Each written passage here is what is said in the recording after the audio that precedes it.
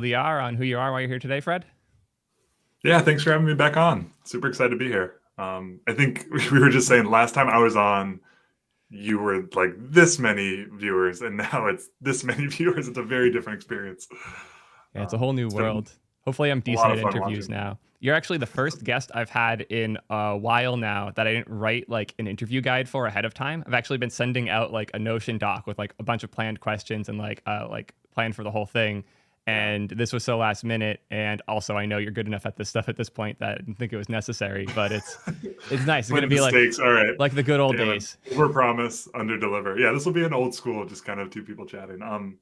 Yeah, my name's Fred. I work on a project called Astro, which is a way to build websites faster websites faster.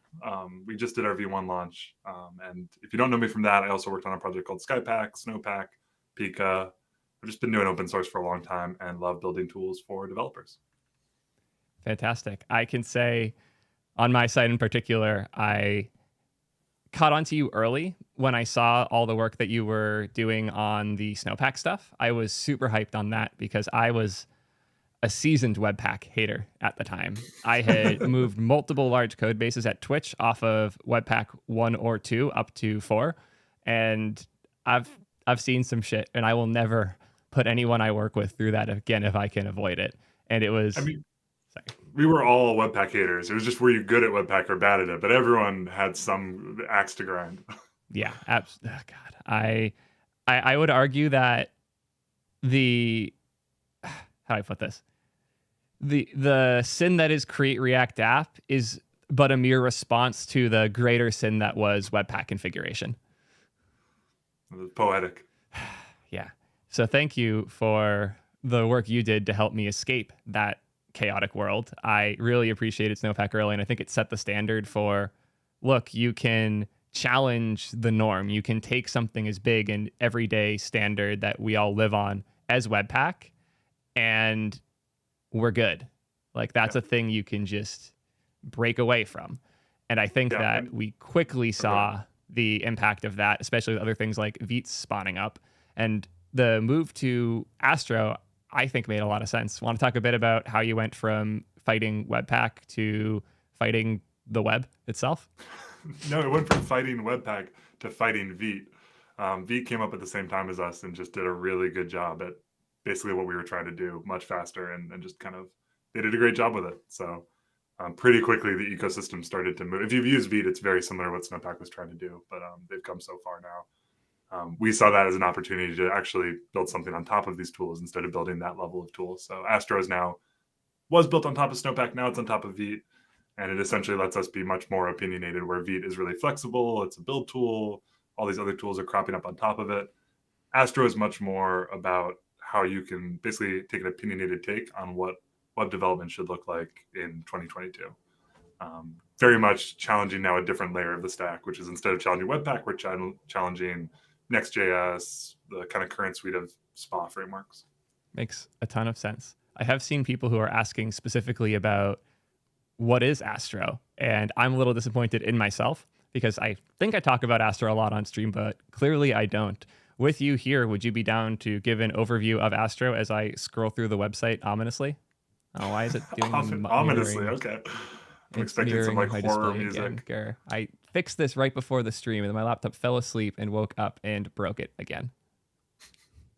No worries. I'll start talking. There We we go. just launched a new website. Yeah, this is new as of yesterday, so we're super excited about this. You might even see in the little text on that little card there, the source of this quote is Theo. So Theo, I think, really early on tried out Astro, moved a site to it. It was just like, this kind of what is Astro? It's this story. We're trying to tell this story for every website. Fun fact, this was the same day that I started using TRPC. Maybe they're responsible. Maybe TRPC is responsible. We don't know. Yeah, I specifically remember I saw Astro. It's like, oh, the people who made Snowpack are working on a better way to make static websites. I've always felt like Next was too heavy for my static use cases. I would love to dig into this and see like how realistic an option it is for me to use for my like personal and brand site t3.gg. At the time, it was just my personal site. Then it became the company site. Then it went back to my personal site when the company moved to Ping. And yeah, this tweet did really well. I expected it to take me a few hours, if not days, to move over. Literally took me about an hour of just changing class name to class a few places. And then I was good. And the difference was immediate. And to this day, like t3.gg still runs on Astro. Probably an old version at this point. No, it's a 1.0 beta version of some form. Nice. Yeah, so that's kind of the perfect like Astro in a nutshell. We are a framework that's mainly focused on building, I wouldn't say static sites anymore because we do support SSR in addition to static sites, but much more like what we call content-focused sites. So if you're trying to build a marketing site, a homepage for anything that's trying to get content to a user to tell a story or sell you something, that's where we try to fit into the stack. So we're not, if you're building Superhuman or anything that's like inboxy, dashboardy, super dynamic, Ping would be a terrible thing to build with Astro. But Ping's marketing site would be a great thing to build with Astro. We end up basically stripping out all of your JavaScript and letting you opt into JavaScript where you need it. So you've got a button, you can make that interactive. You have like a header that has some sort of cool drop-down effect, you can make that interactive. But unlike every other framework that basically sends your whole site down as a JavaScript application, we choose this more traditional approach where we'll strip all that out and you get these islands of interactivity, what we call island architecture. That's kind of the magic of Astro that makes it a much better choice for something that's about speed, performance, and doesn't have a lot of interactive data that you need to worry about managing. I think I am ready to push one of my first Astro hot takes on you, and I'm curious what your thoughts are. It's a way I've been framing it more and more as I talk about it with other devs. Of the modern front-end frameworks, Astro is by far the most back-end because Astro is the only one of the modern frameworks that doesn't provide JavaScript that runs on the client. When you're writing Astro, the code you write almost entirely is running on a server, and if you want it to run on client, you're importing that from something else. Yeah, so to anyone listening, the way Astro does this front-end interactivity is by supporting React or Svelte or Vue. So Astro is like the framework, and it's also this language for writing HTML that has no client focus whatsoever. So yeah, we say server first, which I think everyone thinks means like, oh, cool, they do server rendering, but like, no, like literally an Astro component that you write can't run in the client. We didn't design the language to do that. We want you to use whatever framework that you're already using for the client. Like that's what React was designed for. They all have to deal with reactivity and updating on state changes and when you interact with it. Like that's all stuff that those languages took on as complexity because it's complexity that's needed on the front end. But I think we're the first to write a purely back end, like server first language where we don't have to worry about state or anything that can, user interactivity. We're just helping you render HTML, which is what most of our web servers are doing today anyway. Even if you're using Next.js, a lot of that's getting rendered on the server. So why are you using a language that's only has its roots in all the complexity of the front end? Absolutely. And I found I think you're spot on. Yeah, I found so many weird, unexpected niceties as I use and play with Astro on other projects. Like of the modern web dev frameworks and the things I've played with, it is by far the one I miss TRPC in the least. And the reason for that is I don't have to build a bridge between the backend and the front end. The backend is just putting the values it gets in the front end. Astro is the only web framework right now where I can, in the same file, in the same indentation level, await something from Prisma, have some data I got from Prisma, and then inline dump that in the HTML, type safely, getting the exact value I would expect there, without having to do some crazy function wrapping or different file breaks or having a compiler compile out the Prisma code on client but still have it on server and all these other parts necessary. Because Astro is just creating effectively an HTML file that the client consumes, and any JavaScript within there is something you brought yourself, that allows me as the developer to safely do crazy things I never could before.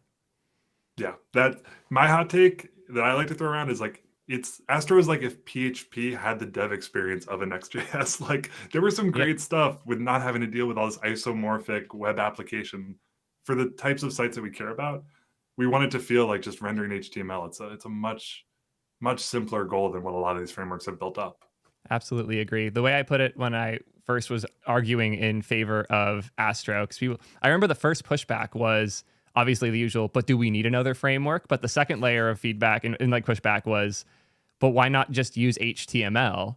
And I came in and raised my hand and said, hey, I hate writing just HTML because my dev tools make me faster. Even if I'm shipping a bunch of JavaScript, things like HMR, things like webs or a server that auto hosts itself when you npm run dev, things like the ability to install packages and CSS frameworks and all these other tools, the ability to, when I need to, fetch things from backend or read from files. Could I go build all these systems myself?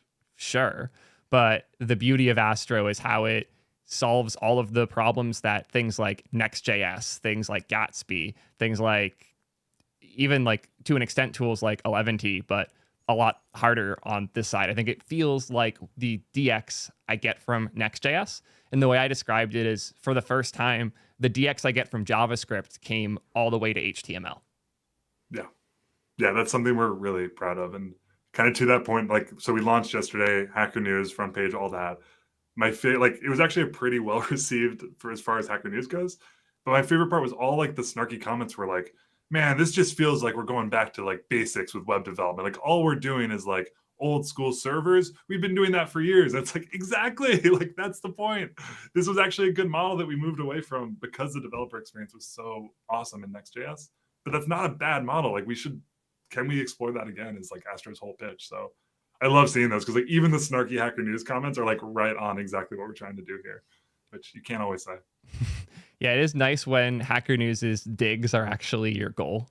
Like that's exactly. That's a rare overlap, but it's really nice when it happens. And yeah, I absolutely agree. Like as a developer that has the pleasure of hanging out really deep in things like Astra or in things like the Next.js world, where I have all of these wonderful web dev tools, and then I have to go back and either my choices are use something that by default ships 200 kilobytes of JavaScript to my user, or use something that is not that level of a developer experience. So I am now finally in a place where I have the best of both. And I really feel that difference here. Like I can take the way I use Tailwind. I can take the way I save and see a hot reload. I can take the weird obscure packages that I'm using. Hell, I can even take my Vercel server functions and call those within Astro directly. Like it is serving that role in a way I didn't know how much I needed. And one of my spiciest takes is Astro introduced me to why people like Remix so much, because I could finally see the value of having like the backend and the markup in the same file again. It is the PHP experience, sure, but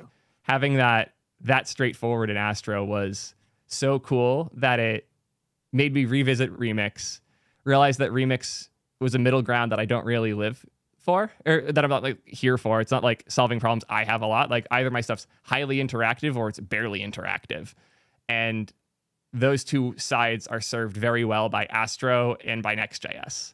And it's, yeah, you guys have positioned yourselves very well. And I'm curious, how did you end up stumbling on this positioning? Was it like a thing you were working on and it became this? Was it a thing that you felt was needed in the space? Like what led to Astro being an HTML framework? Oh yeah, that's I mean, it's a collection of a lot of people. So I think we all probably have different answers to that. Like Nate, for example, on the team had built a project called Microsite, which was literally like you can see the DNA of Astro in that project. It was only for Preact, but it had partial hydration. So he had kind of independently been looking at this. My experience that kind of led me to this was we had built the homepage for snowpack.dev. So Snowpack had a website, doc site, and we built it with Eleventy, and we're really happy with it. It was, we authored it in, that must have been Nunjux. We used some Eleventy templating language, and there was a couple of interactive experiences. There was like a catalog for searching plugins and a couple of interactive things, but it's a doc site, so it's mostly about reading docs. And Alex Russell, when we launched it, like tweeted at me and then DM'd me like, "Oh my god, this is so fast! Like, how did you do it?" And if you know Alex Russell, he's like this performance grandpa of Twitter. Like he's just always shaking his hand at React and slow sites. And he like we did not care about performance when we built it. We just used Eleventy, which has that kind of built into its framework. It's like, we're not going to let you use JavaScript. You have to go out and like bring your own JavaScript. And because of that, just totally a shift of framing. You can still do it. It's just not given to you. We ended up not using barely any, or only on the pages we needed. The rest was all 0.js.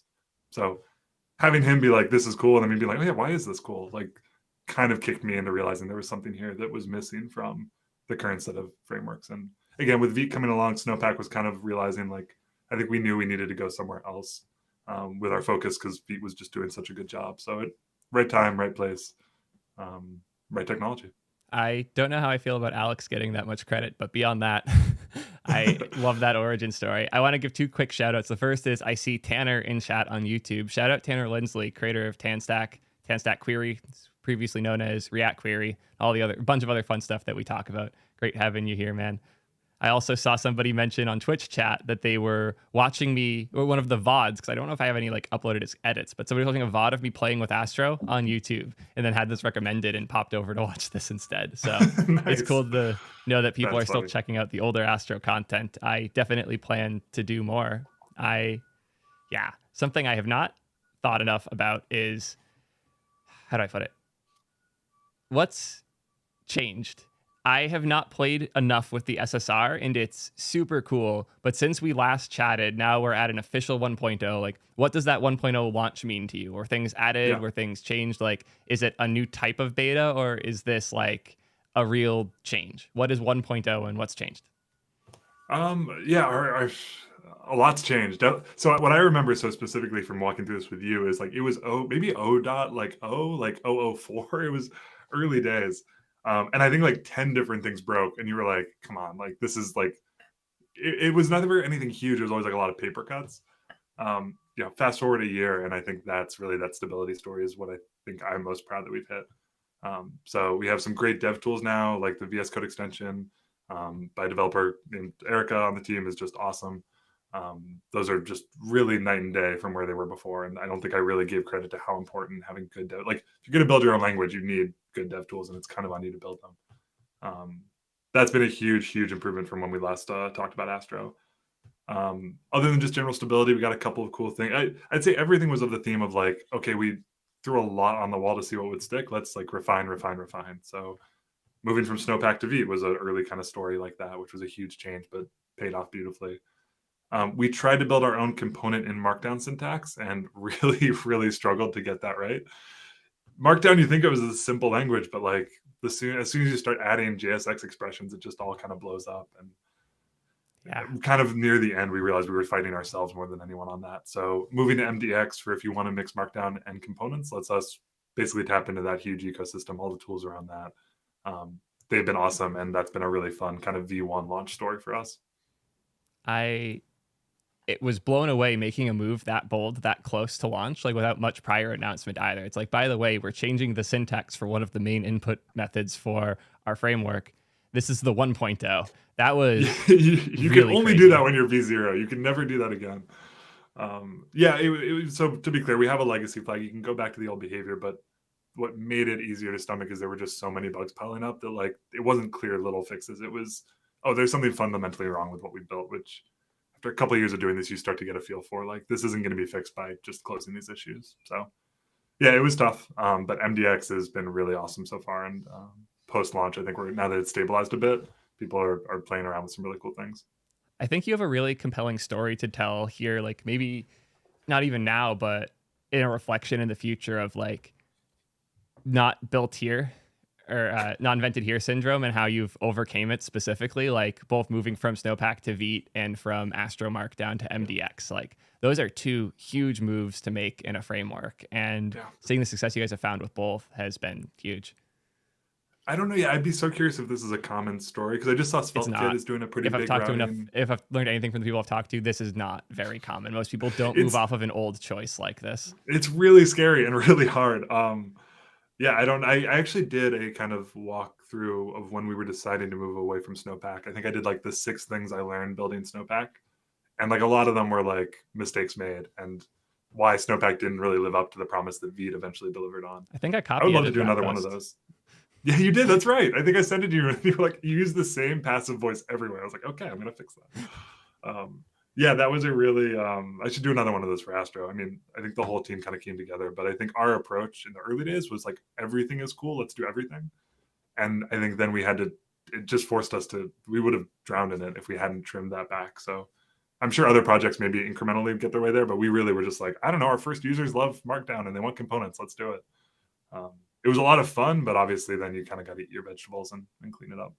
Absolutely. I think that the opposite would have been much more painful, though. Like if you had started from MDX and didn't have the in-house experience of trying to roll your own, then the little things that it didn't do would have frustrated you to the point where you wish you had invented your own. And then you would have went and did it and been way more committed to sticking through with it rather than the other way. So I'd argue in some ways what you did may have led to you making the better decision because you made the worst decision early. Because if you make the better decision early, it's if you ever switch, you're way more fucked. Yeah, true.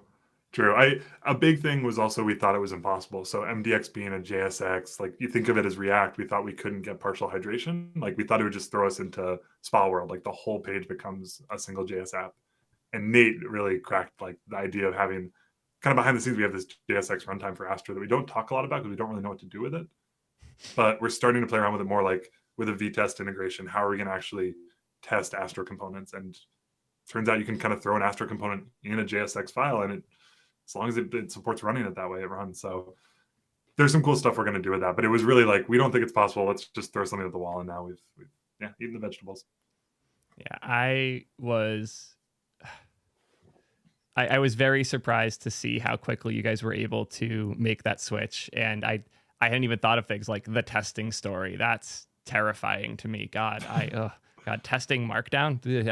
Yeah.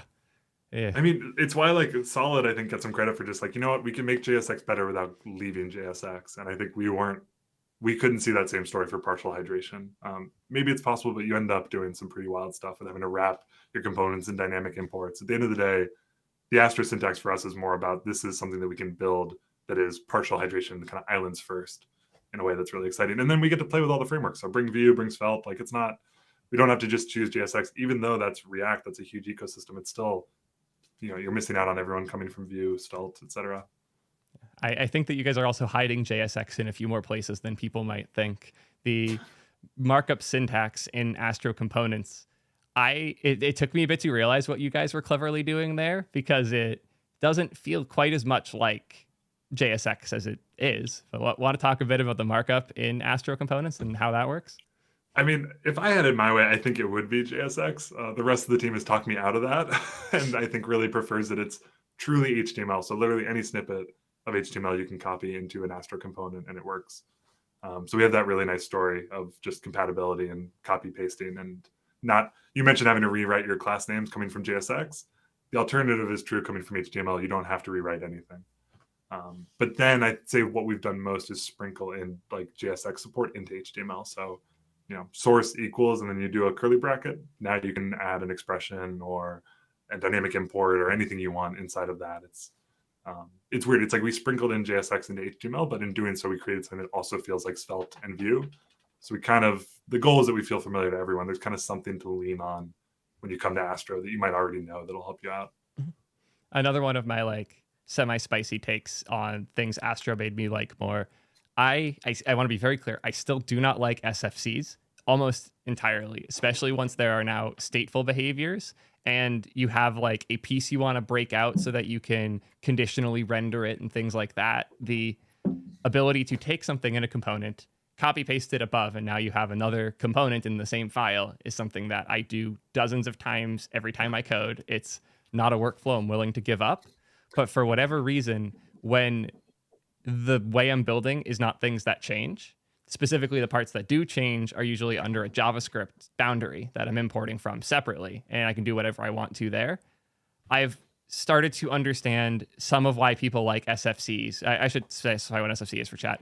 Single file component. The idea is a component, like one thing in the UI is one file. You can't have two components that like one calls the other within one file. You'd have to separate those across files. I really like the composability that not having SFCs offers. That said, Astro is convincing me that for static use cases, I do like SFCs to an extent. Yeah, it's a trade-off. I missed that also, to be clear. React was one of the first frameworks I really, really fell in love with. So that idea of multiple pull them out when you need them, I think is kind of the guidance there, and like keep them all in one file if you don't. That's something I still do, but it's really hard to do that and then not feel like you're in a JavaScript file. And what we really want with Astro is this should feel like HTML, and you're opting into the JavaScript features you want when you need them. That just kind of, I can't think of a way to do that with HTML. Maybe there is a way, but for Svelte and Vue, and I think that's more what that's the trade-off they're making. Yep, you can't do that, but look, now you can write your CSS in this file and not have to bring in some CSS library from another, npm package. It's a trade-off. It's one we love, but it's a trade-off. Sorry, just responding to something in chat. Anyways, I wish I liked SFCs more, because it feels like almost every framework is using them. Like the two that aren't heavy committed to it are Solid and React. And oh God, I need to have Ryan on ASAP, because I am falling in love with Solid all over again. And one of the things that's exciting for me is the way I can combine Astro with Solid. I see a very promising story there where I have like a 3 to 10 kilobyte Solid binary that I throw into Astro, just like in a mostly static website that I've built, put one API endpoint that we'll have access to do the preload, and then like dynamic behaviors from there. Like more and more I'm seeing very, very compelling stories there. I'd love to hear a bit about your experience like working with these other frameworks, and Solid in particular, and how those relationships have been going as you continue working on Solid or on Astro, knowing that like these other things, you're not necessarily competing with them, you're actually trying to integrate with them. What's that been like? How's the response been from the JS side of the dev world? Yeah, I mean, it's been awesome. It's definitely, I'd say Ryan of everyone, this is a much smaller pitch to a very small audience, but Astro is actually this really fun tool for framework authors. Because if you imagine I want to build my own framework. What does that look like? Cool. I built Solid. All right, now where's my Next.js? Like, where's my framework? Like, no one, because we've all started kind of bought into these, the Next.js, the Svelte kit, the Nuxt, like the framework specific runtime, all of a sudden, like the bar to build a new framework has just risen dramatically. So Solid's working on their SolidStart, but in the meantime, like we can kind of be this place where like if you build a new framework, just build an integration to render, and that's all you need inside of Astro.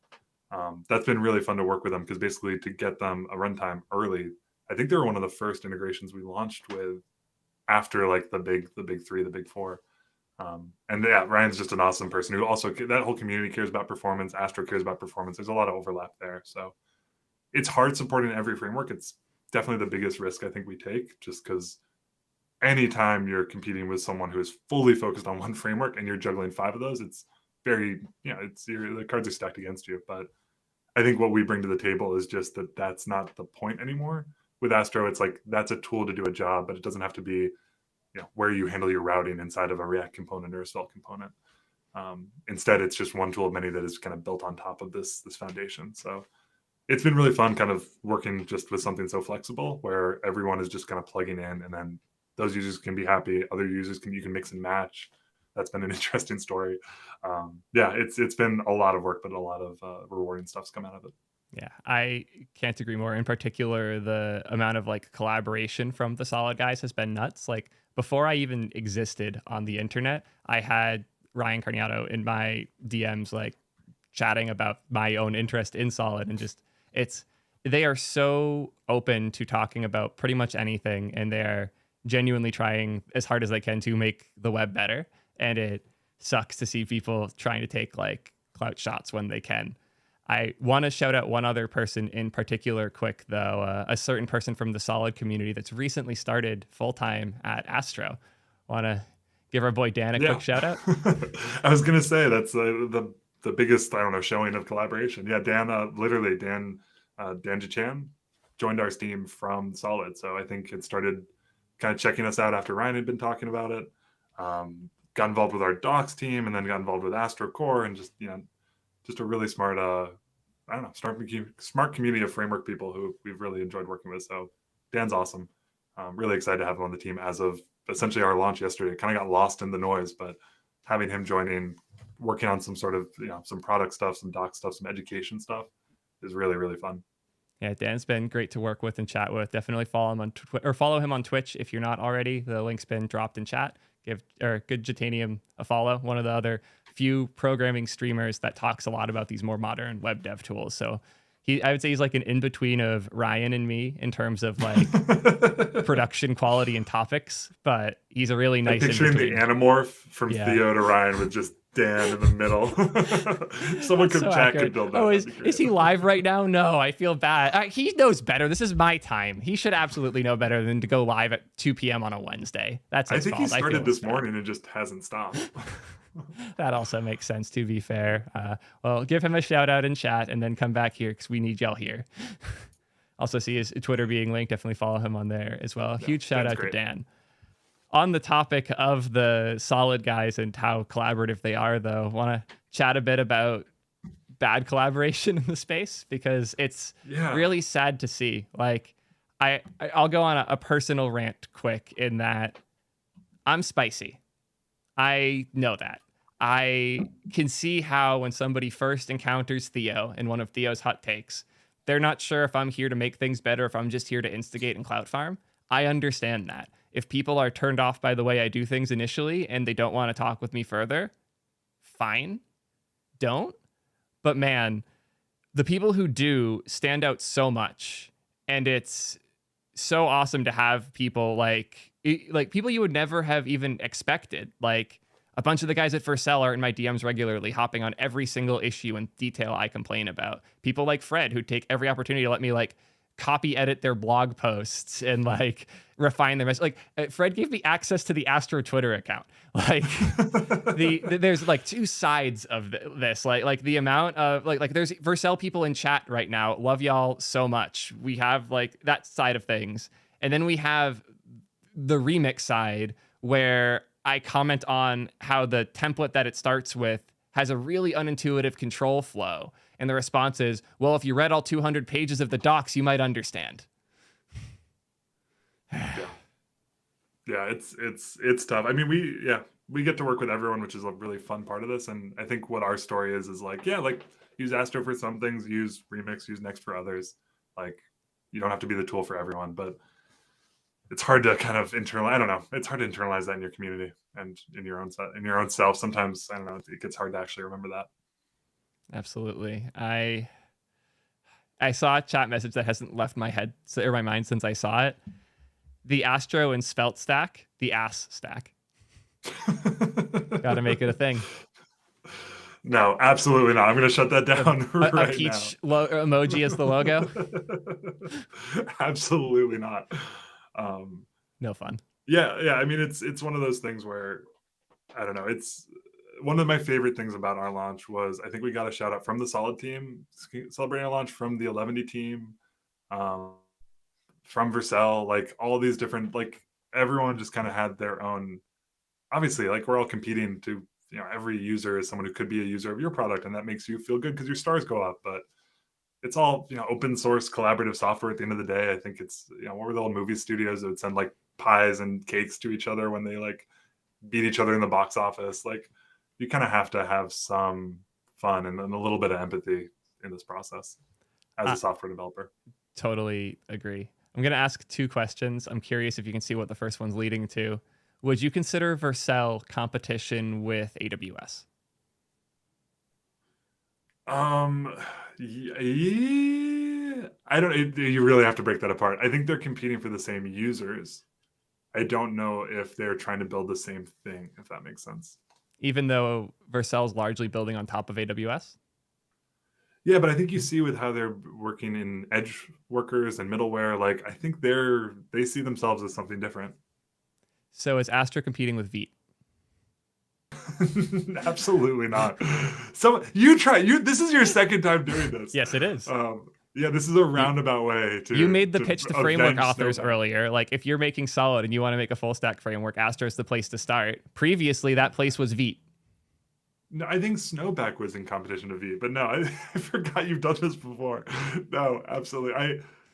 I think we see ourselves more as, so I think you're more on the money when you pitched it. Like we've positioned ourselves as this like almost other side of the spectrum that like Next.js and I'd say SvelteKit and Remix and Nux, they're all for building applications with a lot of interactivity or some amount of data that you need to state, all those things. And I think 60% of the web, I'm trying to remember where I found that number, but like a good part of the web is just like the other side of that spectrum, content, marketing, publishing, blogs, portfolios, like, and we've thrown all users into that other side, tools that were built for that one side. And there really hasn't been a tool other than 11D, Hugo, these markdown focused static site builders. We're trying to be more like that. So I'd say we're competing with Next.js in that way, and not Vite, which would, I'd say, power both of us in a perfect world.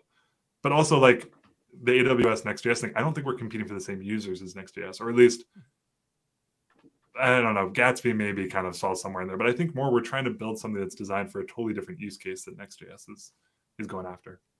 That makes sense. I think the way I'm thinking of it is like with Vercel, they're not directly competing with AWS, obviously. Like I need my database, I need my Kubernetes clusters, I need whatever the hell I'm like throwing on AWS.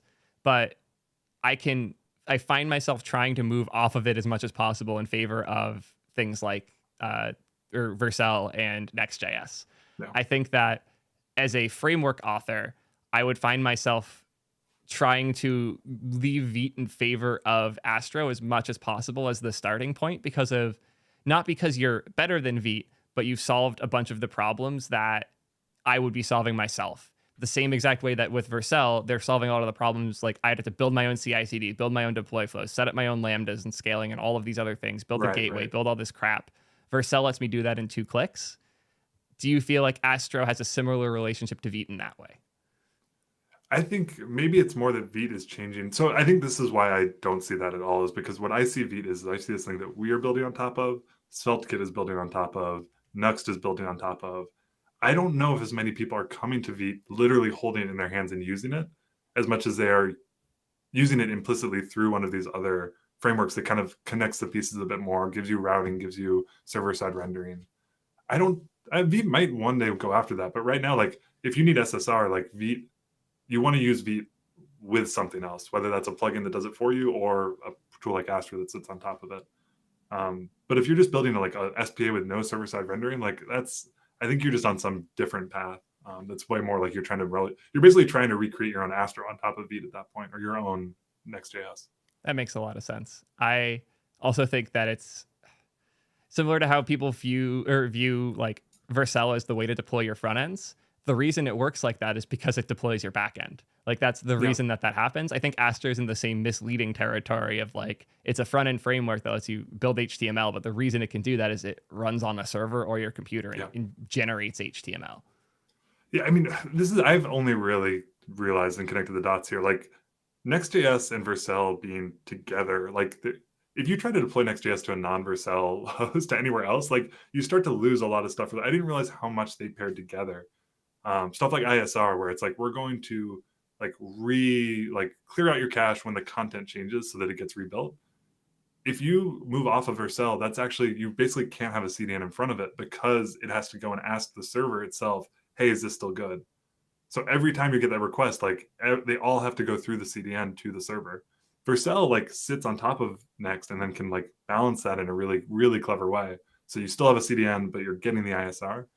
But I don't know if I really put together, like that's where I think the most interesting part of the story is right now, is like these frameworks clearly have things that no one else can do when they have a host. And I really don't want to build a host. So like, what do we do about that? I think Vercel's done a good job of making their build output API.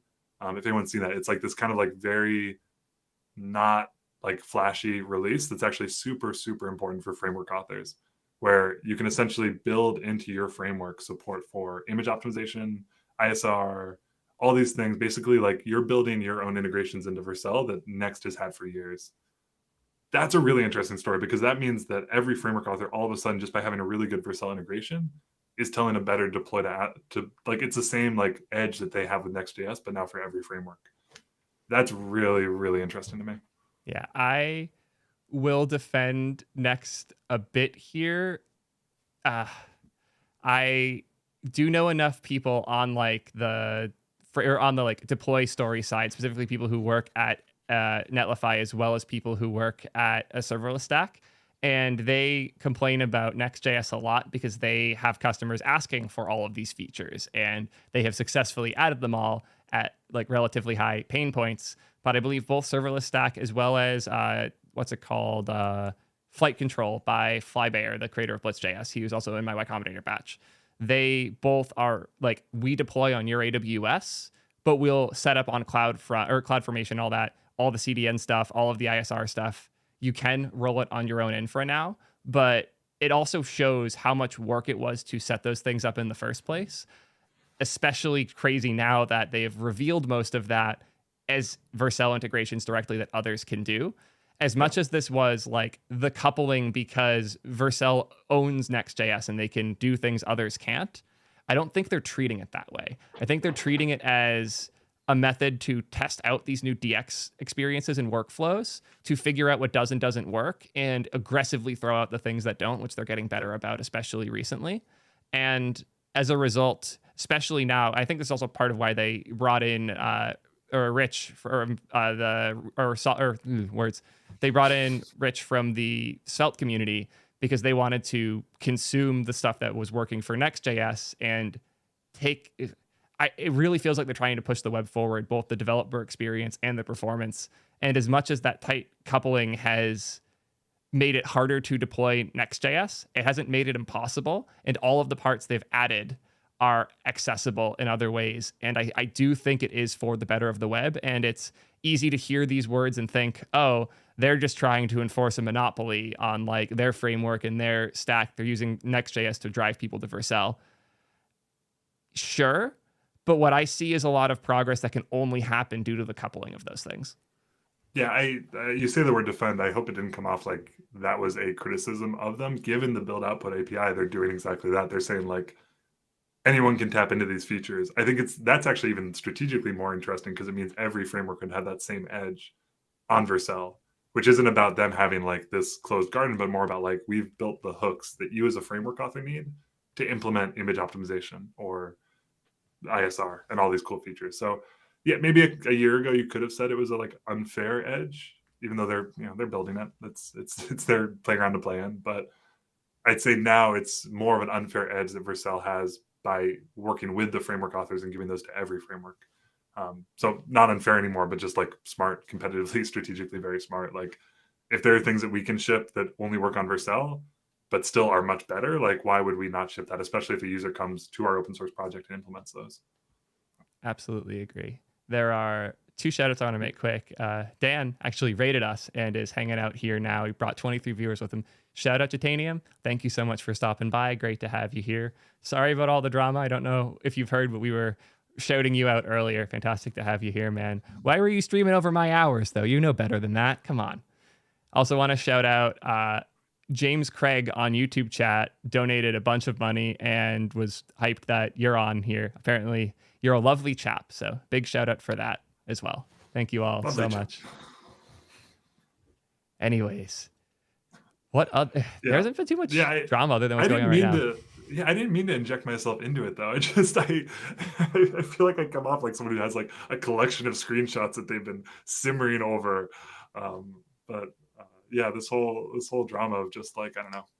If anyone's working in open source out there, don't just like start fights and then delete your tweets. Like you can do better than that. Yeah, I remember. I actually specifically remember having. I think it was like the first time I went to a Reacty meetup.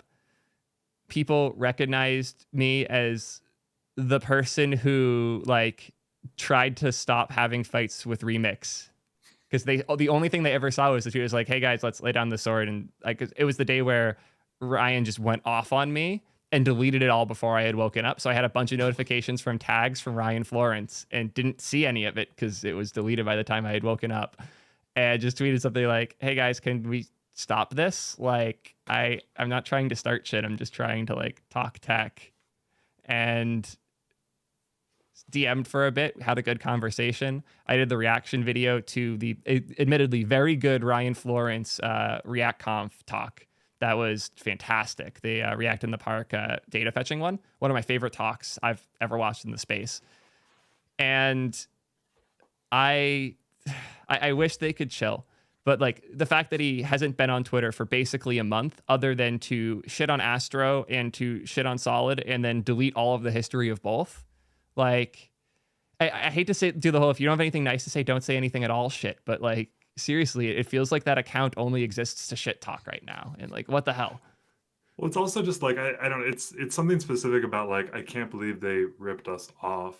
Which, I mean, I think like there's a lot to unpack in the most recent one, which seemed to be like literally a copy paste versus like an inspiration. And licensing in open source, it's really hard. Like, I think someone had a really good like things I've copied from other projects thread. And I was thinking about making my own because like our router is based off of like literally a copy paste from SvelteKit. God, we grabbed some stuff from Vite internally. They had some great helpers that we just wanted to use. The only rule you need to follow in open source is that you need to attribute that. Like MIT license is like one of the best thing that's ever happened in like all of like computer history, of the fact that that became the de facto, like when you're starting a repo, that's what people expect. That's amazing because it means you can do whatever you want with this code. You just aren't holding liable the person who started like using it. You're not going to like give them your like this, you know, just because I forked React doesn't mean like Facebook has endorsed my product. And then you just have to say that like, I'm going to give credit. Like it's just this like very human thing about giving credit that really, really matters to people. And it's, I think because the bar is so low, but it's also just like this like thing that I think makes it really clear. Like, hey, I didn't do this in bad faith. I saw your code. I loved it. Like I'm giving you credit because this is really useful to me. We've done that a ton. It's like, it's very, I think that's what I think rubs me the wrong way is just like, it's so fundamental to how open source works. Like it's like remix culture. It's so ironic that that's the name because it's literally you're remixing other things when you take something out of another code base. You need to attribute it. I think that's a huge miss here, but it also like, you can also just be a human and reach out to that person and ask what's up. It's usually a mistake because licensing is not really well taught. It's not really well understood. Like even saying like credit here to this team isn't really accurate, like proper licensing. Like you need to like include their license in your license. It's like this thing that you can never get rid of, but it's showing that you cared enough to go through that process. Want to guess how many instances of the word remix, or how many files have remix or remix credit in the SolidStart GitHub repo? As of today? I don't know if I could easily confirm. Otherwise, it's not easy to search in old state on GitHub. But most of these, as I'm checking them, are older. Not all of them, but a significant number of them. Yeah. There are 13 files that have a remix credit there. They're taking this seriously. They are not stealing code for the sake of it. And if there's anybody in the world who could bitch about stolen code, it's me. I searched like a very specific string from one of my stupid Pokemon apps I did a live stream on. 400 plus public results on GitHub for a very unique string that had to come from my project. Like, it wasn't like a tutorial. I was just coding live, but that's fine. I expect that. It feels like they weren't ready for the consequences of going open source to an extent, and they're scared of us forgetting about remix right now. It sucks. It feels, everything that happened here feels less like they're trying to make the web better, more like they're trying to get credit for improvements starting to happen. And that sucks because everybody we're talking to, all the conversations we're having are focused specifically around making the web better. Hell, I had the guy who made Angular on the show 2 weeks ago. And y'all know how I feel about Angular, but we did that because there are a few people at his level of they're dedicating their whole lives to making the web better. And we need to have those conversations and be part of the dialogue. And the thing that hurts me the most isn't that like these guys are like evil assholes. It's actually the opposite. It's that they are good and they make awesome stuff. And I want to have them around for those conversations. I know how these collaborations go, and they go great if you'll sit here and talk about it, but they're just not. I'll also call out, especially like I think the Next.js one was the one that came out most like hurt. Like, how could Next.js take our feature and make it their feature? Like this idea of like the layouts and nested routing, like that's a good idea. It's a really good idea. You guys do deserve credit for it. But that also doesn't mean that like they can't then like you improved on Next, they're going to improve on you. It's just like it all feels like a conversation. That I think that's where the fundamental kind of miss is here. Yeah, absolutely. Yeah, nested routing is awesome. It's very cool. They deserve credit for pushing that forward. I don't know if Next would have gotten there in the same way that they are now moving without Remix having kind of pushed that forward. Yeah, as somebody who's a little tired of file-based routing, it's such a cool change. And I do want like nested routing and the data loading patterns that come with it. And pushing for that doesn't, God, it's really frustrating. I have seen so many people ripping off my way of doing things or making content. Hell, I know decently sized streamers who have either replicated or actually had this is a dumb one. In my screen share scene, this scene, I have an image that I use for my mask for the 3x4 vertical rounded corner. I gave that image to 1 or 2 people, and it is now spread across most of like dev streaming world because it's the nicest, like, because I have the nicest looking stream. It's not the perfect way to do things. It's not like the super ideal, but it looks better than a rectangle in the corner like everyone else was doing before. But I'm not going to call people out for that. I don't care. Like, my stream is produced changed, well. Theo. You're this hotshot streamer now. You've changed. What? No, the most beautiful streams in the world.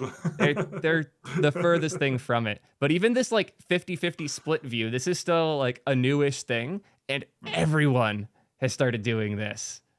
God, believe me, I wish it was just a border radius 3 pixel. It is far from that easy to do anything in OBS. God, I can't remember the last time something was that easy for me to do in any of the things I was using. But yeah. The point is, I get excited about that because my goal making this channel and starting these streams and being on YouTube wasn't to be the biggest streamer ever and put all the rest out of business. It was understand the space, improve the space, and get us to a point, specifically like my company at Ping, that we could do cooler stuff and help creators in cooler ways. The goal was always explicitly that. And this is more than anything like market research. And the most successful I can be in terms of doing market research is collaborating with and helping everybody make better content. Like, I joke that Dan was live for like an hour of overlap between my like show starting and his ending, but that's also like a collaborative opportunity to an extent. Now that he's here, he brought his audience here. We have validated him as a creator, and anybody who had popped in for the last few minutes and moved over now has a show with 650 viewers across platforms validating that Dan knows what he's talking about and you should follow him. This type of like cyclical collaboration helps me understand the space better, helps him succeed more, helps you get more great content as an audience, and we all do better as a result. We're all competing with the same algorithms and competing to prove to people that more senior and more important dev conversations can happen on platforms like Twitch and YouTube. We have the same goal. We're fighting the same battle. We should share resources and do things like that. Like, one dumb thing I do is I try to, with as many of like the dev YouTubers as I can, share the editor role access on the YouTube studio so that we can look at each other's stats and compare and see what isn't working in the algorithm to help all of us have more data and do better on YouTube. Yeah, I remember seeing Mr. Beast, I think, in some interview was saying like, yeah, the reason I'm successful is I've just tried everything and then share that with other people and they share with me what they've learned. There's a lot of parallels here with open source and software. And it's just, yeah, like a group of people will always move faster than one person on their own.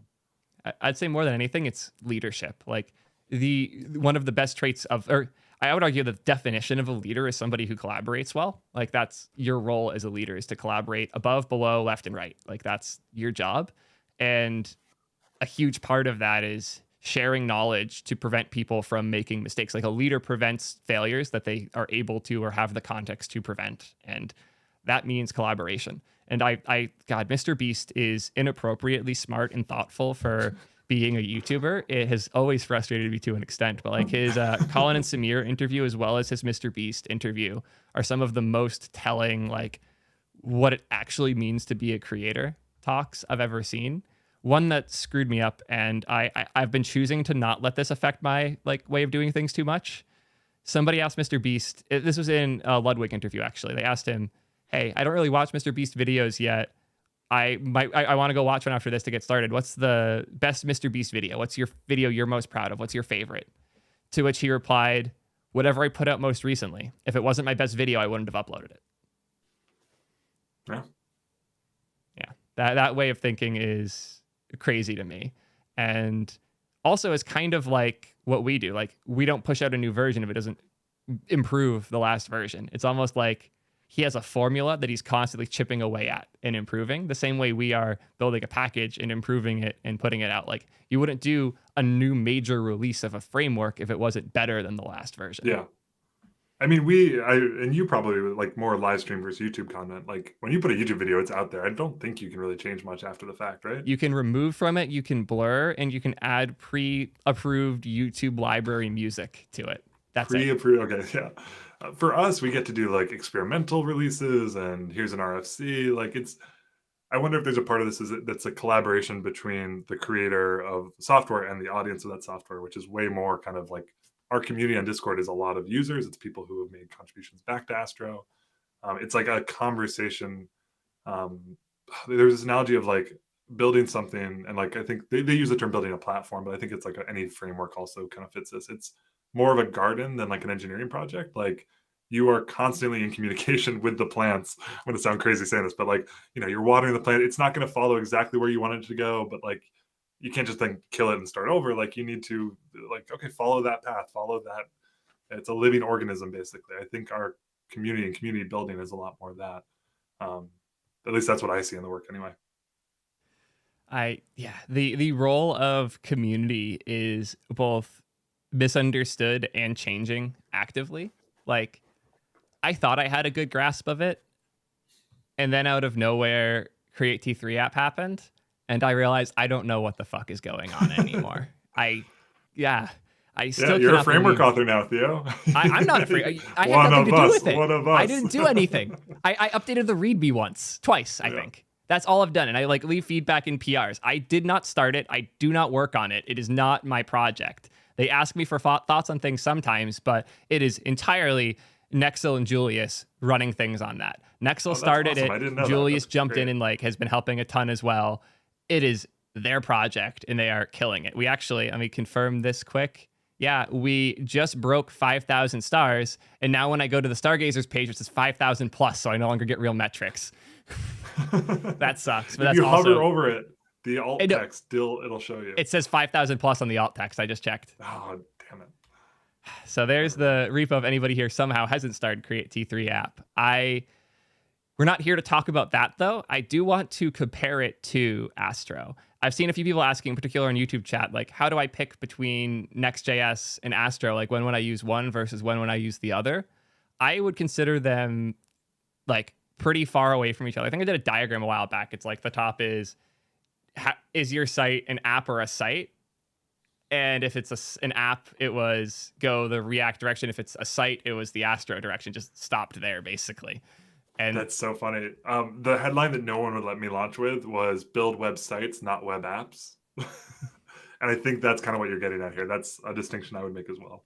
I think a framework for websites, not web apps, would be a good tagline for sure. Yeah. That said, for those that don't know, Fred was stressing about the title here for at least a few days. You sent us mock-ups of this page with like 5 different titles before you even had like a thing here. I almost feel like you copped out by using my copy and doing a shorter title, but I do love it. This like A to B here is so good. Yeah, that was a really fun card. Nate built that card, but yeah, I think that was a big lesson. I was trying to pitch it using that. I mean, websites, not web apps. That's still a good title, but I was trying to be like the content framework because that's how we see Astro. It's like it's really good for these content sites that aren't data state heavy. They're just content heavy. But then I looked at it, I was kind of going back through old blog posts by like Next and Gatsby was one that I looked at and realizing for like years, they just had this headline, which was fast in every way that matters. And realizing like, oh, that's like when I think of a content framework, like that's the first one that I like, at least the oldest, like that was their original bread and butter is like, pass your content through this GraphQL API and you'll build a content site. The fact that they were talking about performance and not like shaking you and saying content, like that was a huge realization for me. It's like, oh, I'm like, you kind of got to show, not tell with what you're building. Talk to that audience, which is what we're trying to do here. Like speed is important to a content audience. And then there's just as you scroll down, there's a lot of cool things that call out just the ease of use, the kind of extensibility. I love the animation. Yeah, that's really cool. The thing we don't talk about as much, which we really should. Oh, first of all, Easter egg, if you click API there's a Owen Wilson sound tag that will play. I don't know if that'll play on stream or not. Damn. I think, yeah. Is it? It won't play on stream just because of how I have things set up right now. Oh, there's the. You'll get to hear it. You'll get to enjoy it. It's there's a couple cool. Wow, yeah. It's not going to play back on stream because my audio set up, but that was great. Well, anyone can go to the site and check it out.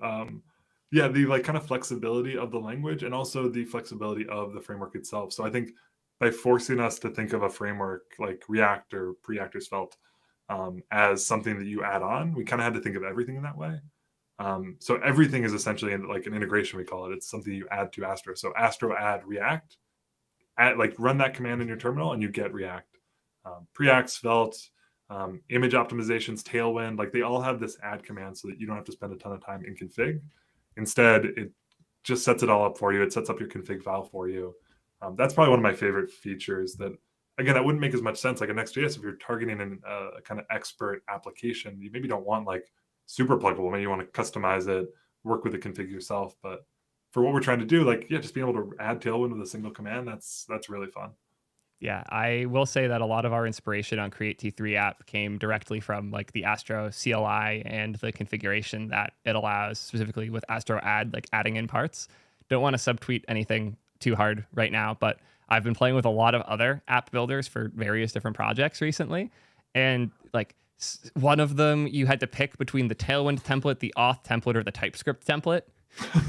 It's like, give me all three, please. Like, come on. And something that you'll love with our Create Astro wizard is it asks you, how would you like to set up TypeScript? Like strict, relaxed, and recommended. And then there's one that's like, I prefer not to use TypeScript. And we say, too bad. you need to use TypeScript. You know that's you don't need, that came from us, yeah. You know, right?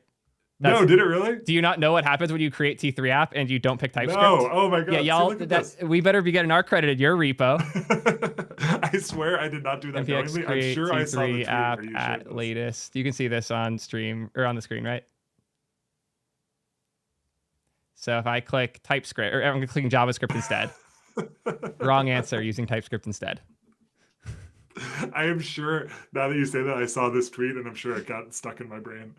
Oh, that's funny. Wrong answer. We actually were just talking about making it a little less wrong answer feeling. So right. I need to go write a tweet quick about how Astro is stealing all of our stuff.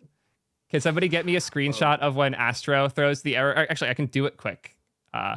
It's do npm create Astro. npm create Astro. Do Astro at latest. It's just a nice way to kind of blow out the cache in case you've.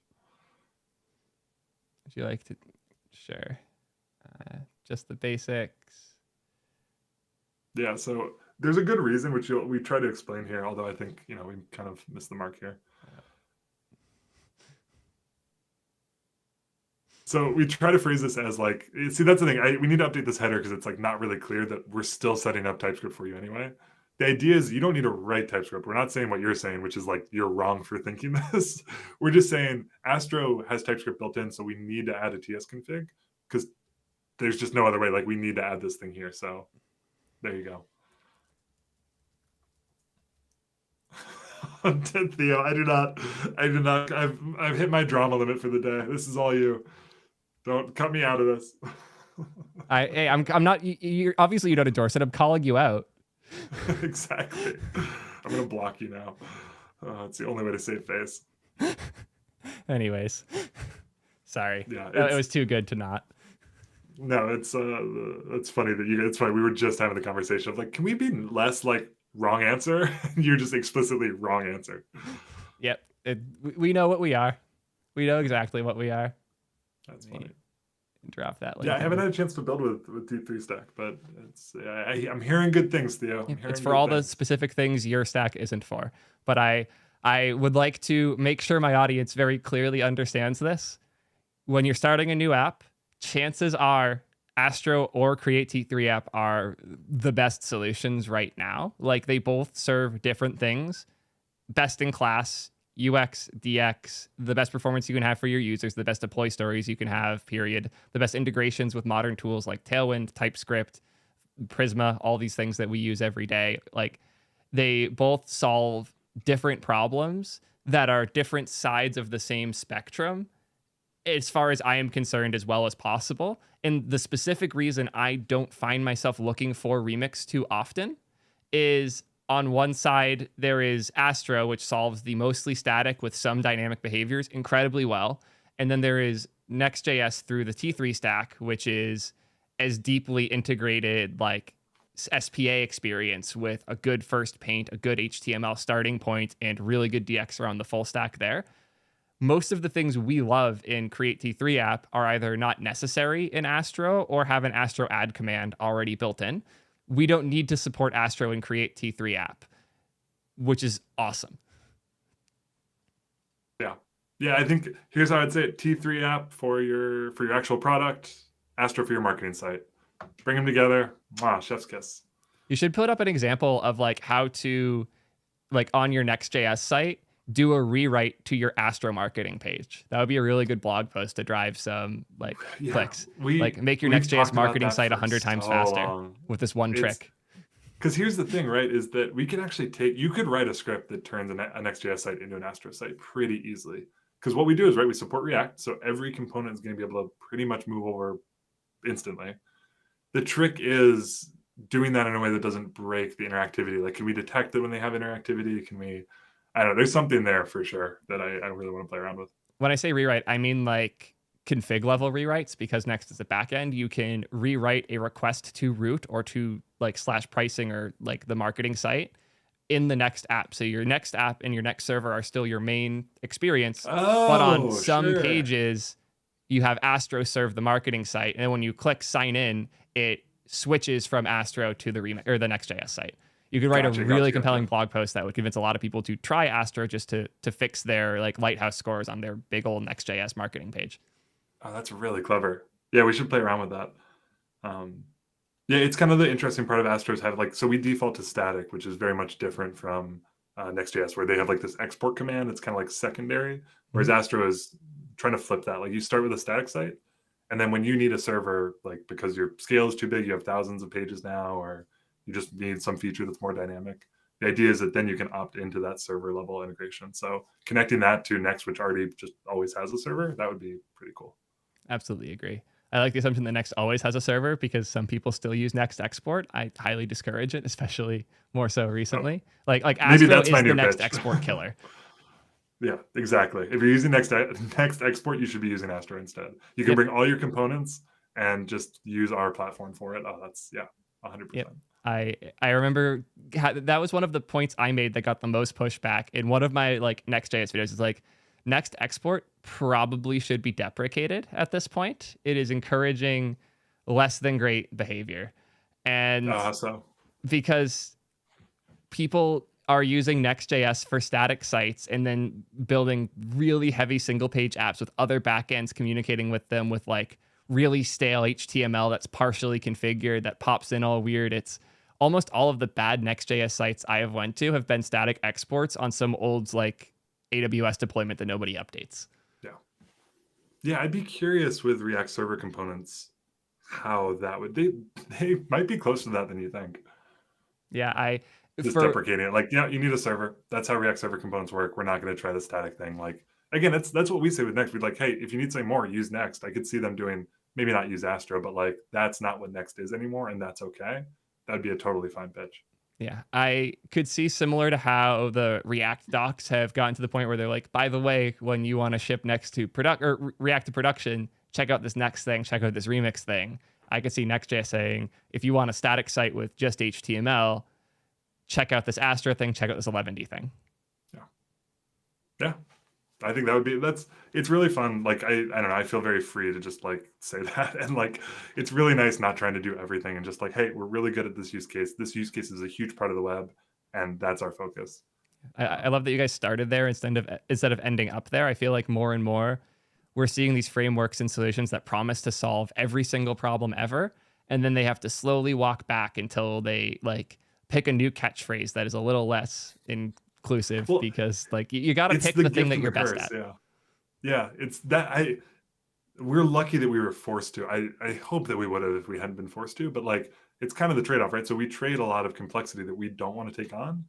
The problem is that when you take on that complexity, building an isomorphic JavaScript app that works on the server and the client, you kind of can technically do everything. So we like can't do it well, so we say we don't. It's a lot harder to be like, well, we could do it, so let's actually say no to a user who might be a user anyway, even though this is totally blowing up our focus and not a good experience for them. I see why that's hard for people to do, because it's you're saying no to a user, and that's always hard. Yeah. Learning to say no to customers is one of the most important things of like running a growing business. It's so easy to get fixated on like one customer that you could have if you just do the 4 things they ask for, and then the next 6 they Yeah. ask for after that. Then you get them to sign an LOA, and then they require you to add another 15 things. You add all of them. They complain about one of them, and the contract's voided. Like that's not a way to run a sustainable business. I did actually see somebody ask for your 30-second elevator pitch on Astro monetization. I'll let you go a lot longer than that if you want to. I'm super curious what the like future of how Astro is thinking about monetizing, if that's something you're down to share. Yeah, no, I mean, I don't have a very satisfying answer because I think we're still trying to focus on making Astro great.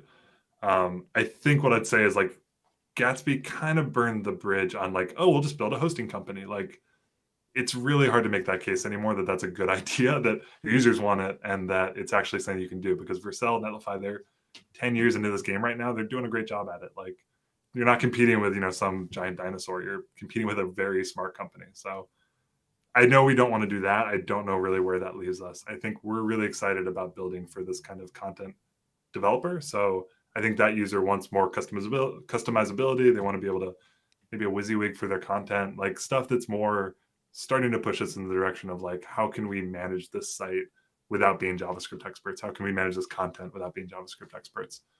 We take that platform idea very seriously, but don't want to use that to build a hosting company. And we really like working with Netlify, their sponsor. We really like working with Vercel, their sponsor. That's not going to change anytime soon. So no Astro loot boxes? Astro Coin is a joke that's come up so many times in our Discord. That NFT is coming. There's no way around it. We need to make like an ironic blockchain for like anti-NFTs for this stuff. I actually like it. Someone I really smart, Michael Rogers, there's like an old school node guy. He works at a crypto company now. They like, it makes this really good connection of like why crypto is successful, because it's literally a way to like compensate your earliest fans in a way that like I think open source is still trying to figure out. Like, if you're the first person in the Discord, like great, you get like a nice little tag and a label, but like it's like following a band that blows up. Like, you just kind of become the person who's like, this project's, I was there before it was cool. Like, I think there's some interesting stuff there. Like, AstroCoin is something I actually unironically would love to do as a way to give back to people who have made contributions across. And I literally don't know enough about crypto to know, like, then could they sell it? How does that work? But just, I don't know, playing around with the ideas. The idea of like more respect for the OGs is definitely something I dig. One of the like funny problems I shouldn't even call it a problem. That feels unfair. But a funny thing I've been seeing pop up in my chat more and more is, Theo, when are you going to try Solid? Which is so funny because I've literally been on the Solid hype train for 3 years. Like, I but when are you going to really try it? No, they just didn't know the content existed. That's the thing. Yeah. And I think that's so crazy that like something that I would consider pretty core to like what I thought I was known for and like the things I care about, like Ryan Carniato was huge for me getting into like the content creation world in the first place, like with all this web dev stuff. And to think someone wouldn't associate me as like specifically with SolidJS and SolidJS content was really unexpected to me. And it shows like there is a need for this like way to identify like an OG, even like a command in chat or like a site you can go to that's like, here are the things Theo was in the first 500 stars for. I really wish I could have like star power ranks on GitHub more than anything. Like, how early was I to star some of these like big repos? Yeah. Spotify did that to me recently. It told me I was like in the first 10% of listening to some song that like, I think it was like Taylor Swift or Harry Styles. It wasn't a very cool thing to have listened to first, but I remember being like, oh yeah, cool. I'm like, I got a good music taste, even if that's not at all true. Yeah, there's something to that, for sure. God, what was the question? I feel like I went around. It was monetization was the question for Astro. Oh yeah. We're still figuring it out. On a more general note of like the future of Astro, what's coming up? The 1.0 has happened. What are the things that didn't make the cut, and what are the things you're most excited about for the future? Oh, that is a good question. We don't. It's our first time not just being like, all right, cool, what's the next cool thing? We need to actually start doing some release planning.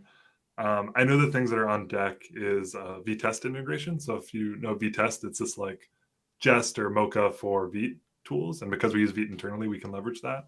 We actually did ship the like get helper. Like all the parts are actually there. We just need to actually tell the story, make a couple changes. So I think testing is going to be a big push coming out of this release. Stability, always a thing. Our image optimization is powered by Sharp right now, and we want to move that to something that's WASM-based so that it can run on Deno and Cloudflare and all the others. Right now, it's only a Node powered, basically. So you're stuck deploying either to Node or you can't use it right now. And I really want us to change that. Although Node is still Vercel and Netlify, so you still get a lot of players out of that, but Deno would be cool to support. Would it be, actually, this is a whole different rabbit hole. I'm going to, people in chat are trying to get me to fall for the bait around testing. We are not big unit testing fans around these blocks, but so I've heard. I will ignore that in favor of my interest in the different deployment architectures. I think Astro has a really interesting story because they don't run on client. So there's like a dimension of the like how JS runs problems you don't deal with. Because like in Next.js, some packages work on Node, some packages work on the client, some work on both, some questionably work on either. And it's really annoying both as like the framework maintainers and also as me, a user. Even yesterday when I was playing with SolidStart, I was using a package that is for the web and for Node. But when I installed it in SolidStart, it ran on the edge, which is neither the web nor Node, which caused it to crash. Sure. And it's just like the runtime chaos is real. And I'm curious, like, given that the client isn't one of your problems, but the edge is, what has the multi-runtime support experience been like as a framework maintainer? A couple of things. One, this is another great thing that I think SvelteKit was the first one to do. So in that case, we stole it from them. Rich, your check is in the mail. The adapter idea is really, really cool. It basically lets you plug in Vercel versus Netlify. This is something that probably wouldn't have really even been possible a couple of years ago because so much used to be like Node only. Like it was Node or it didn't run. Like you just assumed that was the runtime. Package authors are starting to think more about what happens when you run on the edge, which means we are able to start to build for that in a way that, like, again, we're a new tool, so we can kind of assume that that's where you might want to go and make sure we don't stop you from getting there. Very different from like Next.js, where if you ported a site built for Node to Cloudflare, like, it can be a really hard, again, it's hard to back out of that once you've gone. So the good news is that we were able to build from that principle and like start thinking about that early, so we didn't make any big mistakes. The bad news is we're still, the packages ultimately control your story there. It's still new days for most packages to be thinking that way. All the big ones are, but it's just that one little kind of like not very often used package that you rely on that can kind of tank your whole story. So it's an ecosystem problem, not an Astro problem, but it's one that's just kind of, I think, needs a little bit more time to mature. I'll say Vite is also fairly new, and so it is really, really well supported, but you'll still get the occasional package that just like is so wild, like Vite just throws up in its hands and says, I don't know how to bundle this. Like, this was only designed for Webpack. So we've moved from Webpack to Node, but we're still moving from Node to just anywhere. Yeah, I've definitely had one or two problems with Vite, like not accepting a package, but all of them were like, often I find in those situations, it's better to know because those packages end up being like, whenever I make it work or I make the compromise and go back to Webpack and get the package in, it's some old poorly maintained crap that barely works. And like if it's poorly maintained enough to not support Vite still on Node, then it's poorly maintained enough that I'm now scared to consume that thing. Yeah. I will say it's gotten so much better in the last year. And that was actually a big mistake we made on Snowpack. I'd say our big thing was we're going to use rollup to bundle your dependencies. That's way more supported than ESBuild, which is what Vite uses. It's like 100 times less fast. So you had these slow installs. And then you're also betting on the past instead of Vite, I think, smartly bet on the future, which is that all these packages would eventually get there. So they're on the later half of the story. Most packages work. It's just the couple occasional ones you got to worry about. But for most users, you barely notice it. Absolutely. I also have been running SWC Minify and SWC like core in our Next.js builds for ping since it launched. And the only issue we had was like one of our dependencies had an issue with the way it minified, where it like two variables got named the same way or something, and it like caused a conflict. It was really dumb just because of like how scoping was happening. They had a fix for it before we ran into the problem. And when I went to complain, there was a version bump to fix it. So I did that and we were good. Of Next or of that package? Of that package. Yeah. Yeah. Package authors are generally pretty quick. And there was I think there was one for both, and either would have fixed it if I recall. But yeah, it was surprisingly quick to get that one handled. Yeah, it's as long as the package isn't abandoned, you're usually in an okay spot. Yep, absolutely. I am curious more on the runtime side. It feels like we're making an assumption that things like your application will be moving from Lambda and Node over to the Edge and Edge runtimes.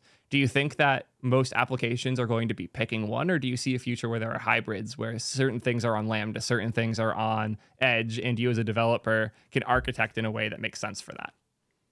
Yeah, I don't know the answer. I'd actually be curious to hear your take on that. I'd say we want to support both. It's that's something we just haven't tackled. So post V1, like a middleware concept, I think is a really clear place to start because you can back that into a server deployment and then give you the magic when you deploy to Vercel or Netlify or someone who supports this. So it works really well with this model. I think that's why a lot of frameworks are doing it. I think a lot of content sites can be built at the edge. I think it's just a question of like where are they pulling their data from? Like there's some like APIs where like Shopify is a really good example. They have a globally distributed API. So if you're building on Shopify, there's a lot of problems you'll run into, but one of the nice things you'll have is this like API that essentially opens you up to be edge ready and fast versus edge ready, but then like slow because you're still going back to your one data center in like Colorado, everywhere around the world. You end up just and going back and forth. It's a nightmare. It really just depends. I think we're still waiting for the industry to kind of figure that out, and we want to support whatever kind of ends up winning. Yeah, we're absolutely watching the industry figure out what it wants to do here. That's, if anything's clear, it's that. I have had enough convos with everybody from like friends at Vercel to people at Planet Scale about this in particular, that it's clear we're figuring out what happens where right now. Yeah. Model I'm hearing more and more, and I'm still trying to decide how I feel about this because there's a lot of other solutions that in many ways I prefer. The one that I am seeing that I think Vercel is pushing this one pretty hard is data on the Lambda render on the edge. So like you can run your Prisma client in a Lambda because Prisma will never run on the edge. They can host their own Prisma client and you can connect to it with something that looks like the Prisma client on your side, but now you're like 3 levels of indirection away from your data. Or you could have a Lambda in the same warehouse as your database that takes the hit for the Prisma call, returns things, and then in the header of that return, you choose how long it's cached for. And then the edge always runs, hits that data, either a cache or waits for it, and then gets that response and sends it to the user. I think that there's a very compelling model there of like, use the Lambda to shape your data from your database to HTTP, and then use the edge to get that data from there to your user via render. Interesting, because I feel like the problem is always it's the same problem as like render on the client and having to make a lot of requests to the server. Like that's going to be a bad time. And now it's like, well, render on the edge, but if you have to go back and forth, I wonder what that would look like in Astro. Like, what if we moved your front matter into a Lambda, but all the rendering happened on the edge? So all the server logic is separate from the component logic in Astro. So maybe there's something we could do there. Yeah, I'd love to explore this more. I think it's just because the industry hasn't figured it out doesn't mean we can't make a couple bets. Yeah, you would. I can't say for sure, but it feels as though if you were to put like a super JSON cache layer in front of everything other than Astro and other components that you're importing and like doing in the front matter, whatever variables exist at the end, you throw those in an object, you JSON or super JSON them, you have access to that when you render, and then everything else happens on the like edge worker. Oh, that would be so cool. That would be so cool. Yeah.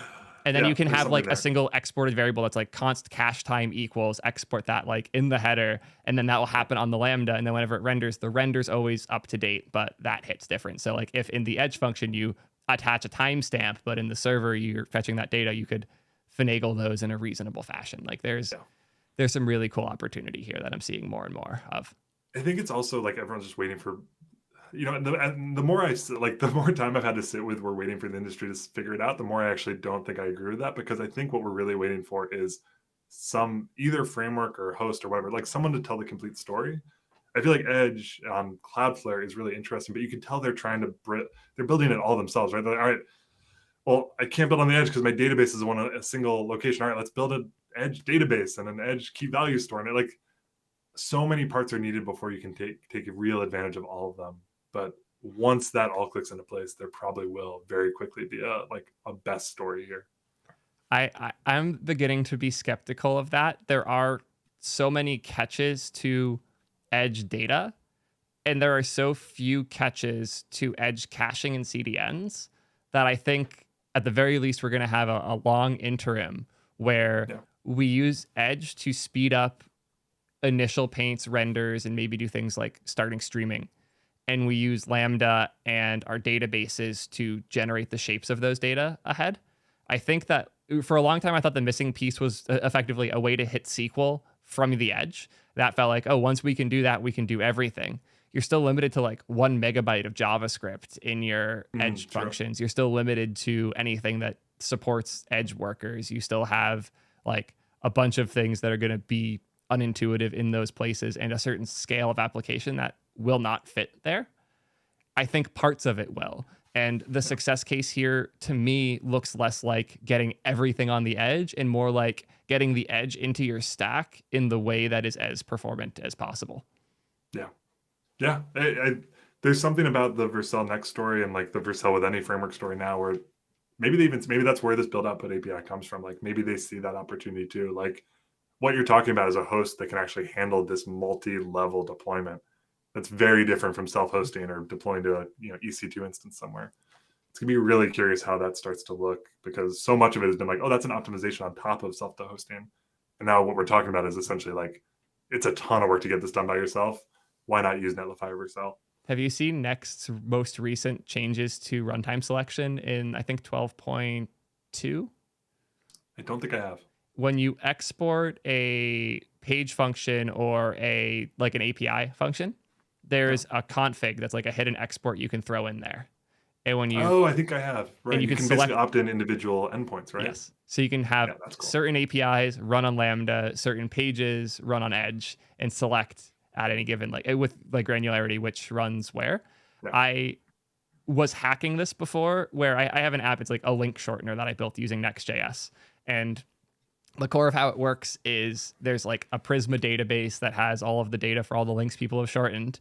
And the Edge, I have an Edge middleware that fetches against my own API endpoint that runs on Lambda that returns based on the URL slug if this has an associated URL or not. If that has been hit before, it's cached infinitely with an ISR that invalidates if you change it. And now you have an instantaneous ability to fetch that and have that data. You're just waiting for the CDN to respond with it, which is faster than if I had a Redis cluster I was connecting to and getting things out of memory. Fetching from an edge or fetching from a cache is faster than instantiating a connection with something else to get data from its memory. And because of that, this is one of the fastest link shorteners I've ever used. When you go to the URL, it is I have to make sure there isn't something weird going on causing this rewrite to go so quickly. But it's very easy to do things like that, even when none of the architecture supported it. Now there's a config file where I can choose where it runs. Yeah. Yeah, that's, I think, the thing that we're all in one. So you're either all static or all server. And if you're all server, you're all edge or you're all, whatever the platform deploys. Next.js team thinks in these terms, probably because of the connection to Vercel, but I think that's where the future of all this is headed, is way less kind of one big mallet that you're throwing around and way more choosing the right tool for the right job and each API having its own job to do. Makes a ton of sense. Which is funny because GraphQL is not at all that. So it's really GraphQL is not very well suited for this future. It is, but it isn't. I think that GraphQL, if somebody was to do effectively GraphQL middleware where a given resolver hits any of many different services, you could make something on the edge that is vaguely GraphQL. But sure, you need the orchestration almost to sit there. I think that GraphQL largely does. Funny enough, when I complain about GraphQL, the first response is, but what about microservices? Isn't GraphQL the best way to do microservices? And that always confused me because GraphQL has to have a server that resolves your whole GraphQL schema. Yeah. But what people see there is a bunch of different subfields that theoretically could be different servers, but you still need to have one in the middle that picks what goes where. Yeah. Funny enough, I was introduced to the term edge working at Twitch because our GraphQL server was called the GraphQL Edge that resolved all of the different GraphQL resolvers for all the other teams on their crazy Golang stacks at Twitch. But the GraphQL Edge, it didn't run on the edge. It ran on boxes all over the world. Would pick which of the other team's services to hit based on the request and what it was asking for. Got it. And that actually, wow, that's interesting. GraphQL I love. I think there's a moment where we're deciding, should we choose it for Astro the same way that Gatsby did? If we're going to say that we're this pluggable thing, well, We'll see. I think it's the right choice, because if you go back to that like API example on our site, like you can tell you're calling fetch, like you're just in that file calling fetch. Like there's no GraphQL, you're calling from your CMS. Like basically it's all JavaScript, which we really like from a one-off Or you're standpoint. literally just await fetch, and then you Right. parse it to JSON, and then you use it. But then if you're like going back to the CMS example, like, okay, you now need Storyblok CMS, like you need their SDK, like you're going to them for their documentation versus like everyone trying to go through one API, one GraphQL layer. Yeah, I think that GraphQL is adding an additional part. Like you're still going to need to go through Storyblok's docs to find the thing you're looking for, and then the docs for the GraphQL layer that's auto translating it for you. Like you're not removing something when you add GraphQL. You're adding something when you add GraphQL. Yeah. And I think that what Astro to Gatsby is similar to TRPC to GraphQL in a way, where TRPC shows you that in your TypeScript front end back end app, you do not need GraphQL to be the layer between the two. You can just call your TypeScript in your TypeScript. Yeah. Astro is you don't need GraphQL to access the shapes of your like data from your TypeScript in your HTML JSX hybrid. You can just write your TypeScript and then call it in your template. Yeah.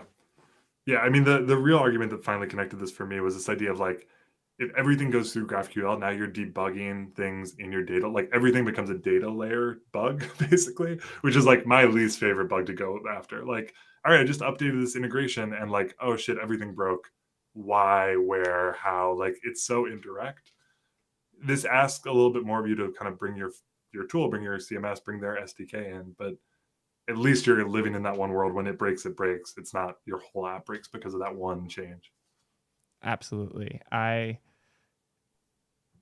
like having the type safety in a way where when the change happens, you immediately have a type error. You don't have like 3 levels of indirection where like they make the change, they put up the schema, they hope everybody who's consuming is going to take a look at the new schema ahead of time. None of them do. They flag 2 fields as deprecated. Now my team is using 2 of those fields. None of the spec proposes the new field that we actually need. We have like a month of back and forths, 3 months of building, another 2 months of complaining and shouting at each other. Somebody tries to like use this argument to get promoted, and they are pushing saying, hey, if this doesn't come in fast enough, I can't get my promo. It's coming up in 2 months. We need this in now. And then it gets shipped in a broken state. It breaks for users for years. And then I join the team 2 years after this bullshit happens and have to clean up the mess. Like that is life in this land. And while GraphQL helps and it gives that like contract between the front end and the back end, that's now a thing that has to be built, maintained, and owned. And that's a lot to ask for. Yeah. And not everybody is going to do it. And when you just remove the layers, assuming that you own both sides of this, like you own the back end and the front end, or you have the ability to call the back end and the back end is working as you expect from your equivalent of a back end or a server, that's when you can move really fast. GraphQL is preventing the nature of a big company from stopping you. Astro's way of doing things and TRPC's ways of doing things let a small team move faster than one of those big companies. Yeah. Yeah, I think the direction versus the indirection is, a total key there. Yeah, it's I'm, like I'm really happy with how we ended up. What was that? It's like OO versus FP. Yeah. Oh my God, I don't know if you have time, but there was this one other total wild part about building the site, the actual homepage. I can't remember if I shared this with you or not. Like we literally, there's not a single framework on this for all of our talk of like islands and everything. There's 2, I'd say, script tags. So because our templating language, Astro's templating language is all HTML, you can just add a script tag really easily. For this guy, we ended up implementing that as a web component, like a classic, like custom element, no framework, just literally like went through the web component like API. And it was actually really nice because what you're doing is essentially there's no actual state. Like this is still just an interactive piece of UI. We're adding interactivity, but like the UI is moving now. We don't have to re-render, so there's a little bit of a shortcut happening there. But just like, it's just a script tag that extends this custom element, like extends HTML element, and then adds the logic that happens when you like hover over it. Oh, we can. It was very much like, oh wait, is this the promise of web components? Like when you talk about actually writing web components, authoring them yourself. I think I sent you the gist. Let me see if I can find it because it's just like. Did you send it in? This was back when I realized what we'd done. Oh, shit. I am just checking. I was curious. 93 kilobytes transferred total. Let's switch that to just JS. Yeah, 6.7 kilobytes of JavaScript. Yeah, it's wild how fast we got this. Even with all those, like we have a canvas animation, we have everything else. We're 100 on mobile Lighthouse scores. There's the gist. I'll share it in chat because it's the easiest way for me to get to it. So I'll just say this is not recommended. Again, like build with what you love. If you love web components, it works great. If you love React, keep using React. I think this was a piece of like play around code that then quickly became like, oh wait, this is actually a really nice way to do this. Here we go. Yeah, so you can see the kind of markup. That's all Astro. It's all HTML. But then the script, yeah, there's style happening there. We make that happen. It's scoped. And then here, script, like literally hero card. Like this is, instead of a React component, it's literally a web component. But you're making it next to your markup, next to your styles. It's like just right there next to it. It feels like a classic object, this is confirming like a for React me component. More than anything is that the promise of reusability for web components is a lie and dead, but the actual viability of a thing called a web component as a way to deliver JavaScript in your HTML application, that part seems okay. Well, everyone's like, build React into the browser, you cowards. And like the first thing I thought of as I looked at this is like, oh, this is like an old school React component, like not a functional one, a class-based one. Yeah. Got your constructor, you've got what happens on mount, you've got what happens on unmount, you got a couple methods. It's like, oh man, they did build React into the browser just in a weird roundabout way. Oh, the request animation frame. If there's any function that scares me, it is that I did not write this. I would be too scared to write this. But again, Nate did an awesome job with this. This is super cool. I do love how little JS is here and also how everything is self-contained. Yeah. I was surprised at how little Tailwind was like used for this, and then I saw there is lots of Tailwind used for this, but some things are not Tailwind friendly. That said, I would highly recommend that whoever wrote these look at the really chaotic stream that Bryn and I did a few days ago, where Bryn uses this new like underscore binding syntax to write crazy custom transforms like this as a Tailwind class that gets compiled. I don't think you should actually do it, but you could see what it looks like to brute force Tailwind for all this stuff. Yeah, I have really come around to Tailwind, especially building the site. But that being said, I don't know if it's the right tool for every job. I do like our style tag when you need it. Totally fair. I have found myself not needing style tags very often anymore because of Tailwind. But when you do need them, they are essential, especially if you're pulling in something from somebody else. Like when I'm mounting like some external like web component or something like that, being able to call one of its classes and style it directly in the same file has been a lifesaver for a bunch of random things I've done. That all said, quick Tailwind rant. I'm super curious what coming around to it's been like for you, because it's always different for everybody. It's like TypeScript all over again. That's so funny. Yeah, it's I think I immediately got the pitch, and I just didn't have a really good project to use it on. Like so much of what we do is building resources for others. So to pick Tailwind for like a starter template or anything really would be like just way too much. We're trying not to be a Tailwind only framework, even though we have this great Tailwind integration. I think one of the first jobs I ever had in front end, I got in trouble for writing inline styles. Like, don't do that. I was like, no, but like this is like just a quick little like microsite. Like, I don't, why? It's just they're so nice and clean. And like ever since then, I think I heard about Tailwind maybe a couple of years later. I was like, oh yeah, that's what I was trying to get at with the inline styles, but in a much cleaner, maintainable way. Yeah, I totally agree. Tailwind makes inline styles great. I was always more a fan of inline styles than most. I will credit React Native for blackpilling me on that. It basically forced you to inline. And I found I was moving so much faster. The slowest parts were remembering what variables I wanted to use, the semicolons, the random capitalizations, the colons between things and quotes and all that stuff. And with Tailwind, it's just like Zen mode, but it is Zen mode inline styles with a vague sense of type safety and standardization. And I think what's really smart about it is that it all makes sense in a world where you're building UI components. Like the idea that like that's your component system. Like why are you creating a class that is also that same component, but it's actually a subclass of a sub part of that component? Like we already have the component system. I really like how Tailwind basically just plugs into that. Like if I need to build a reusable component with Tailwind, I'll just build a reusable component. I probably needed to anyway. Yeah, I know they're not the biggest fans of add-apply, but I do think you can use it to do something similar to an old school component system. My argument would be that we found ourselves as web devs often reaching for component systems when the problem was CSS was too hard. And Tailwind isn't trying to be your new component system. It is trying to make CSS easier to write. That is explicitly what its goal is. Yeah, a team of pretty much 3 people on and off kind of coming into it, built that site, I think, in 9 days, the new Astro build. That's insane. Which I don't know if we could have done that without Tailwind. I don't know if we have the data to back that up, but that's my gut feeling. Yeah, I can say we don't have much in terms of data for how fast things were built compared to alternatives, but I can tell you, like, working at a company that used style components on one app and Tailwind on the other, one of those moved a lot faster, and it wasn't the one with more developers. Yeah. Yeah, well, sometimes that's always the case. That's fair. That is fair. But yeah, I mean, compared to the original site we had, I think this was night and day. So yeah, I don't know if everyone on the team loves it, but I have totally come around because I think I liked inline styles, and this just makes me feel better and less ashamed of that opinion.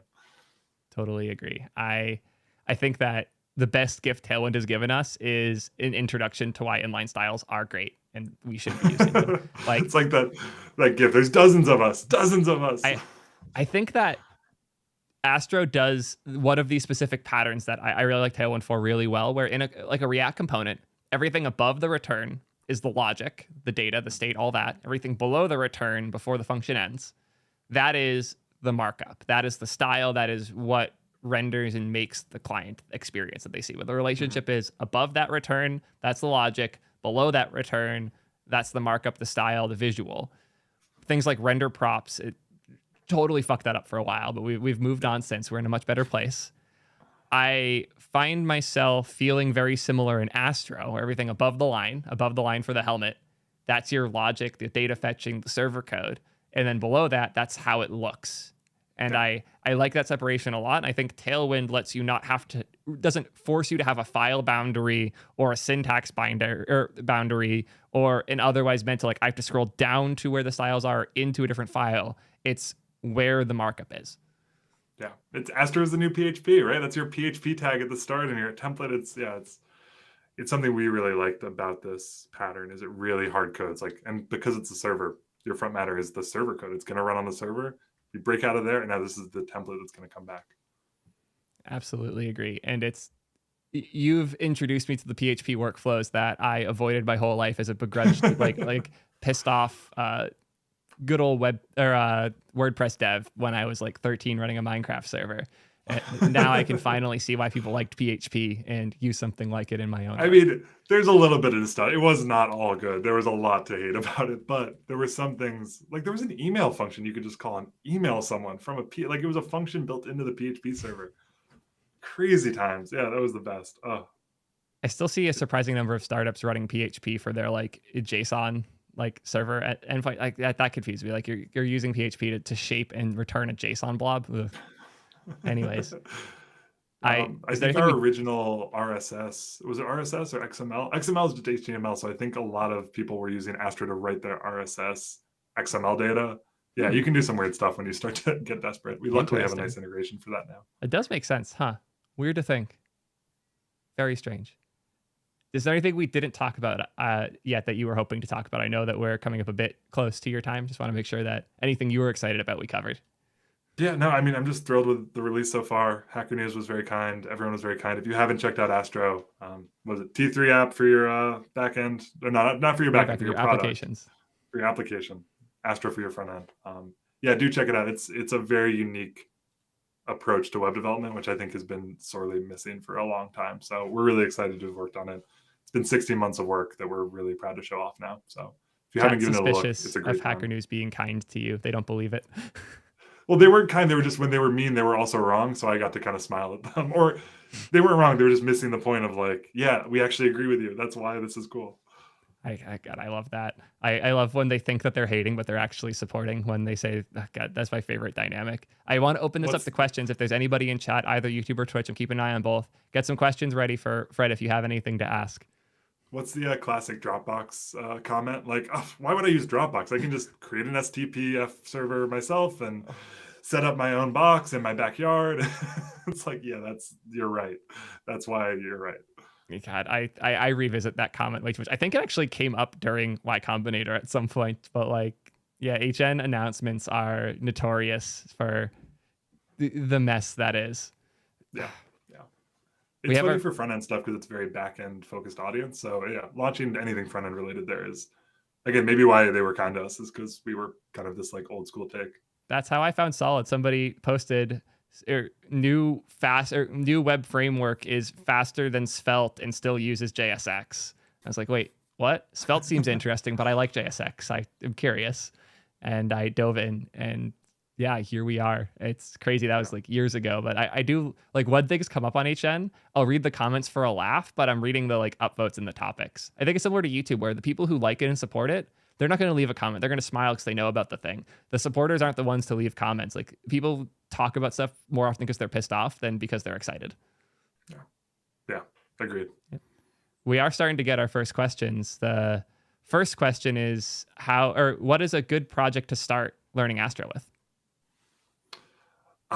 Whatever you like. I first learned web development literally just like building the most like ridiculous sites. So I don't know if I'm always the person who's like, oh, you should like try to build a e-commerce starter. And just if there's something like I was just on a stream yesterday where we built like an Owen Wilson, that Owen Wilson API. Like we used that to build an Owen Wilson like soundboard essentially. Like if it gets you laughing or excited or just keeps you interested, that's usually the thing I'll suggest. So. That Create Astro wizard that Theo ran, just the basics template is a really good one to just get started. Or you can go empty, which is like literally bare bones. I don't think there's any like Times New Roman, like Hello Astro, and that's it. Either one of those, depending on which you prefer to get started with, is a good jumping off point, and then just play around with it. The docs, I'll shout out to the docs team as well. They've done an amazing job. It's like translated in like 6 languages now. It's really comprehensive. It's a pretty good resource to get started. On the topic of docs, I actually was going to make a recommendation. One of the cool ways I saw somebody in the community jumping on Astro was using it as an opportunity to build a T3 app docs site, because that should not be built with Next.js, ideally. Like Astro is the perfect thing to build a doc site with. So if you have a new like project you want to spin up documentation for and make like a good environment to turn your markdown files into like a doc, it's pretty hard to beat Astro. Yeah, I mean, it's a perfect use case for just like, maybe you want the like dark day night mode toggle to be some JavaScript. Maybe you want your language if you want to switch, internationalization, but documentation, a lot of content, mostly static. Astro is perfect for that. Absolutely. A few more questions. Somebody asked, when do you plan on rewriting Astro in Rust? Oh God, no, that is a rant that I actually would go on for a while because, okay, I'll give the quick version of it. Astro, okay, if you want to know my answer to this, go look at ESBuild or any Rust project and see their maintainer graph. It's usually like 1 to 3 people. Astro's actually pretty bought into this idea of like individual parts of Astro that are not very often touched, but are really, really hot code paths. Should be Go. We have a Go compiler. We use ESBuild, a couple other things. But the runtime itself, that like if you're going to like find a bug in Astro, it's almost always going to be in the JavaScript code, which, I don't know if Go is going to solve that problem, but the fact that is something that anyone can then jump in and fix their own problem. The tooling's great. The developers are used to it. We're talking to web developers. They know JavaScript. Our community would be a small fraction, 5%, 2% as big as it is today if we had gone full in on Rust or Go. So we use it a ton, but in really specific ways. The larger ocean of what Astro is JavaScript based. I am just doing a quick comparison because I was curious. If you take any person that contributes to Create T3 app between number 2 and number 7, they have more contributions than anybody or any combination of 3 people other than Evan on ESBuild. Yeah. Like anybody in our top 10 contributes more on Create T3 app than everybody from slots 2 through 10 on ESBuild. Like it's just a different world in that way. ESBuild has almost as many contributors as Create T3 app, and ESBuild has existed for years, and Create T3 app has existed for months. Yeah, it's really hard to grow a community around a language that your own audience isn't speaking. It's possible, and I think probably SWC is the closest to it, but your audience then, when they find a bug, they can't fix it, which at least for us, V0, now V1, that's still a pretty useful tool so that we're not, just abandoning people when we break. Totally agree. Somebody asked, what do you think the learning curve is like for somebody who's only done vanilla JS so far? Oh, I would love to know what they mean by vanilla JS. The learning curve is meant to be literally like as easy as possible. So the whole point of starting with HTML is that is like So if you only knew HTML, you can build a website with Astro. If you only knew HTML and CSS, you could build a website with Astro. JavaScript is that thing you should be kind of reaching for when you then need interactivity versus the thing you learn before you can even build a hello world.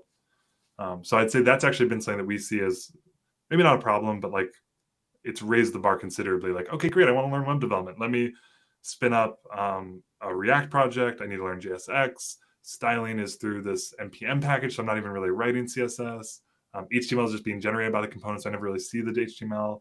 SSR, what's that? Isomorphic, what's that? Like that. These tools are great for professionals and for experts, but I think that they have really raised the bar on learning web development considerably. So I don't like to say Astro is a tool for beginners because we see it as much more than that, but it is by far the place I'd recommend, even my biases aside, if you were to start learning web development. Start with HTML, add some CSS. JavaScript can be one of the last things you start to explore, and you can still get so far without it. I totally agree. I think it's a fantastic starting point. I've used it for like helping some people get started with code. It's one of the best ways to go from zero to website really fast. Nice. Oh, but even that's a good headline. Dude, these are all better headlines than what I showed you originally.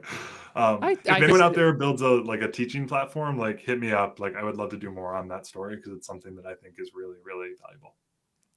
Tiny hot take. I think that Astro does a good job of hiding the TypeScript to an extent in that way, where I think beginners should be starting with TypeScript, not JavaScript, but none of the education materials agree. And I'm not going to make a how to start programming tutorial because I'm not dealing with the audience that comes with that. But I really want somebody to just sit down and make how to program starting with TypeScript. And yeah, I think Astro would be a really good tool to use during that. I mean, it's one of the keys of education is like you don't want to throw 10 things at once. You want to throw one thing. So all of them, they're already throwing by de facto the language of the component, how SSR works, how styling works. Like there's a lot. Their budget is already blown by the time you're writing your hello world. TypeScript's just one more thing that they need to cut. For us, it's built in, and we don't have a lot of other things you need to learn because it's just HTML. So we can kind of sooner rather than later bring that part of the story in without it feeling overwhelming. But we can only do that because we're not throwing you into this ocean of JSX.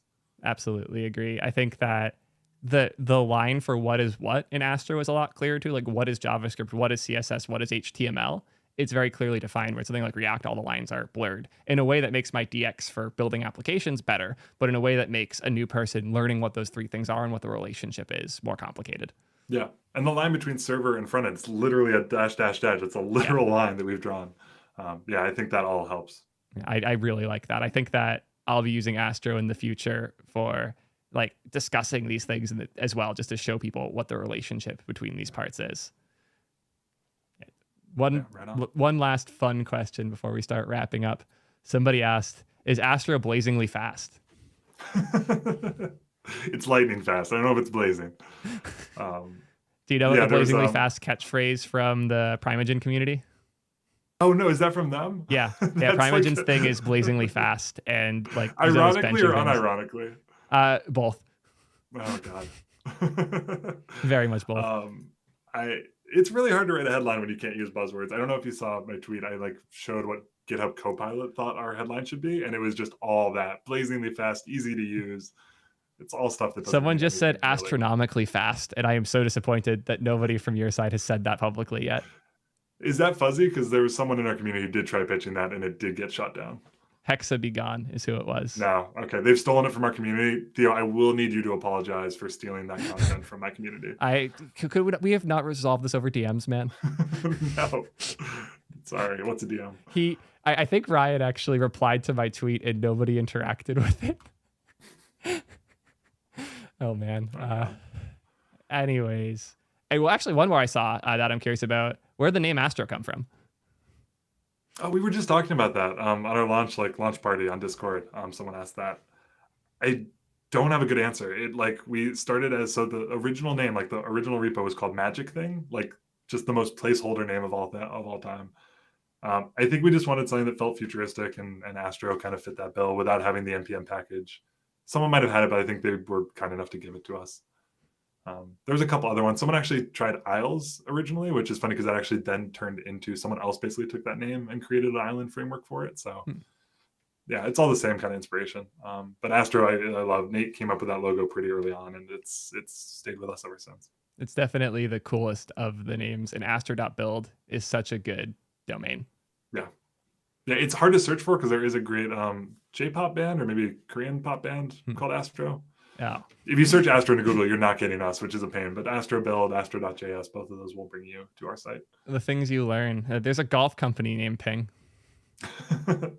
Ping pong? It's Ping because like the sound a golf club makes when it hits a ball. I think it's a very clever name, to be fair. Like, credit to them. But we're ping.gg and we do entirely different stuff. Like there couldn't be less overlap between what we do and what they do.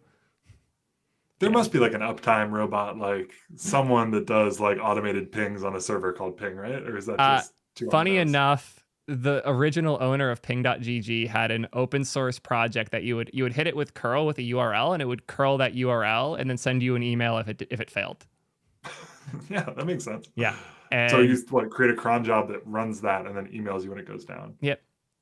Oh, clever. Yeah, so we bought that off him. He moved to ping.gl, which he doesn't care because he just had the GG, because I think it was like actually the area he lived in. And we wanted the GG because it's like good game. That's like the thing for the space we're in. And it was... Wait, do you have to support the original endpoint though forever? Are you proxying that to him? I did for a few months. We just like came to like like he didn't care because it wasn't being used a whole lot. Like it was like an old open source project he hadn't cared about for a while. And he didn't expect me to offer to keep maintaining that. And I literally had a next rewrite that, this was right around when middleware dropped, which was very convenient timing. I checked if the header was coming from curl, and if it was, I redirected to his service. That's smart. That's clever. Yeah, this was absolutely fantastic. I know you have a hard stop coming up, and I want to be respectful of time. Thank you so much for coming on super last minute and chatting all about Astro with us. Any last things you want to shout out, things we should point people at? Astro.build. Our Discord community is awesome. Come say hi. Solid team is awesome. Give them your love and shout out and use Solid. It's great. Learn how licenses work. Tweet me on, ping me anywhere, and I love licenses. It's like my weird nerdy thing. So please, I'm happy to help anyone. Open invitation. We might have to chat on that in the future. Actually, I have a lot of things in the world of licensing I've been thinking on too much, so I will ping you offline about that. I would genuinely love that, and Theo, thank you for having me. Seriously, it's so much fun watching your stream grow. Has been just one of the most fun things of the last year. So last 2 weeks, I don't know where you're even at anymore, but I don't either.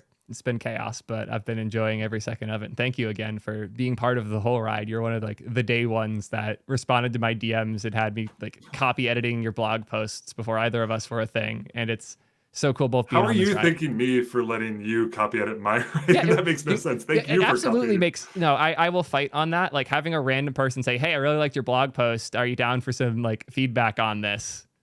And to have the response be, "Oh yeah, absolutely," excitedly. That was a huge thing for me. You were one of the first people I reached out to in a way like that, and I also didn't know what contributing was, and I didn't have it in me to go contribute to someone else's open source thing. That was my way of contributing. I like words. I like thinking about communication, and in a lot of ways, you were my gateway to contributing. So I do genuinely thank you for that.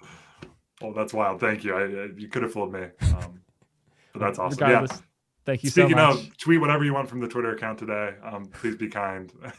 I will be. I have plans, but nothing too... how hard can I push the HTML things? I think that's the fun meme. It's just whenever somebody's talking about JavaScript or another language, just quote tweet it with, but HTML's cool. Be kind. That's all I'll say. Be kind. Will do. Right. Thanks again. I'm going to switch to the BRB on stream for a minute. I'll be back in a bit, guys.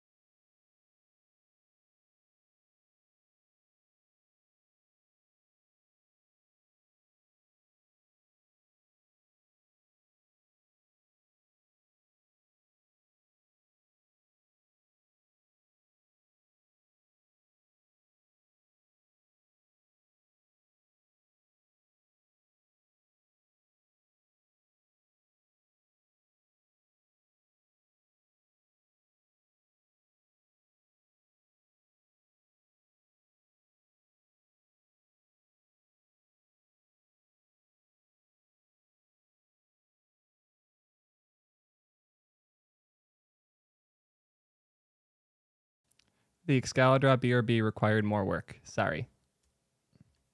On the bright side, I am back. What is good, gamers, programmers, friends, foes, whatever you call yourselves? That was a fucking awesome interview. So pumped that we could have Fred on so soon after the Astro 1.0 release. Did not expect that. Super hyped that we were able to have that. And seriously, if y'all aren't checking out Astro already, get on that. It is so cool. I'm using it for a ton of shit. It is making my life significantly better, and I love it dearly. I owe a shitload of people shout outs. Apparently, I missed a bunch last stream because my stupid frickin' what's it called? The notification thing was just broken for me. So I wasn't seeing subs last time. So there's a bunch of people I owe. I apologize immensely. Y'all are the best. But the ones I missed for today's stream, made by Johnny with the Prime sub, Baposa, formerly Science, fantastic username. Dev J, not going to be able to pronounce the rest of that. Hullet, Pablo Pang, Adez, who should not be subscribing. Y'all should be gifting Adez his subs. Francis, Mentium, Naid, Pyotrush, Jitanium just gifting whoever in the community he recognizes. You don't need to be doing that, man. Just because you got that new job and money doesn't mean you have to spend it here. Come on. Thank you. Regardless, I appreciate it immensely. Ollie with the resub, 3 months in now. Appreciate that a ton, as well as C-Red. Thank you guys all. Appreciate y'all immensely. For those who don't know, if you subscribe on Twitch or now on YouTube memberships, you're able to link your Twitch account or your YouTube account to your Discord account, and you have access to the sub-only Discord, which I know I shill it a lot, but the last few days it has been fire. We have been having so much fun. Like whenever all this crazy drama is happening on Twitter and shit, that's our little bunker where I have like my safe space where I can complain about shit and not worry about like being screenshot out of context. Y'all have been very good about that. Please don't break our trust. But seriously, the sub-only channel is so fun. It's a great community. And if you haven't already subscribed either on Twitch or joined them as a member on YouTube, please do.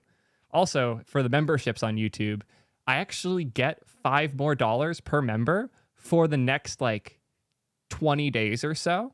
So I get if you don't want to be a member on YouTube, you prefer Twitch, absolutely, stay on Twitch.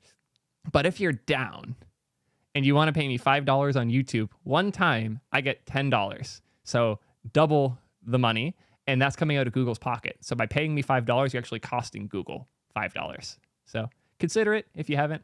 Sadly, I do not have alerts set up for it because YouTube sucks and does not make any of these things easy enough for me to do. But yeah, I will have all of that hopefully set up soon. We'll be making my own overlays and such when I'm able because, man, I need to get my shit together on the YouTube side for live a bit more. Oh, anytime. I'm sure a lot of you guys got tier 3 subs to Bryn. Happy to gift those out. Those were fake. ETM Big Easy, thank you so much for the 5 gift subs and then subbing right after. You are a legend for dropping that in the middle of the sub rant, as well as Miru Baby and Jens Ranger.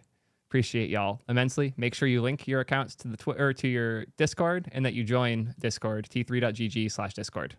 I think I have a command for that. I do. Look at that. Prepped for once. Anyways, I need to update my titles and things. I should probably do a thumbnail swap too. Drama alert, JavaScript edition. Cool. I want to keep talking drama because there's still drama going on and I'm angry about it. So we'll probably go into that momentarily. Do I change my thumbnail on YouTube and title? Yeah, I will.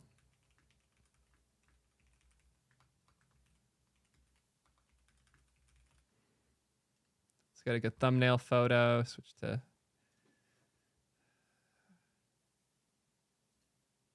perfect. Back to the main shot.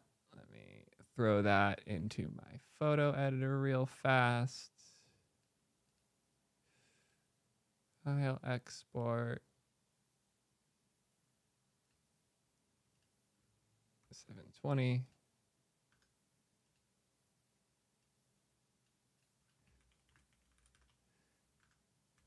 Back to YouTube. Edit. Guys, you have to scroll so far for the thumbnail change. YouTube really doesn't know how to do live. Oh, look, it notifies me over there. We got 2 new T3 Club members on YouTube. Shout out to Harsh Patel and Alex Bennett. Appreciate y'all immensely. You get the little cute, like, sippy cup thing. I should probably update that on Twitch. Everybody should have that as their badge. I'm going to go do that right now, actually. Why not? Emote. Where is this even under? God, everything is in the least intuitive place possible.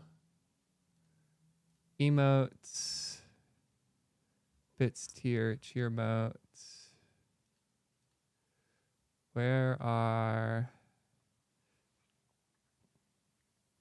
Yeah, there's bits tier emotes, but I actually don't know where to...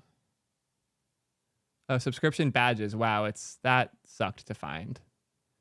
I think I have this on my computer here. Dashboard. Let's see if I do. I want these badges now. I'm sorry for promising drama. Keemstar.gg is available. Oh, that would be a terrible domain to own.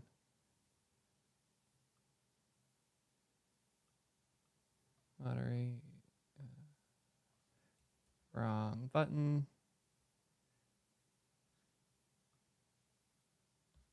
Upload image.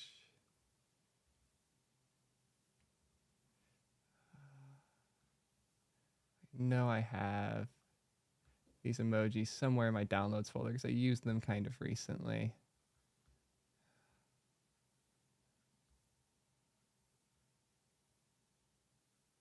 Okay, now I'm less sure I can find this looking at how absurd a number of things I have in here.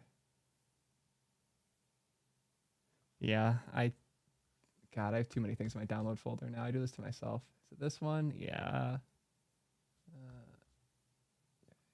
Downloads. Aha. Wait, no, that's not the one I wanted. Oh, you have to, you can't upload a base image. You have to resize it all. Twitch badge creator. Do I just show you guys how chaotic this is? Yeah, fuck it. Y'all can see. Free and premium. Are you kidding? Resize. You need to find some random tool like this. Pick your emoji. Download all 3 sizes. Go back to Twitch. And then for each one,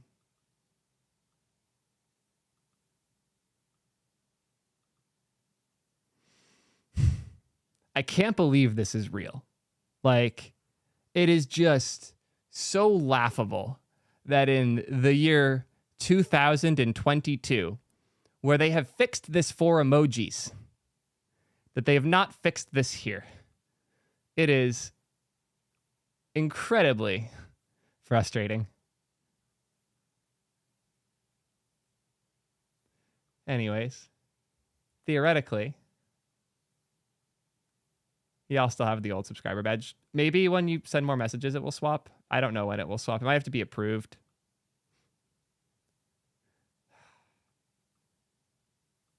I'm upset that didn't work immediately.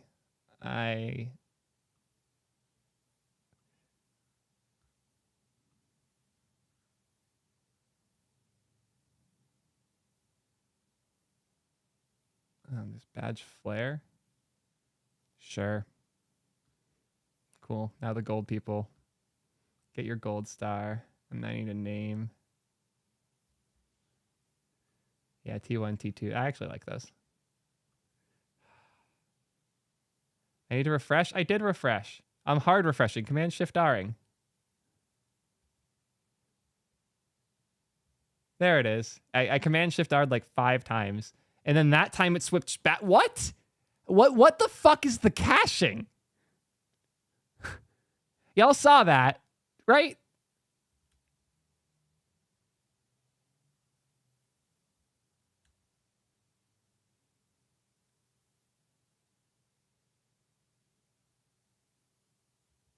God, the dashboard is just so broken.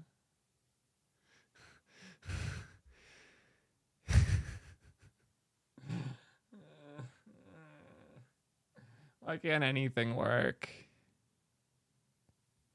Shout out to Jens Ranger, ETM Big Easy, Miru Baby, Scott, Adri, Mohasco, Commander Queso, great name, and Lakar.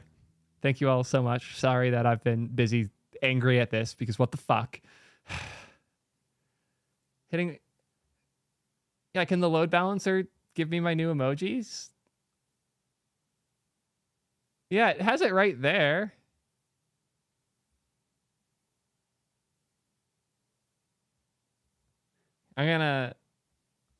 Here's what we're gonna do. Well, first try pop out chat, see if it, nope.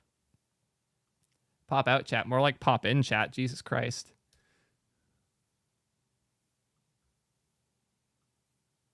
Someone send a message.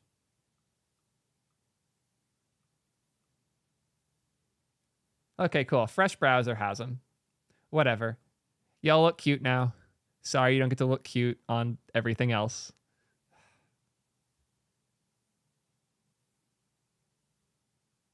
Pokemon Emerald stream. Tempting, but I'd be playing some crazy ROM hacks if I'm going to play Pokemon. I've actually been considering making another account for like more personal stuff, like when I want to play a game or like make music or some shit, just because I don't want to...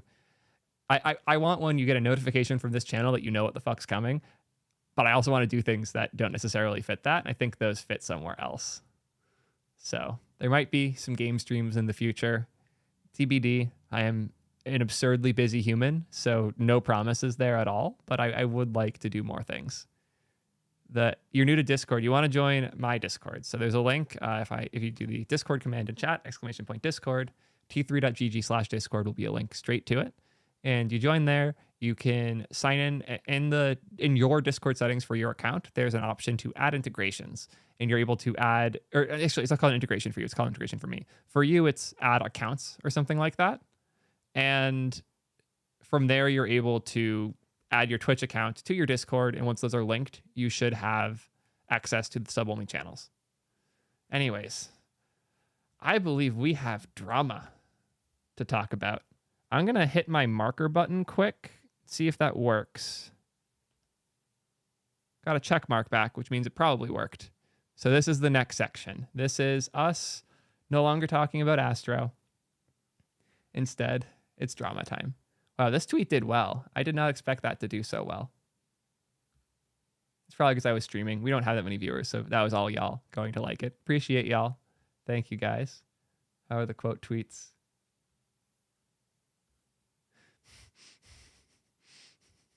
Anyways, I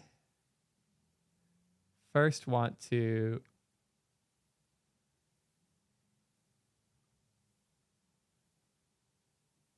Interesting.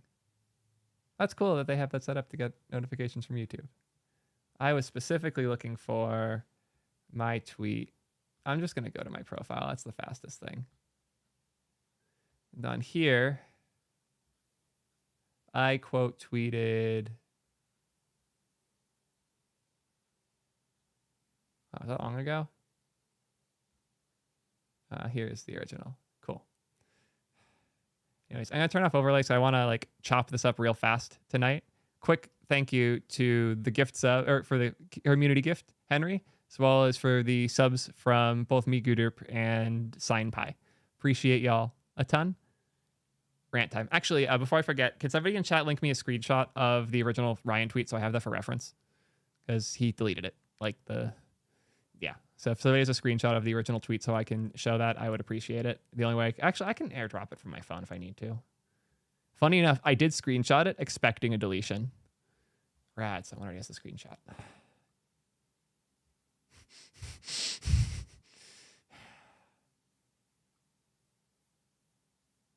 This is... Yep, that's it. Thank you. Perfect. Should not just be clicking links anymore, but I trust you, Mayan. You got me, Ben. Hope you got your clips. So, there has been some drama in the JavaScript performance world. Reset. There has been some drama in the JavaScript performance world. Not in the way you think, though. Not people fighting for whose stuff performs better or who has the better solution to problems. More subtle drama and callouts and mistakes that are made and being called out in less appropriate ways. So what we're here to talk about today is the drama between the Remix guys and the SolidStart documentation maintainers. I want to be very clear about that because we've been seeing people try to blow this up to a greater solid thing, and it isn't that. There was a mistake made in a documentation process, and people have been trying to blow this up way further. There was a mistake made, though.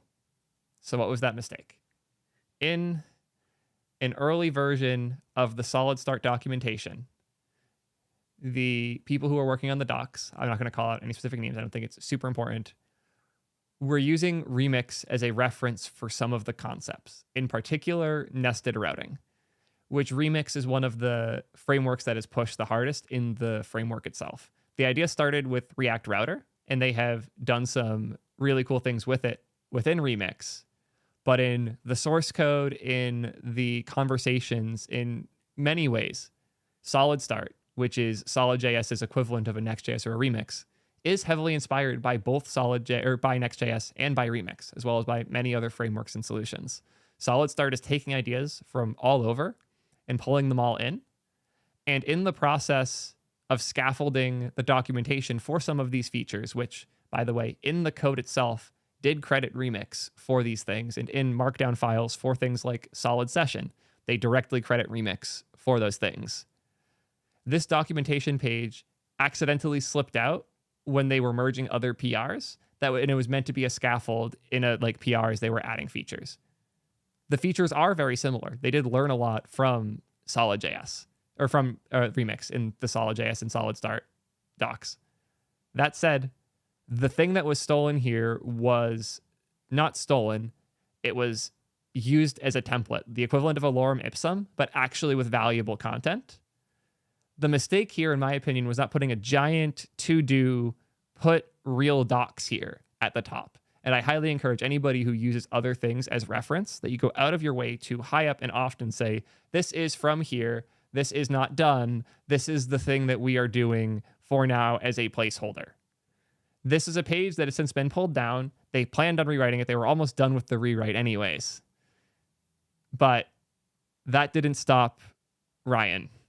And this is the thing I want to focus on, is that Ryan Florence, a JavaScript developer known mostly for both being a co-founder of Remix as well as his work on React Router, used his over 100,000, he might be close to 200,000 follower platform to drag the Solid documentation builders and Solid as a whole. And Solid screwed up. They accidentally merged this thing. They copied it in a way that should have been called out much more significantly. And as much as their communication has been, we are learning from a Remix, and I know that very well. Ryan Carniato from SolidJS is one of the people that convinced me to take Remix more seriously. And as such, it's really frustrating that in a community where we're all learning from each other, in particular from Remix, that a mistake like this would be made. It is bad. They have since went out of their way to fix it. There's now, if I go to SolidStart GitHub and you search here for Remix, there are now 13 files that have direct attribution with a code comment that shouts out the Remix team and links to the blob directly that they're referencing. They went incredibly out of their way to document all of these things. So somebody actually just said that they thought Maple was the reason I took Remix more seriously. No, Maple was in chat when I had started to take Remix more seriously.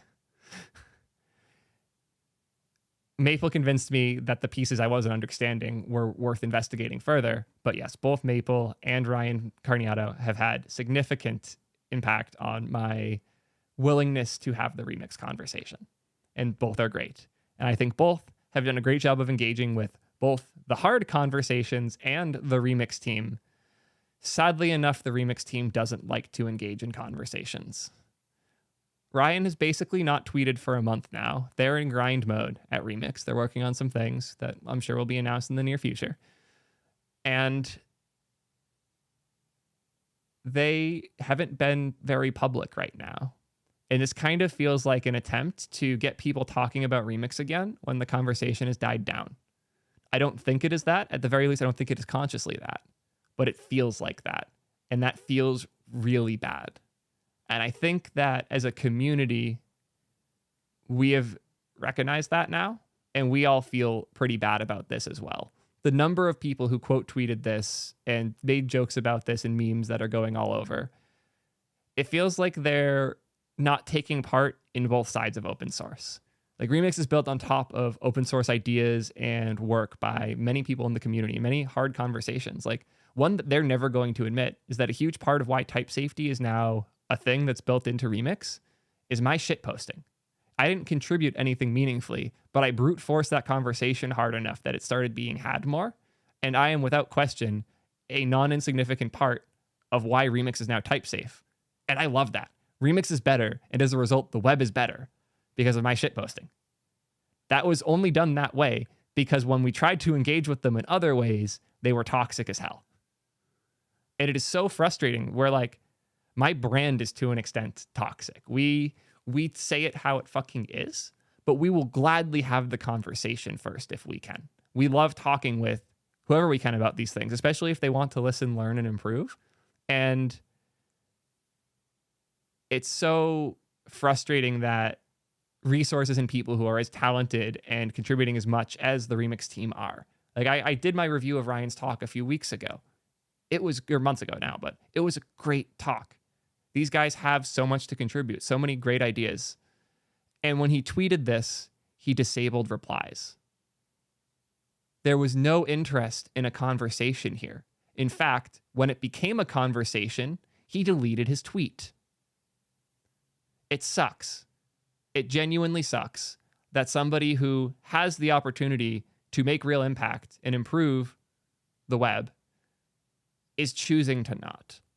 And I am way more upset with the way the Remix guys have handled this situation than I am with the Solid guys for not properly calling out documentation that they were borrowing during dev. Both screwed up. One eagerly owned it and went out of their way to add attribution everywhere they could. It was an honest mistake from a not great practice that they will now address and learn a ton from. But this is inexcusable. This is using your massive platform to pick on the little guy. And that's basically what my quote tweet was. Like a little like indie project with two people kind of working on it, like SolidStart, both have other jobs and do other things, are doing whatever they can to make progress happen because Remix has previously said, yeah, we'll add we'll add Solid. Wait, no, that sounds hard. Never mind. If Solid could have been added to Remix, Solid would have been added to Remix and SolidStart might not exist. But the Remix guys dropped the ball on it, and now they're doing whatever they can to make it happen. And they are doing it in a very honest way. And they slipped up. They made a mistake. They owned the shit out of that mistake and have formally apologized in every way they can. And the response from the Remix guys is to scorch earth, delete all the tweets, no more evidence, none of this happened. No. Now there are clips. Now there's going to be a YouTube video on my channel tonight. Y'all need to understand the damage you're doing to the community encouraging shit like this. This has to stop. And yes, this conversation could have happened over DMs, Ryan, but you pulled it out in the public. And your little fucking snide reply, let me find it quick, if you haven't already deleted it.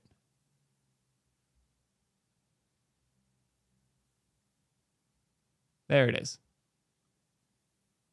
Think you meant this to be a DM? No, I didn't. No, I didn't, Ryan. You're making the whole community, all of web dev, look bad with this shit. It's shameful. And I'm disappointed. I have been trying to bridge this gap. The Solid guys have been trying to bridge this gap. We're all trying to learn from each other and improve the web dev world as much as we can. And you're just here trying to get the credit for it. Cut the shit. Get over yourselves and take part in the conversation rather than appearing for the first time in literally a month. The last time you tweeted was July 15th. Except for one other tweet you did that Fred called out that you also deleted. And I don't want to bring Fred into this because he's trying to be chill. But man, like, This is a pattern.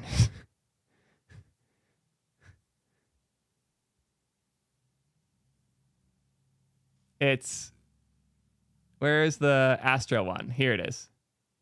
And this was 718. This one's been deleted as well.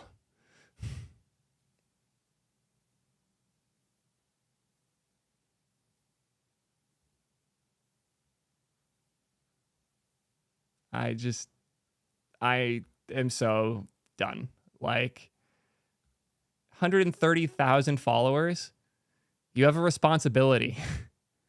Okay, apparently there's a new Kent tweet. I'm sure that at least some of them are watching and sending clips to the team. New Kent tweet? Is it a reply to something?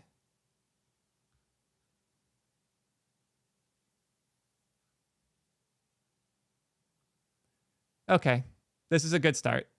Thank you, Kent. Thank you, Kent.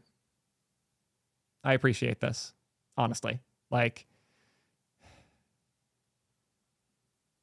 I was surprised when Kent came in a little hotter. I really didn't think that was his way. I was surprised by that. And clearly he has seen that that was not right and is jumping in. Yeah. I appreciate this, Kent. And I hope that the team can learn, because this isn't like I am upset about the situation, but I'm more upset about the pattern. This has been a recurring thing. I'm a shit poster with 17,000 followers, and I hold myself to a higher bar than you guys do. And that's concerning. Bunch of sirens, one sec.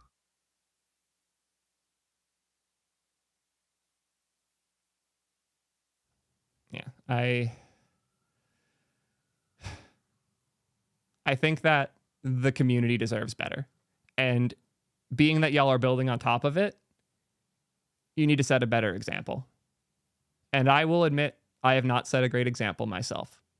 But the example I have to follow isn't great either.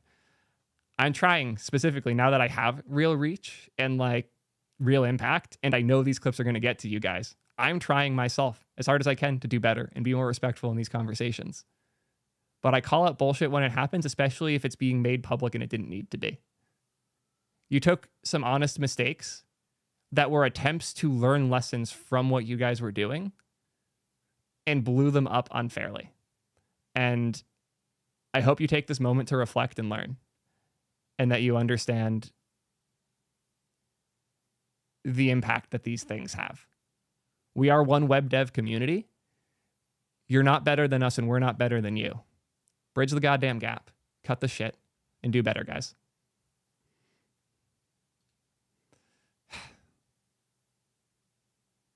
Quite the drama. Yeah. What's good, Dan? Sorry for the distraction there. Yeah. Universe of Code just said on YouTube, I am both the good and the bad cop. I am honored. I'll take that win.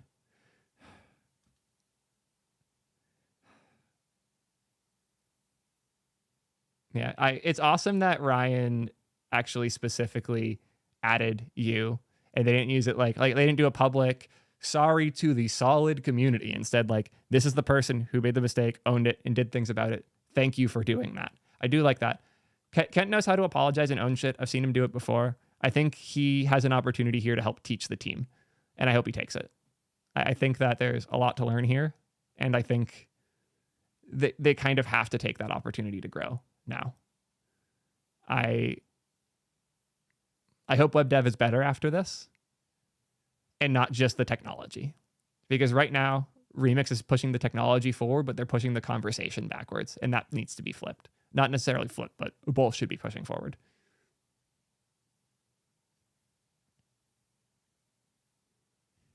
Anyways, that's all I have on this topic. I'm gonna go back to chatting and shitposting. Oh, I know what I can do. Check this out, guys. Better chat widget. Wow, it's like way more readable. Yeah, we're using this forever now. This is so much better. My badge is covering it, which is annoying. I'll deal with that in the future. But yeah, this is just like 100 times more readable for me, and like looks way better on the screen. I'm going to make an actual like chat widget I can embed out of this soon. Yeah, that's coming soon. Also, for those that don't know, I made this with Solid and SolidStart. Both of them are really cool, and I'm having a lot of fun playing with them. So we can go into that. I'm going to hit that marker button so that me actually will be editing this. We'll have a better time. Marker made. Show my.chat. I know of this.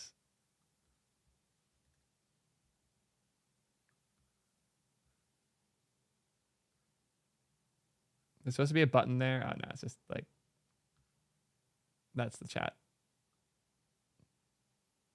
Yeah, that looks fine. My thing is I want to go crazy with styles and animations. Like, did you see the fade in on this? Wait for it. Actually, I should go to a bigger channel. Who is the biggest streamer that's live right now? Make sure that this is muted. Good, it is for once. Browse, live, viewers, XQC. Perfect. So if I go to a more chaotic chat, check out how well it handles this. Do you see how readable that is? I am so proud. This is more readable than Twitch chat.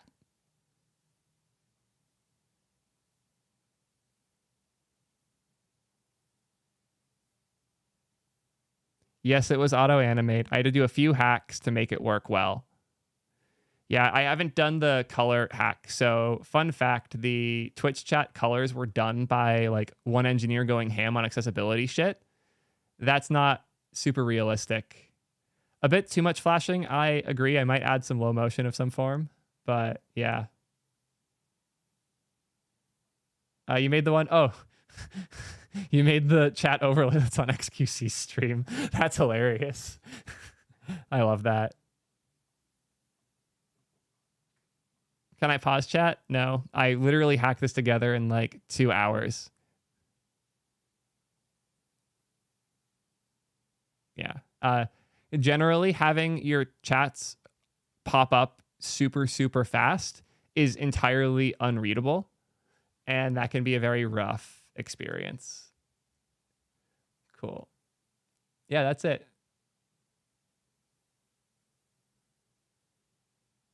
Jesus Christ. I'm assuming this is just another TMI JS hack. I'm going to steal whatever you did for badges if there's source code available for that. Because I'm so annoyed having to deal with the badge thing. It's awful.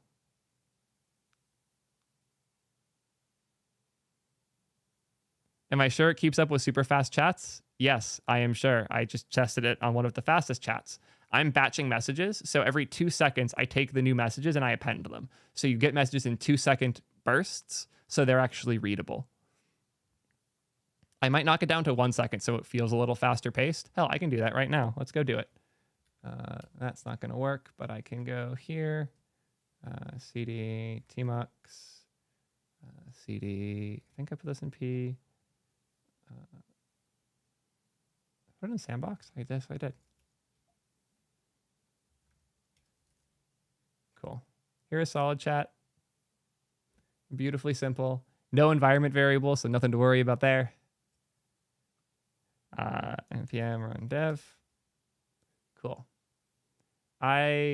This project made me fall in love with Solid again. It's super cool. So here's where the actual like Solid code starts. This might look similar. It's a lot like a hook in React, but it's not a hook. Because as you see here, I'm calling it outside of a component. And I can now import buffered chat messages in a different file and use that to render this list. And whenever it updates, because it's a signal, the new messages come in. So it's basically like I took the hook, ran it. I didn't just define it externally. I ran the hook externally. And outside of Solid.js land, so without even entering Solid in here, I have an effect because I want this to clean up on like destruction because I'm setting an interval. And in here, I move messages from the buffered chat over to the main chat. So I have rendered chat and buffered chat. Buffered chat is the one that like takes messages until I move them over. A little more complex than it needs to be, but I wanted a simple buffer. And then I have chat message signal, which is export. This is the one that I want you to use externally. Then start chat, where I lazy import TMI. I create a client. I connect. And then client.on, I just call the same buffered messages from above. Doesn't matter because there's no like React context within that I have to pass this in to or from for. What you'll notice is generally with solid code, you're tabbed out way less. You don't have to put everything inside of a component for it to work. It's really cool in that way. When does the destruction happen if it's outside? Mostly just for dev mode, honestly. The main reason for that is dev mode. Also, if one of the dependencies changes. So in this case, if one of the deps within it, so like if I was calling buffered chat in here, so I wanted to console.log buffered chat messages.length, now that cleanup will run and the function will run again whenever buffered chat messages changes. Rather than an effect array, or rather than a dependency array at the end, whatever you call in here is now dependent instead. It's a different model. I could go way more in depth on it, but I'm not here to do that. I'm here to play with code. So I think the first thing I wanted to do was turn up the speed, which I would do in here by knocking this from 2000 to, let's do 500 for now. I feel like 800 might actually be a good middle ground. Let's try that. /xqc.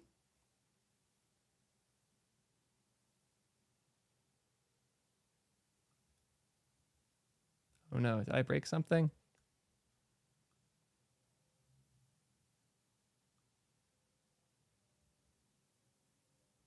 Multiple instances of solid. That doesn't sound right.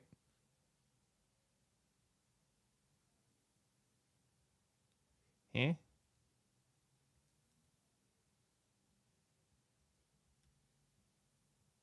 This is a bad start. Weird. Anyways. Yeah, that feels a little better. Still chunked though, so it's readable.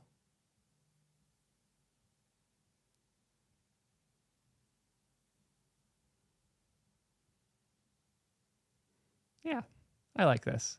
I'm still so impressed with how simple the code is. Like, I have been very happy with that.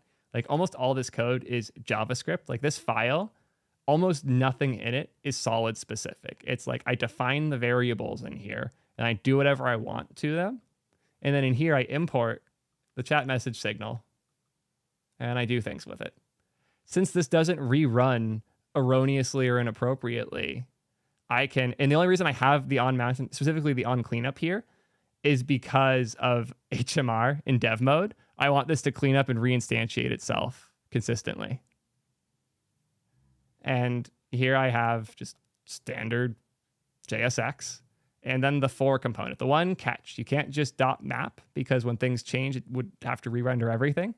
So the for component assures only new items get rendered, only old items get removed, and nothing else gets changed. Which means in here, and this is like the craziest hack in my opinion, when I render a new message on mount, I just scroll to it. I don't care because this will only ever run once. And the power to do something stupid like that inside of your component render is such a beautiful hack to not have to like create an effect and bind it those ways. Yes, this is like if you create your own DIY on mount in React, you can have similar, but the big difference here is components aren't things that rerun in Solid. Components are effectively things you run once to generate HTML, and then you run the cleanups when you remove it, if you remove it from the DOM. The problem with doing, somebody said that you can do this in one line of CSS. Sure. You can't disable it in one line of CSS. Here, I'll make it disableable. Scroll or auto scroll, set auto scroll equals create signal.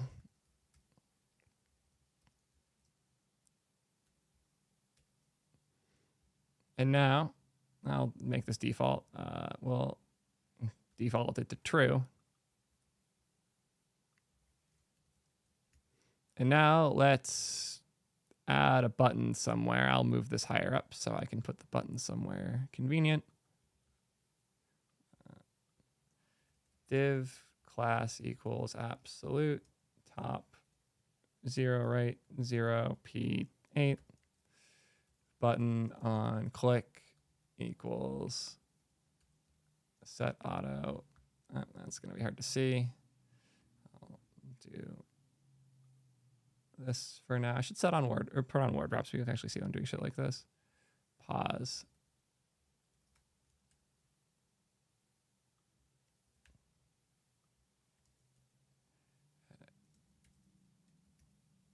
Cool. So now I have a button that will pause it, and auto scroll only happen when that is set to true.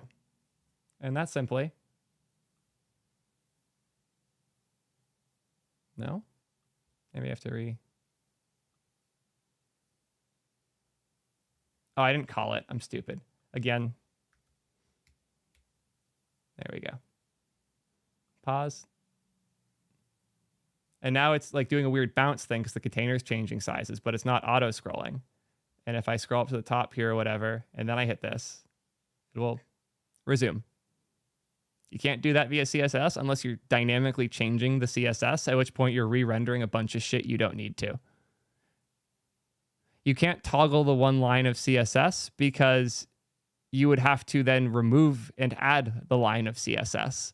And that is a lot scarier than telling JavaScript to do the thing when this thing happens. This is, if I've learned anything from the years I've spent working on chat at Twitch and on other products as well, scrolling behaviors for fast moving chats, CSS was written for making static component or static like sites, and the scrolls especially. Like CSS and scroll stuff is great for static. When you have something as dynamic as thousands of chat messages a minute, you need to do that in JavaScript. Those behaviors are too chaotic to do in CSS, just period. Like, I don't want to go too much further, but this is one of those take my word on it ones. Like, yeah. Cool. So, Solid's cool. I'm having a lot of fun with it. That's a quick demo of the chat app that I've been working on. Hope to finish it soon. We'll maybe have a deeper overview in the near future of that one when I have a bit more time. I do have other topics I wanted to cover. Let me pull up my Notion quick and pull up my chat.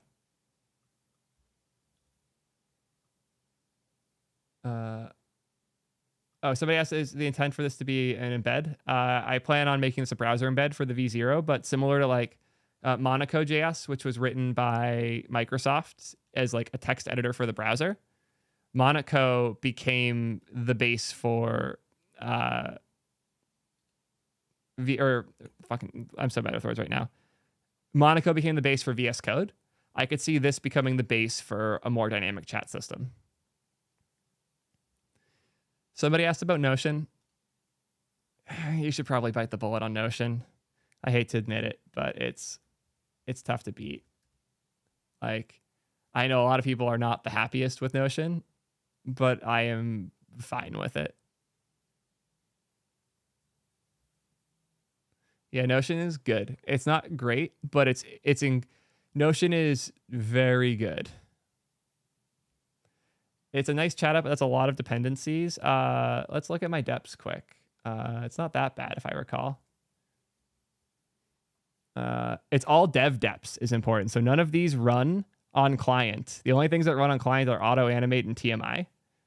I think that SolidStart is going to bundle Solid.js into the client for us automatically, but these are all dev deps. These all run on server. So Solid.js meta and router, because like I'm using SolidStart, which allows me to like make new pages, pre-render things, etc. And it's also the easiest way to build a Solid app to quickly start. And if I need to add back into this, I can do it all within this repo. When I have to add auth and things like that, this is the right call for sure. But if I was just making a chat widget for your overlay for your stream, this was not the right decision.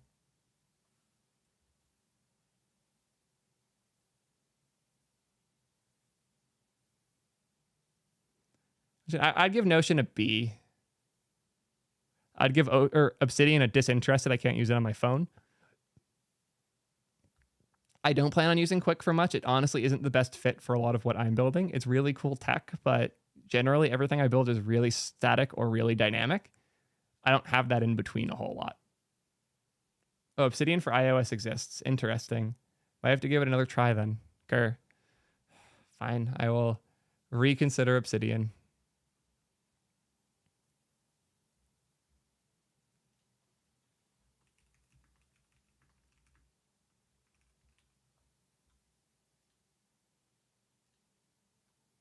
Oh, God. Yeah, I take back the nice things I was saying. Notion's being very broken right now.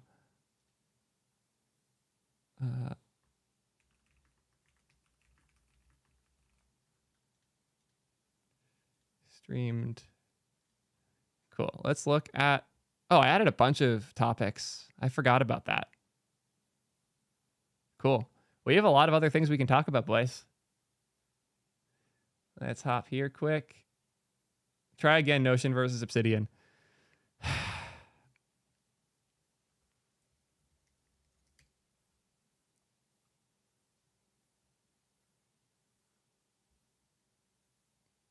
This works on mobile?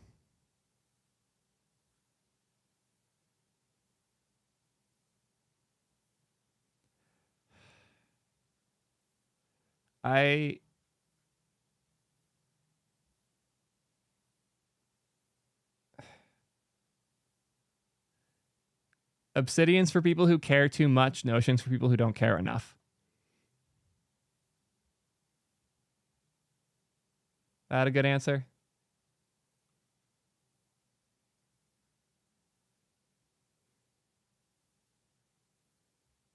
You're going with that one. Anyways, poll time.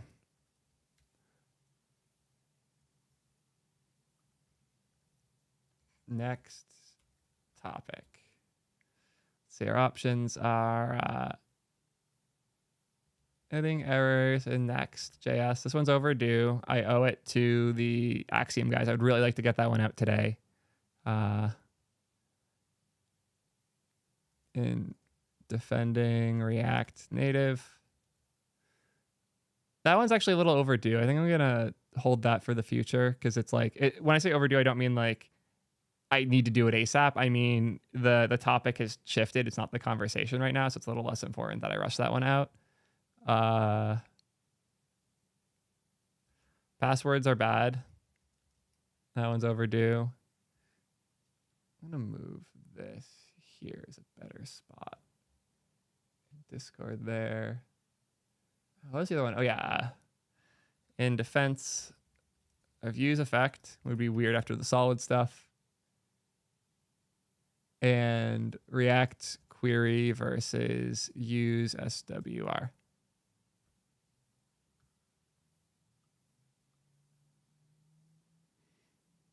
We'll do a 2-min poll. I'm very lightly leaning this one, but they're all good topics. I'll let y'all battle it out. I'm going to go smoke and grab a soda real quick. BRB.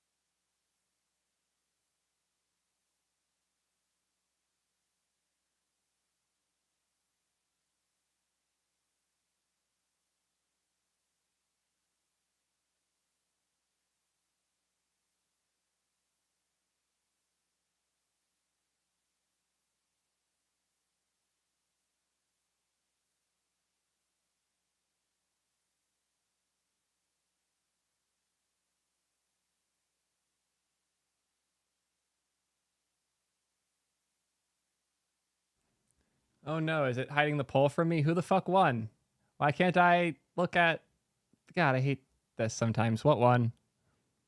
Yeah, guys, tell me what won. Use effect, fuck! Wait, was it actually passwords?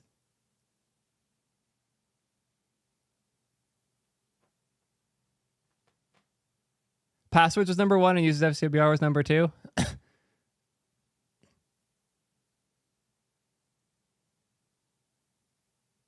Aiden, is that a thing on Fossabot? Can I go set that up right now? Where do I do this?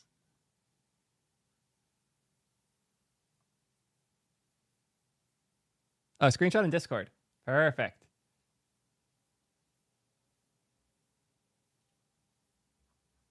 Which channel? Ah, sub only. Wow, passwords won by a lot.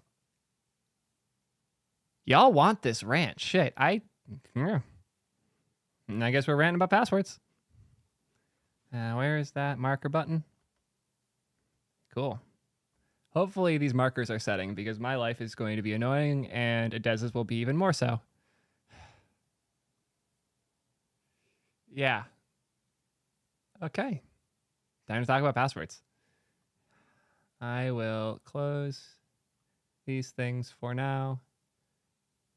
Aiden, did you tell me where to go to enable this? Chat alerts. Okay.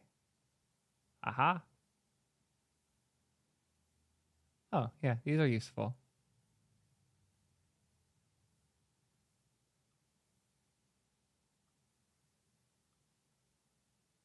Yeah, that's enough for me. Very useful.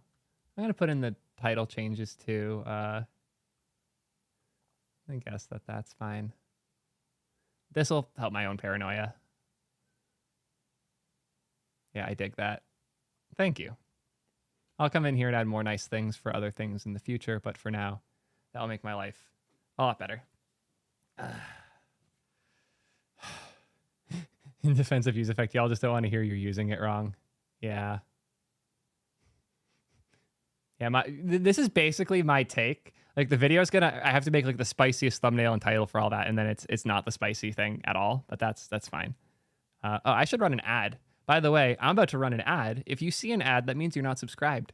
Please subscribe. Not only will you no longer get ads when you're watching me on Twitch, more importantly, you have access to the sub-only channel in the Discord. So hit that subscribe button on Twitch, or if you're on YouTube, hit the member button. Has the same effect.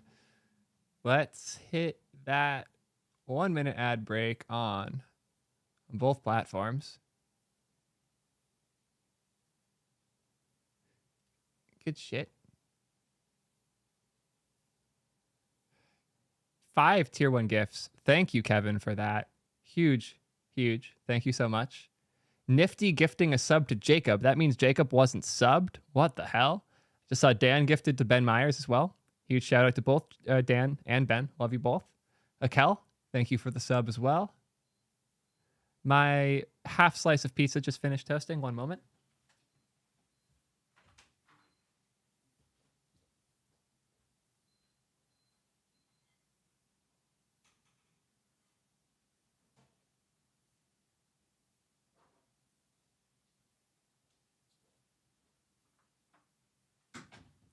Look at that, guys. Your favorite streamer's trying to take care of his health while streaming. Actually, though, I wanted to stream longer than usual, and I need to make sure I eat something if I'm going to do that. So there's now food. I will reward myself with this after the password rant. Password? Okay. Real talk. I'm going to do something a little different. Let's sketch out the password talk, because I have not thought about this enough, and I don't actually know what I want to do for it. So, password talk game plan. The big question I want to answer is this going to be a TikTok type like short thing? Okay, is this a 1 minute, a 3 minute, a 15 minute, or a 45 plus? Like those are the 4 sizes I can aim for. I think this one is 1 minutable, but it might be a 3 to 15, and I have to decide on that. Yeah, I think 15 tops is like for sure 15's the cap, but this is the question of like 1 to 3 to 15.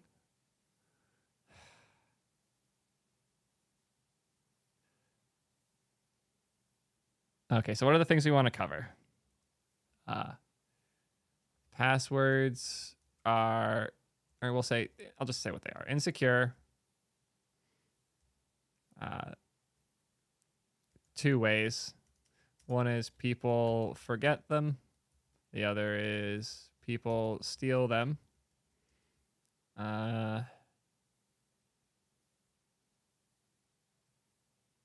Better options exist. Simpler things like OAuth. More or complex things like YubiKeys. Integrations like magic links. And for both UX and for safety, please don't use passwords.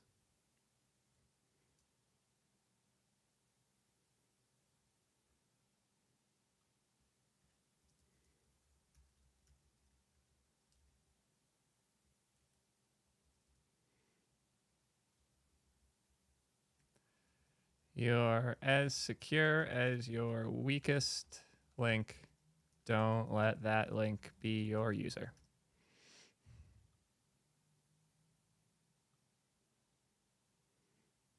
How's that look? Decent enough plan? Yo, Brandon, or Brand Risker, why are you posting my password in chat? What the fuck?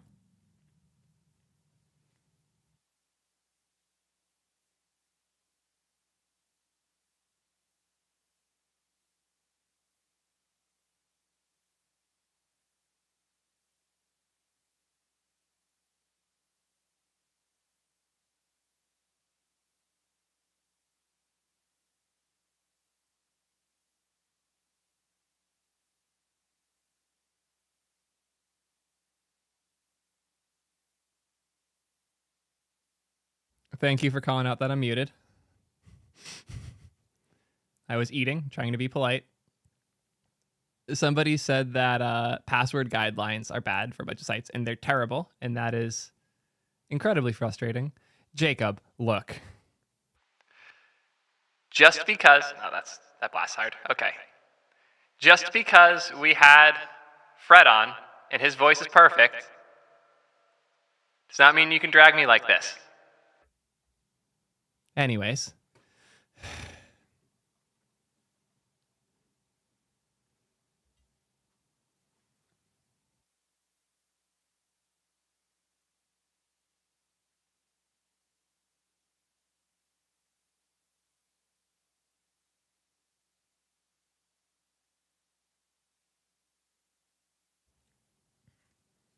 I think like magic code versus magic links are the types of things I would sneak into the 15 to 45 minute version of this.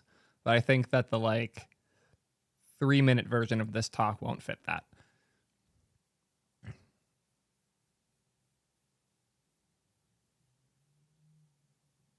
If the website web app is generating passwords for you, that sounds way worse because now you're only as good as their memory. That's like literally the first point in here. The worst part of passwords is people have to remember them. Yo, Squeakers, thank you for the sub. Really appreciate that. How are we doing on memberships? I don't get notifications for those in here. Oh, it's just Harsh and Alex, unless it's not showing me when more people join as members. Oh, you got a fancy green name too on YouTube. That's really cool. I'm thinking like in the future, I'm going to have YouTube chat on the stream like I do Twitch chat, but only for members because I have no other way of securing it. And I really don't want fucked up shit appearing on my stream. So probably have to remember. Yeah, you have to remember 1Password. There are services like 1Password, but yeah. God, don't say I'm muted when I'm not. You're going to fuck with my head so bad. Now I'm just constantly paranoid because I'm not wearing headphones, so I'm not monitoring myself right now. It's like, I actually get to see all my hair for once until I get it cut off again.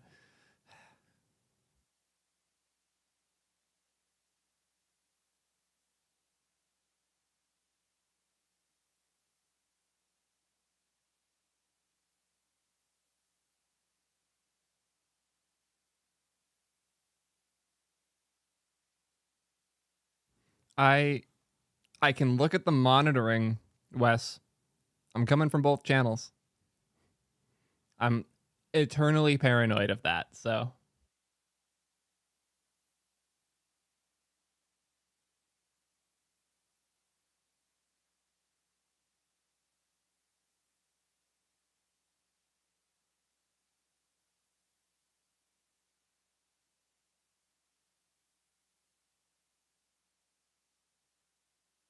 Somebody asked if my interface has monitoring.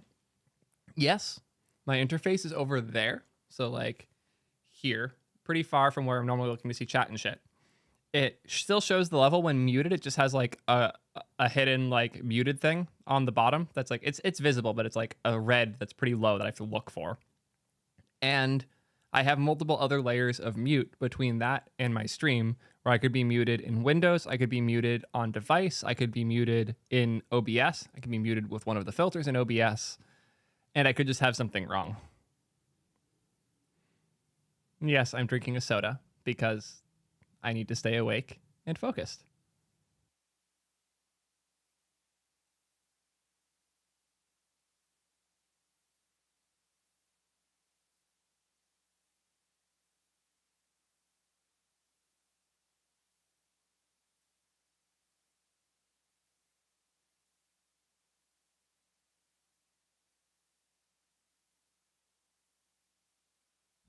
What do I use to manage all the mutes? I used to just use my Stream Deck, but now there's too many, so I can't, which is annoying. I do miss when I could just use that one button, but now I have a lot of things. What's with the thumbnail face expressions? I gotta make them look clickable. What the fuck? Doing what I have to. It's my job. Most of my job is thumbnails for YouTube. Like, that's seriously the hard part, and it's why I'm doing well. Can I ask an off-topic question about my blog? Sure, go ahead. I haven't changed to start doing this rant yet, so go nuts. I'm thinking for this one, I'm going to go for the 3 minute. I'm going to aim for like a little under 2, ideally with things I can trim so I can force it under 1 for YouTube short.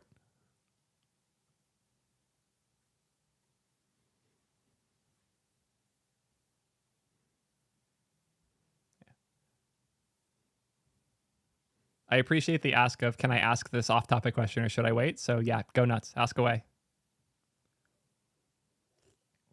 Just because you were polite and I want to set a good example for the community.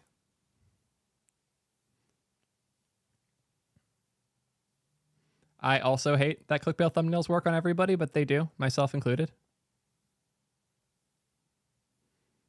Maybe someday I'll do an architecture video. Do I hit the gym? I do not. I skateboard. I don't do that enough anymore either. OnlyFans. I'm waiting for, like, I wish April Fool's Day was more than once a year so I could do something good for that. But yeah, I'm coming up with what I'll do for OnlyFans. I think we can have some fun with that. Yo, Mug Test, you here? Waiting for your question, then we're going to do a rant. There we are. AirPod, yeah. Oh, no, do not tell me the 9500 is out of stock. That is really scary. No, they're not. Okay. You just scared the... Be careful with those trigger words, okay? Philips is going to discontinue these headphones any day now, and I'm going to be the most depressed human. You had me so scared for a second there. Let me get my referral link quick. Oh, your country. Yes, purchased 8 times. I have friends and they deserve good headphones. And I've had coworkers and they deserve good headphones too. This is one of my favorite gifts to like buy my team and shit. Yeah, I love these. Yes, they're open. They're absurdly open. They're so open that I stopped using them on stream because the mic kind of picks them up. And I like playing them loud. And I like listening to myself back loud when I'm streaming. So I stopped using them when I'm live. But they are my go-to comfy headphones for pretty much everything else. They're so goddamn comfortable that they've ruined most headphones for me. And they sound good enough that I rarely want to reach for other things. I like these better than anything Beyerdynamics ever put out. Beyerdynamic headphones sound okay for monitoring. They have decent soundstage for gaming, and they hurt my head after a medium amount of time. But it's really hard to beat the 9500s for a general open back, comfortable headphone to wear.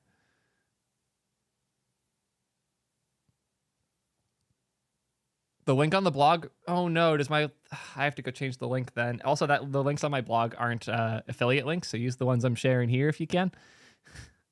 Yeah, I'll go update all those to affiliate links in the future. The 990s always hurt my ears. Those things suck in that way. Bunch of my favorite headphones hurt to wear.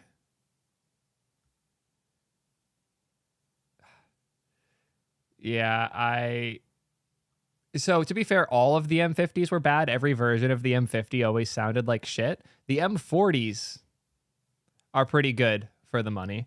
What do I get for my affiliate links? I don't know if I'm allowed to share this. I don't care. I've been kicked from the affiliate program. I'll get kicked from the affiliate program again. I get total earnings negative $2. Did somebody return one of the things they bought? Are you kidding? I got $114 of commission in Amazon credit. So this is like credit that I get in like an AWS or in an Amazon gift card. But this is great. So yeah, y'all see how much money I'm making off there. So please use my affiliate links and please don't return the things. Linus lost his? Fuck, that's a huge income loss for him.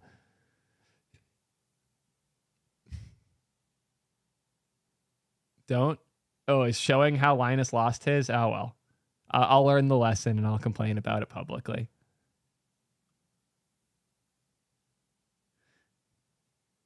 I can make some really good content about that, actually, if it happens. Dumb password rule. Let's see this.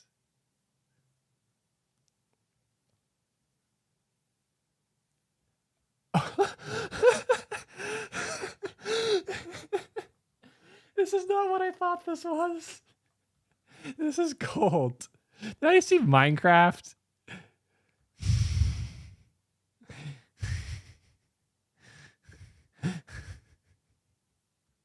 This is fantastic. This is a great resource. This is up there with SSO tax. Thank you for sharing this. PayPal's is awful. I know that much. Thank you for the question. Can you DM me like what country you're in and what headphones are available, and I can make recommendations based on that? Like I out of like a set of 20 headphones, I can usually pick like the best 3. I just need to know what those options are. So hit me up later. You have full permission. Love headphone questions. I'm probably going to start doing audio rants on a different channel in the near future because these are just things I care a lot about. Generally speaking, the 3 people I go to for opinions for headphone stuff: DMS, Bias, we're homies. I loved his content well before we were homies. Zeos, Z Reviews. He's a spicy take, but I'd say Zeos is similar to the way I do my content, where it's like very no bullshit. Like I'm here to talk it how it is. And the headphone show, it is like another DMS thing. These guys are great. My personal favorite of lately, he's a huge inspiration in so many ways. Critical. He has a different channel now, Critical Plus, because Google locked him out of his main. Critical's editor is killing it. Critical's delivery is phenomenal. His like tech and reviews and scores and everything are as scientific as they can be. He has the deepest database of headphone measurements on the internet by a lot. In-ear fidelity is his. If you're looking for the measured best headphones, he won. Like the best measurements and the technically like what headphones are the best. He's a great person for that. Funny enough, I have the Moondrop Chew box holding up my fucking Rode right now, my interface. And I want to get them out, but I don't want to move things, so I'm being lazy about it. I also have, if people are asking about the 9600, do I have them on my wall still? Oh, I took them off my wall. That's how much I don't like the 9600. They're off my wall. I really did not like them. The pads are like scratchy. Like the pads on the 9500 are like this weird like 80s bus foam, but it's super comfy.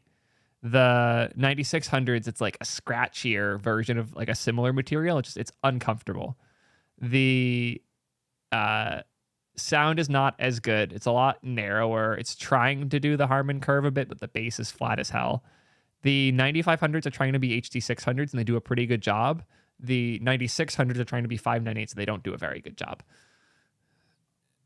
Those are just random numbers to a lot of you, and I'm sorry. I see the viewer numbers going down, so I got to talk about passwords. Cool. We're doing the password rant. Let me pull this up so I have it for reference. This one's going to be straight to cam because it can be. Am I in focus? That looks mostly in focus. Should I move my hair so people don't complain?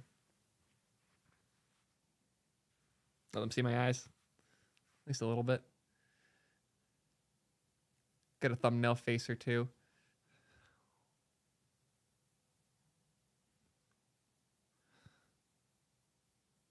That should be a good one. Cool. Hitting the clip, whatever the fuck button. Now, we need to talk about passwords. I keep getting questions. How do we add password auth to our app? And it's fine if you need to do it for specific reasons, but I find that we reach to passwords as a default when they're actually more of a curse. Everybody from like Microsoft to the medical world are realizing that passwords are an incredibly insecure and inconvenient way to do things, and there are many better options now. So I want to go over, first off, why passwords are bad, more importantly, what we can do better, and a general why they're unsafe. So, super quick. Passwords fail in 3 significant ways. They are... God, I have a lot of cutting to do. Passwords suck because of people more than anything. People forget their passwords. People steal passwords. People lose passwords. People pick bad passwords. Passwords, they reuse passwords. And then another service gets compromised and you're screwed on your side too. Like, people make passwords bad. Because of that, you should not be using them if you can avoid them. When you have a password picking solution, your security is as good as your users. And if you can avoid that, at least a decent bit, you should. And in a world where things like OAuth, where you can add a sign in with Google, Facebook, Twitter, Twitch, or any other button in a few lines of code now, there is no reason to build your own less secure, more complex authentication system, especially if your users already have accounts on other things. There are 2 better paths to go than passwords. One is the way more secure solution of using things like 2-factor authentication with YubiKeys. The other one is more ergonomic, things like signing in via OAuth with other platforms or magic links being sent to an email address to be used for auth. Both of these solutions are more secure and more chopping. Great. Both of these solutions are way more secure than passwords, and stop making your security fall back. Oh, God, this is going to be really annoying to cut. Thankfully, the TikToks are my problem. Sadly, your users will pick bad passwords, and they might pick one for the other accounts and other systems. But do you know what Google has that you probably can't afford? Really good support for when an account gets hacked. Now, if a user does pick bad passwords and they do get compromised, that is a problem that exists outside of your space, and you can let them go do that. An absolute worst case, you can reassign their user account to a different authentication provider on your side when they move to something else. All of that is way easier than them freaking out because they lost or forgot a password. If you have their original email address that they signed in with from another platform through OAuth, you have a much better validation method than you would via a randomly picked password. On top of that, everyone seems to integrate passwords poorly. They're not hashing things properly. They're storing them poorly. Then the service gets hacked and all the passwords come out. It is a huge risk for your users to store passwords or have them in your pipe in the first place. There are very, very few applications that are not better served with OAuth, magic links, or 2-factor mandatory authentication. Passwords are inherently less secure than all of those solutions. Please, if you do not need passwords, stop using them. End rant. I think there's enough content in there to structure something up. Oh, the like little quip at the end. Your application's only as secure as your weakest link. try to not make that link your users, and certainly don't let it be their memory. That's not going to work well. Cool. That'll be useful. Nice. Let me go hit the button for that in Notion so I don't lose track of it. Passwords are bad. Streamed short TikTok. Correct category.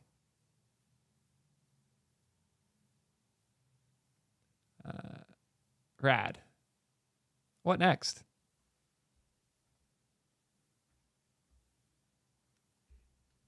That was a good rant. Do I follow it up with another ad break? I think I do. Make sure you're subscribed if you're not so you can stop getting these ad breaks. Oh, we just got another member on YouTube. Shout out Nathan Swan. Thank you so much for joining. Good to have you in the T3 Club. Cool. Use effect was next. We should do another poll, to be fair.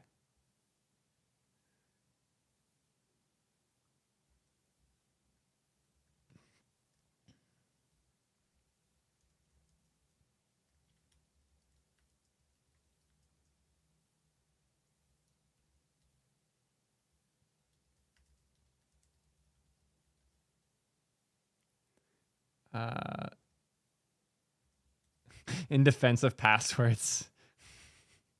I'm relieved nobody re-rolled that take. I would have been upset. There's not an invite to now. Please no. Congrats on not being in the no ad crew now, Hamster. Good to have you here. Next.js, error logging. Is there any way to get a recording of these streams? Boy, do I have good news for you, Dante. If you go to my YouTube channel, you might have noticed there's a tab called videos. In this tab called videos, every single one of my streams is interwoven with my actual content. I've been leaving them up. I try to make them private. All of them are in a playlist here called Stream VODs. Literally every stream I have ever done is in here. All there if you want to watch them one at a time. That said, if you're watching on YouTube, which you are right now, the link you're currently watching on will stay good. You can pause right now, go do something else, come back when I'm no longer live, and resume from where you are. It's really annoying and hurts my algorithm placement to do that, but I do it for y'all's convenience, so please watch my VODs. It helps my channel a lot. And if you can, and you're a YouTube premium, YouTube Red, whatever it's called now, user, if you could hit the little download button on the VODs and then play just a tiny bit of them, it is hugely appreciated for me. Because when you download a whole VOD, that counts as a whole view. And when you get me a whole view on a 4-hour plus VOD, that makes my life a lot better. So please, if you can, you're a YouTube Premium user, go download some VODs for me. Really appreciate that. So the problem with making another channel for my VODs is I have to upload them after, which means I have to download them before, and I have to manage all of that. It's not a just make a second channel. It's eat a ton of overhead to make a second channel, know that that's going to drag in the algo for a while, if ever, and pay someone to manage all of that for me? No. Typical engineer salary, 80 to 100K, depends on like the person and where they live. A lot of it's based on like you're living, like the place you're living in. We're trying to be realistic. It's not like we're a very early stage startup. We can't be paying people a lot of money. I'll be full transparent for myself. I'm making 60K a year. I'm not paying myself a lot at Twitch. It's barely enough to cover rent in the city.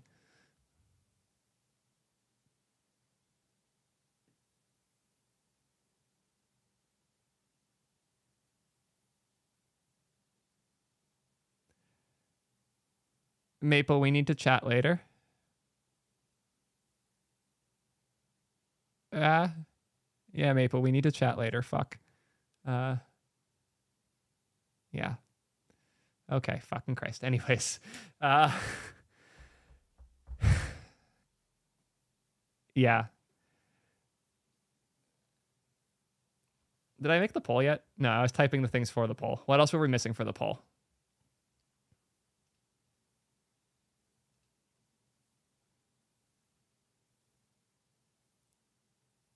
Was I missing anything for the poll? In defense of class components? Please no.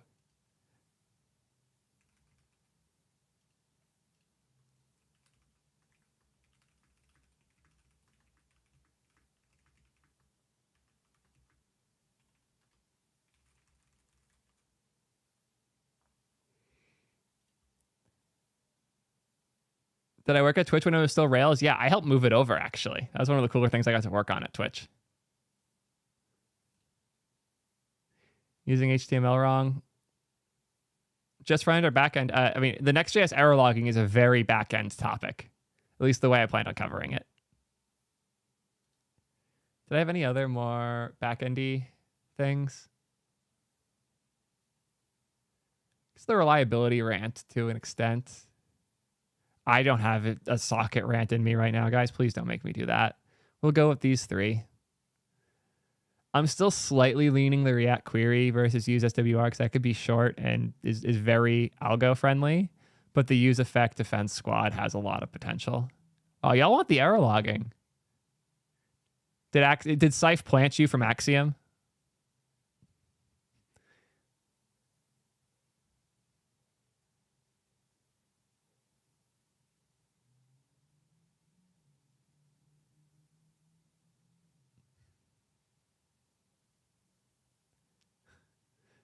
Apollo isn't relevant in this comparison. Apollo convinced us to start using queries like in a granular way, but Apollo is just for GraphQL, and please keep GraphQL out of your shit.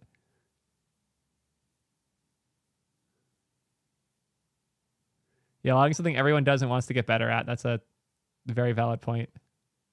In defense of Nest, oh God. Getting some interesting topic ideas.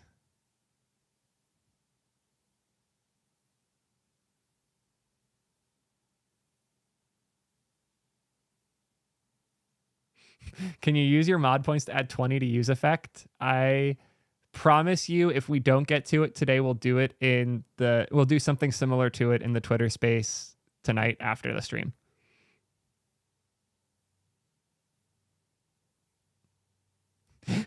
Oh, I just saw.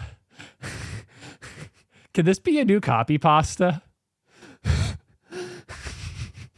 This is a banger. So a PIP is a performance improvement plan. It means it's the nice way of getting almost fired.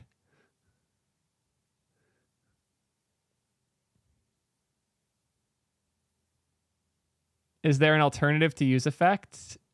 It's more of a... People think you shouldn't use React because use effect is bad. Oh shit, React query versus SWR one. I was not sure it would.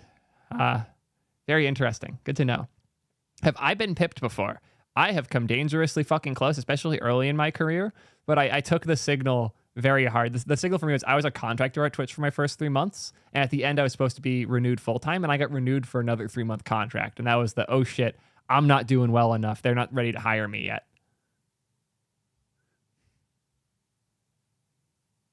If you've survived a pip, you're ready to get your next job. I think that we talked before a bit about this, Wes. Time for you to break free. Especially if you're knowing what I know of you, Wes. This is the Wes I'm thinking of. If so, yes.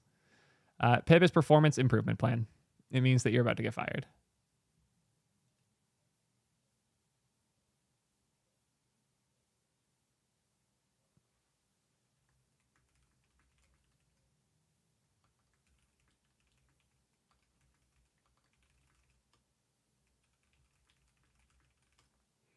Cool.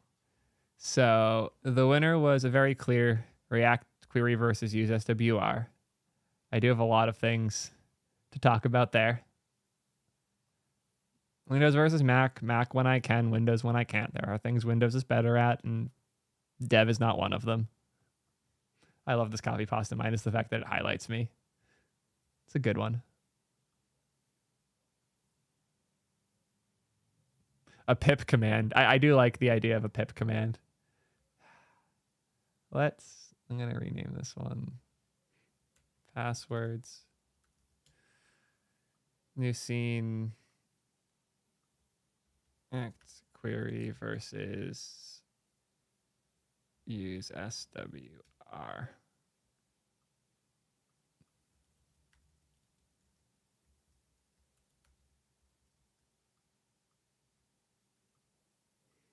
It's ready ahead of time. I want to make sure that I'm calling it the right thing.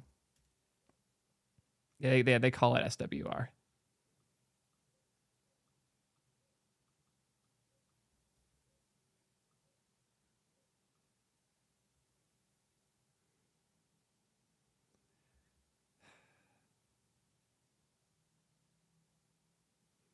think it's time for this one.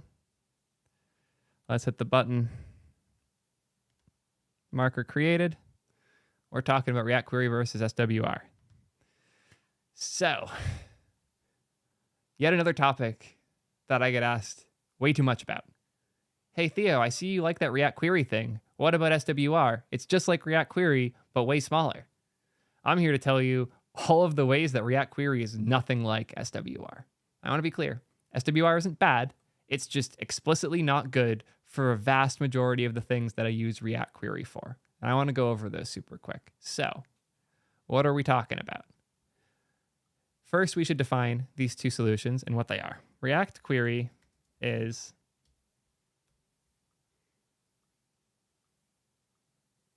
let's go to their website and see. I guess it's tan stack query. I'm going to call it React Query because that's how it will perform in the algo. I have to be realistic about that.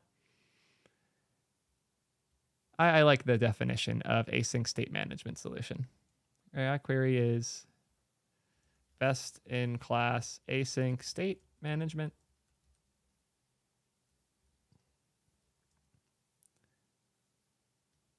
Server client state sync focus, powerful cache layer, mutation or queries, and mutations. So what do these things mean? The best-in-class async state management means that React Query is a good way to do things that are asynchronous, as in I have to fetch some data, wait for it, and then do something with it, or I want to activate a video device on my computer, wait for it to activate, and then get back the list of active devices. Both of those are asynchronous functions I would be calling in my JavaScript that I want to get the result of and use it. And that's going to have a loading state and an error state and a bunch of other things that you do and you deal with when you write code, especially asynchronous code that goes over I/O boundaries. The focus of React Query is synchronization of state between the server and the client. So when you fetch data from a server, when you post data to the server to post a comment on a blog post and things like that, those are state changes that a client is making to the server or existing states that the client is consuming from the server. The goal of React Query is to make those things way easier, but also other things that are asynchronous as well, like the device management stuff I was talking about earlier. There is also a very powerful cache layer for all of the queries that you do. So if I'm fetching from user, I want user with ID 7, and I want that user with ID 7 in 4 different places. I don't have to build a context or a state manager to share that to all these different places. As long as they're all using their own unique keys, what we get as a result is a cache layer that is shared between all of those instances, and only one of them needs to actually run the function and fetch, and then all of them share a loading state, all of them share an error state, and all of them share the data when that data comes through. The most important piece, and we're going to fixate a lot on this one today though, is the mutations. A mutation is not a thing that runs automatically. It's not a thing that runs when the component mounts. It's a thing that runs when a user does something, like creating a comment. When that happens, React Query has loading states and error states for it, the ability to define different conditions, callbacks for on, succeed, on, fail, etc., as well as the ability to invalidate a query when a mutation occurs. For example, when a mutation occurs that adds a new comment, you might want to mutate the query that has all of the comments so you can manually add in your comment like via JavaScript on client. That's called an optimistic update. Or you want to revalidate and refetch from the server so you have a new version of that response that includes your comment. That's a invalidate, when you invalidate the existing query to tell the JavaScript to go rerun it. The mutation layer here is not just important for the cache invalidations, it's also important because it gives you the ability to have loading and error states yourself. If I go find an example, I'm sure I can find one relatively quickly.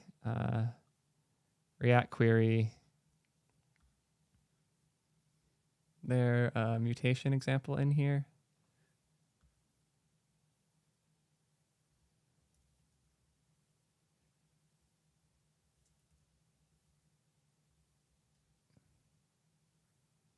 Oh, it's not like an example.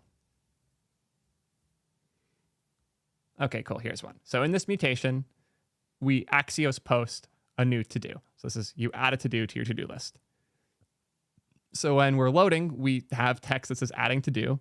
When we're not, if we have an error, we display the error. If it succeeds, we display this. And on click of this button, mutation.mutate, this is the function that you defined here. So whatever you put here is now a function you can call here, mutation.mutate. You can name it whatever. You can dump it if you please. And now I have the ID and title being posted past this as the arguments. And I have all of these additional states built in. And if I wanted to do an invalidation or do other changes here, I could comma, pass it an object that handles all of these other cases. Do they have examples in here even? Oh, here's an event prevent defaults. Interesting. This is showing you different syntaxes. Here are the side effects. You can on-mutate, on-error, on-success, on-settled. You have the ability to do different things depending on the different cases that your mutation might be in, which lets you handle optimistic updates, make your UI feel and behave snappy as hell, with the reliability of if an error occurs, you get that and do as you please with it, as well as have it on the other side to render with. You get a ton from React Query, especially considering how reasonably sized it is. It is a phenomenal library that solves a lot of types of problems that you're going to find yourself building solutions for without it. So I guess I can just copy both of these. SWR is a nice hook around fetch.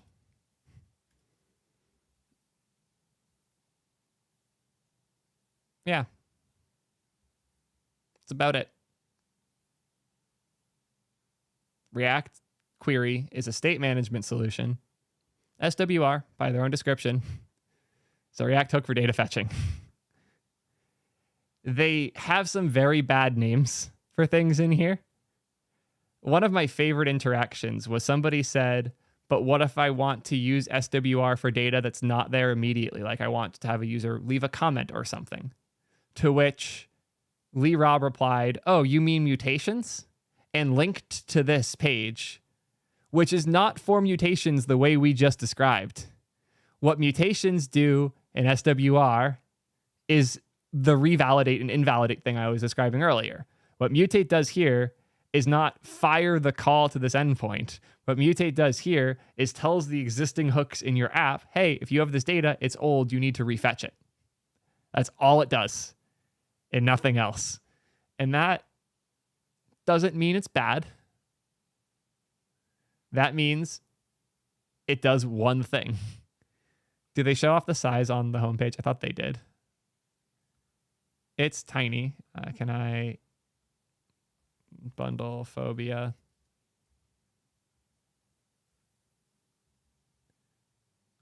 Do they? Okay, it says SWR. 4.2 kilobytes versus at TanStack.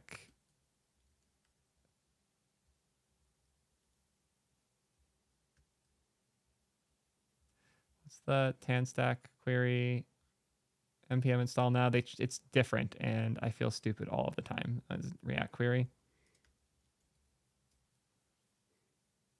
11.4K. So a little under 3x the size. Is that not ideal? Sure. If you can get away with SWR, probably should do it. But SWR is not meant to be a state management solution for all of your data. This is minified plus gzipped. So it's 12K minjied versus 4.2K minjied. So this is the size of what you're downloading. Also looks like it's about to get bigger with version 2. Yeah, because in version 2, they're adding their equivalent of mutations. They have to rename everything as a result. And now it's about half the size of React Query. Because crazy enough, the things React Query does are very valuable. Most of these solutions need them. And there is some amount of space that it needs to take up in your package. And that is fine. It just sucks to have people keep saying, why are you using React Query? You can just use SWR for everything. When you can use SWR for fetching and pretty much nothing else. So if you are literally just fetching data on mount of your components and you want to roll your own suspense boundaries to manage those states, Let's look at an example.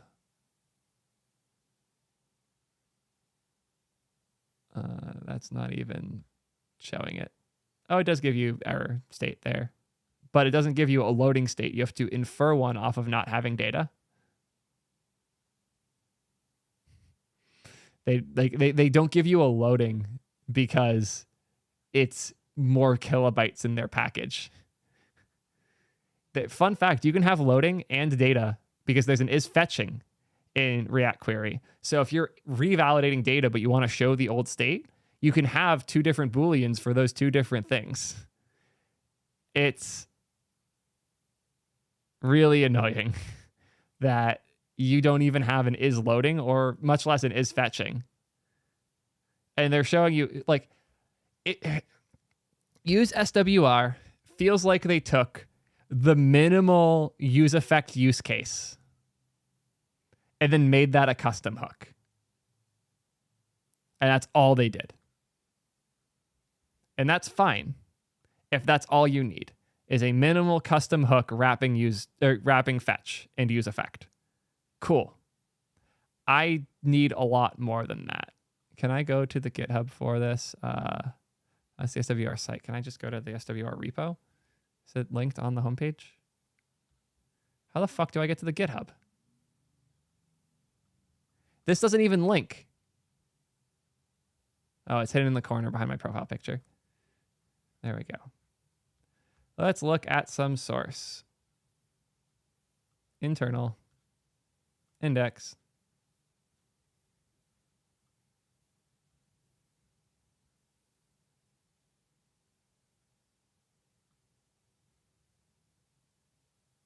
Looks like they have some much more complex state management being added because of the 2.0 change. Is there, 1.3.0. Let's take a look. Oh, look at that. This doesn't exist in 1.3.0. What a surprise. Let's take a look at the currently deployed version. Source. Sorry, with in this guy.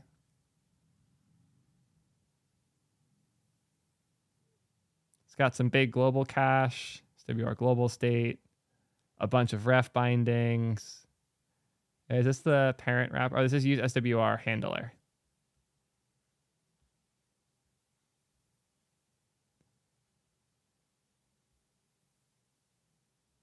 There's some weird cleanup state shit. It's well commented. That's nice. Then all of the isomorphic layout effects. Checks if keys have changed for the new data to force the revalidates. Polling just hacked in as its own effect. And all of this runs inside of React and inside of your React loop too. I would bet, and I'm too lazy to benchmark this. If somebody else wants to, go nuts. I would love to see a benchmark of SWR versus React Query in terms of performance when you're invalidating a lot of things and you're fetching data in a lot of places. I would be surprised if they're even like comparable. Yeah. So between React Query and SWR, if you can actually fit your problem into a nice hook around fetch and you don't have any other async stuff in your code base that you want to hook into React, SWR is fine. But the moment you want to post data, you want to update data, you want a more powerful cache layer for your data, or you want to do some async stuff that isn't a single fetch pull or a single fetch get call, React Query will serve you significantly better. So please stop asking me this question. I'm very excited to have this up on my YouTube so I can link to it in the future. React Query helps me build apps. SWR helps me fetch data sometimes.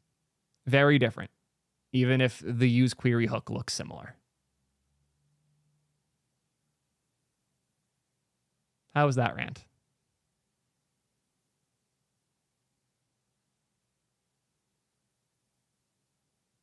I think that was a good one. I can turn my chat overlay and shit back on. 8 out of 10. I appreciate the honesty. Hit that marker again for the end.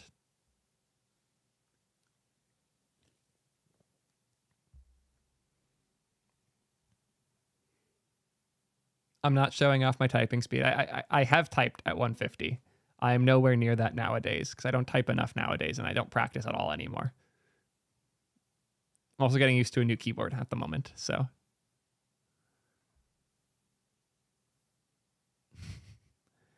I don't do the use effect next. I've been streaming for almost 4 hours. Who knows if I'm even going to be live like for much longer.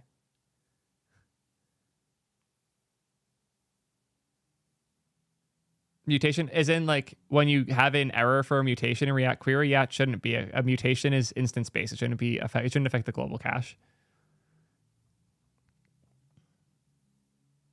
So right now I'm trying the Mojo 68. I'm pissed because for some reason I thought it was a 60% and it's like one of the weird 68% with a few keys on the side and the arrow buttons, and I hate both of those things. I don't want them. So I might end up returning it or selling it, but it's very pretty and I like the key switches a lot. So we'll see. How to increase typing speed. Type more. Type a lot more. Type all of the time. Sit up straight, put your arms the right way, and type a lot. Rate all the remix memes. Oh, we could go over the remix memes. There were some really good remix memes. No, those are sub-only. The remix memes are in the sub-only channels. As tempting as it is to show those off, those are a benefit for the subscribers. So if you're not already subscribed or a member on YouTube, now's a better time than ever to fix that, because if you do, you'll be able to see all the rare memes in the Rare Memes channel. Shout out to Adriano for the T3 Club join on YouTube. Appreciate you immensely. Also, I missed a handful of subs. Josh Borseth, appreciate that a bunch, as well as Ryshaw. And I think I thanked you already, Squeakers, regardless. Thank you. Yeah, if you're a tier 3 sub on Twitch, you're allowed to @ me in the Discord.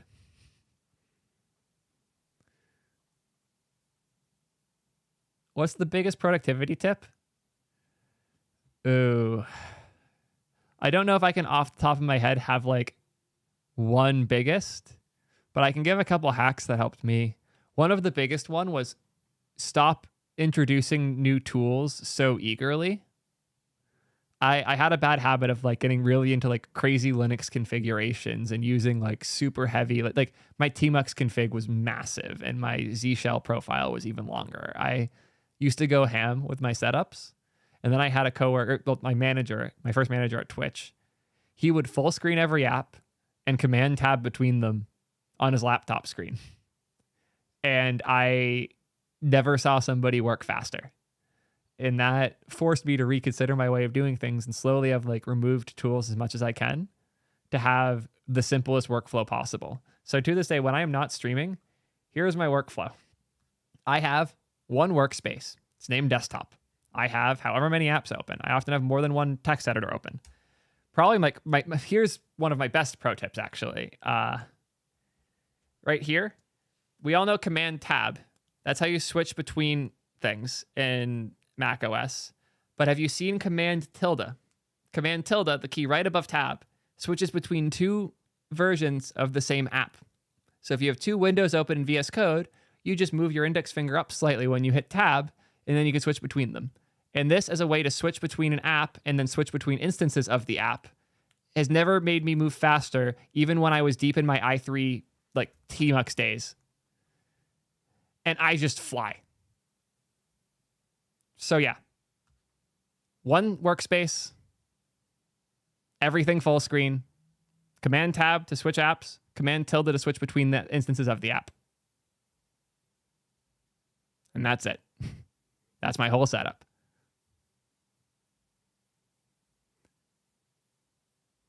To anybody who I just saved significant amounts of time on your life, which I absolutely did, I better get a gift sub or two from you, considering how valuable your time is and how much I just got you back. Oh, I don't use my mouse for anything but video games. I'm a trackpad guy all the way now. I love my Mac trackpad. Love this thing so much. I understand the hate, but Mac OS is better used. They're like navigated via trackpad.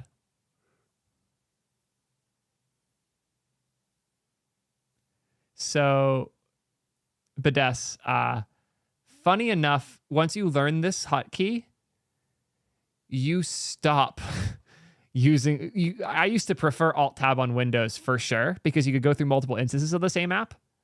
I prefer the Mac behavior because I want to choose between them. Am I switching apps or am I switching context within the app? I don't like the Windows behavior, and I'm looking for something to replicate the Mac behavior, which is wild because historically I've done the opposite. Like I have all these crazy programs to like move windows around and shit like that. But man,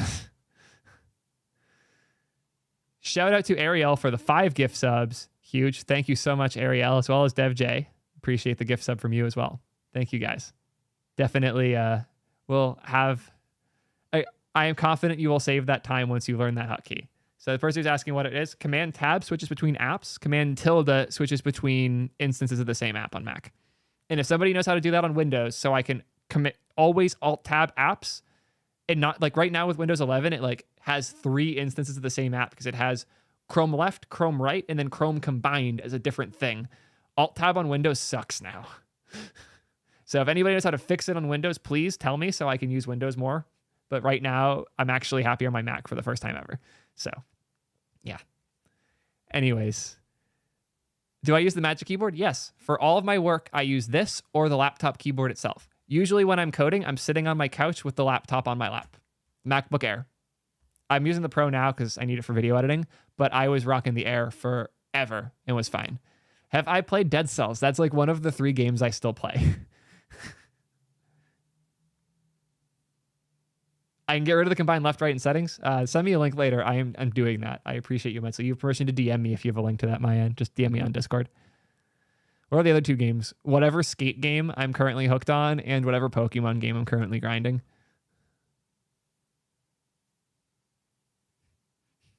Not only is it the dedicated Magic Keyboard, it's the one with the fingerprint scanner. It's the best. I don't have to touch my computer or anything.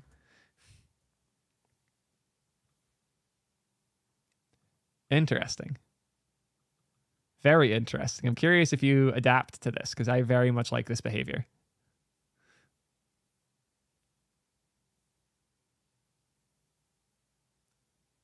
Don't judge me, Matt.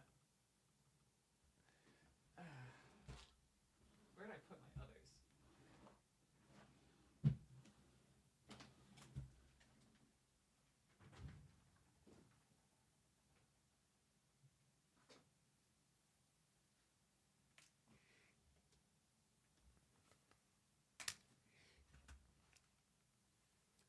Do not judge me. I know what I like. You can't be mad at me for it.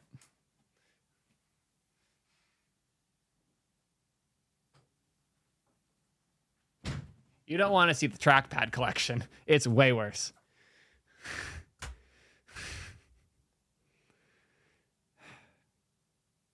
To be fair, all of those were borrowed from previous employers. This one was purchased because I wanted the fingerprint. But yeah, I have a lot of them.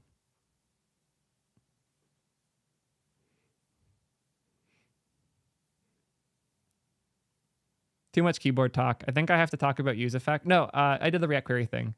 I owe the next logs thing. It is getting late, though. Shall we talk about logs for a little bit? Let's talk about logs, and I'll use the use effect thing to promote Jacob's Twitter space. I promise to talk about use effect in Jacob's Twitter space. We'll use that as the planning session to figure out how I tackle use effect more formally. Sound good? We'll talk about Next.js errors now. Then we talk about use effect there for the preempt, and then I'll do a proper in defense of use effect stream next week. Sounds good to me.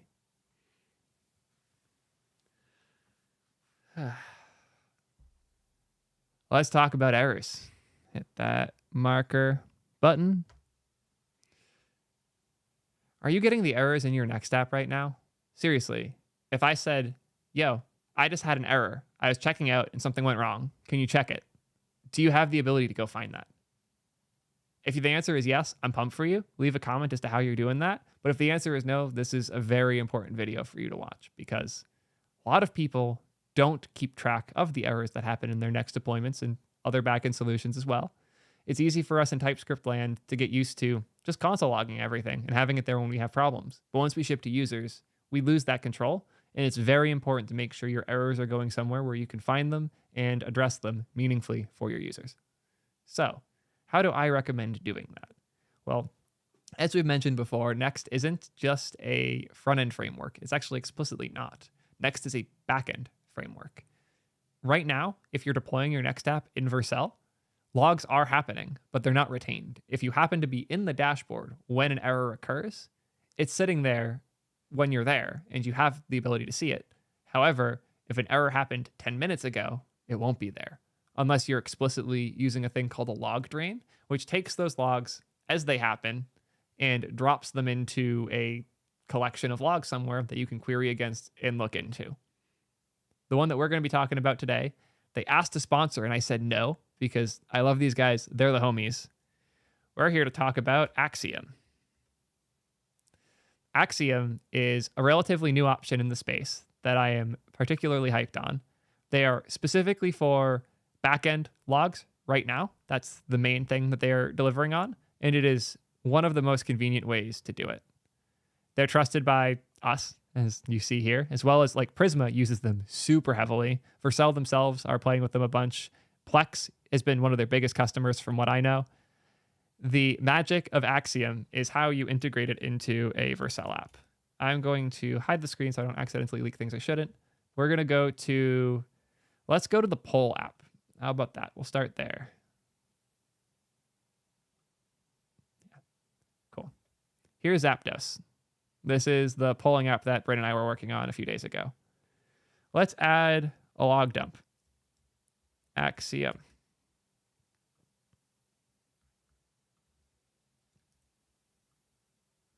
Add integration.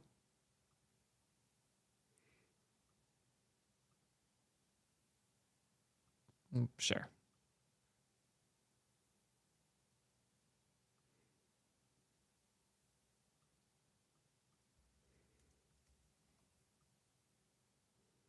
Making a whole new account on Axiom, by the way, because I want to use my work account for this.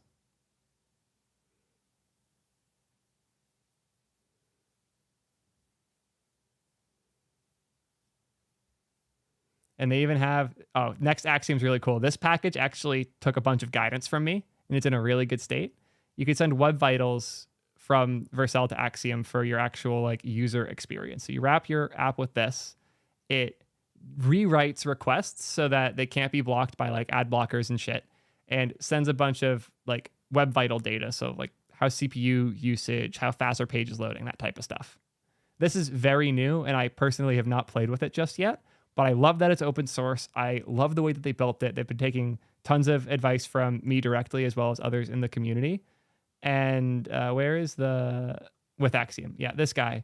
The clever thing it does here, it proxy paths web vitals and logs so that you can reroute all of the traffic through your own endpoint. So to go back into Axiom directly, Oh, that was a new tab. Cool. I think I actually need to go sign in on Axiom with my GitHub. Log in. Cool. And we have here Vercel. Nothing's happened just yet, but if I go to z.t3.gg and I wait for this to load, I'll just go. I guess I can archive a question or two here. Now, might take a bit for that data to hit. Or do I have to turn it on? I might have to turn it on. Zapdos, settings, integrations, configure. Oh no, seems like it's already configured. Which means, theoretically, I should be getting data. Yep. Data's coming through now. If I run the query, oh, this is just for that query builder. But I should, yep, here are all of our events. And now anything we're console logging, anything else we're doing on the server, we now get all the data for it. That's all it took. Made an account, clicked link, and now all of the requests that we get come in here. I can filter by error. I can filter by pretty much anything I can think of. So we can look at all of the requests that contain Theo. So as if you went to my Q&A URL, which nobody has just yet. But if I go to z.t3.gg/Theo, I think I have to do it /ask/Theo. Yeah, cool. So now I'm on the page and doing things. Let's submit a question quick. Theoretically, yeah, request.path contains Theo. Here's some requests that contain Theo. Super cool. It is one of the easiest ways to log absurd amounts of data, query through it, and figure out what went wrong if a user had an error. The pricing is insane, if I recall. We have a sweetheart deal, so I don't know what it actually is. Free, 0.5 terabyte a month with 30 days of retention.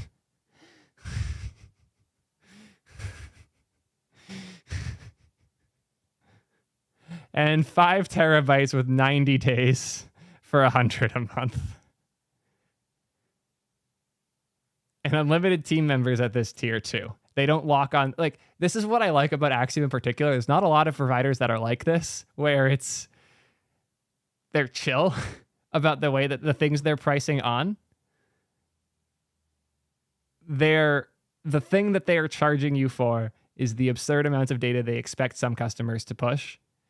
And there are people who are doing more than 5 terabytes of logs a month on their service right now. They're able to power some crazy shit. Their infra is nuts. The people working on it are like writing like one of the funniest conversations I had with Saif from Axiom is him and another engineer there were actively trying to like pick up on C++ again, not so they could write it for performance, but because they were going through a bunch of like research papers and theses from like math students that like wrote these like 40+ page theories on how to theoretically have like the most performant data structures and search methodologies. And they were learning C++ because all of those students that wrote those papers wrote them in this awful C++ like sub dialect and used no packages. None of them believe in packages. So they became C++ experts just to translate the source code from those chaotic research papers into something usable for their own services. It is really cool what they've pushed themselves through to make this possible. Maple asked, what happens if you hit the limit? I have no idea. I'm assuming you get a bunch of warnings ahead of time and they probably lock it because it's how much data you can push up. Like if you actually break 0.5 terabytes of data pushed up, you're probably already talking to the founders. They're super cool. They jump in shit all the time. I have DMs from Saif right now, which I should probably let him know.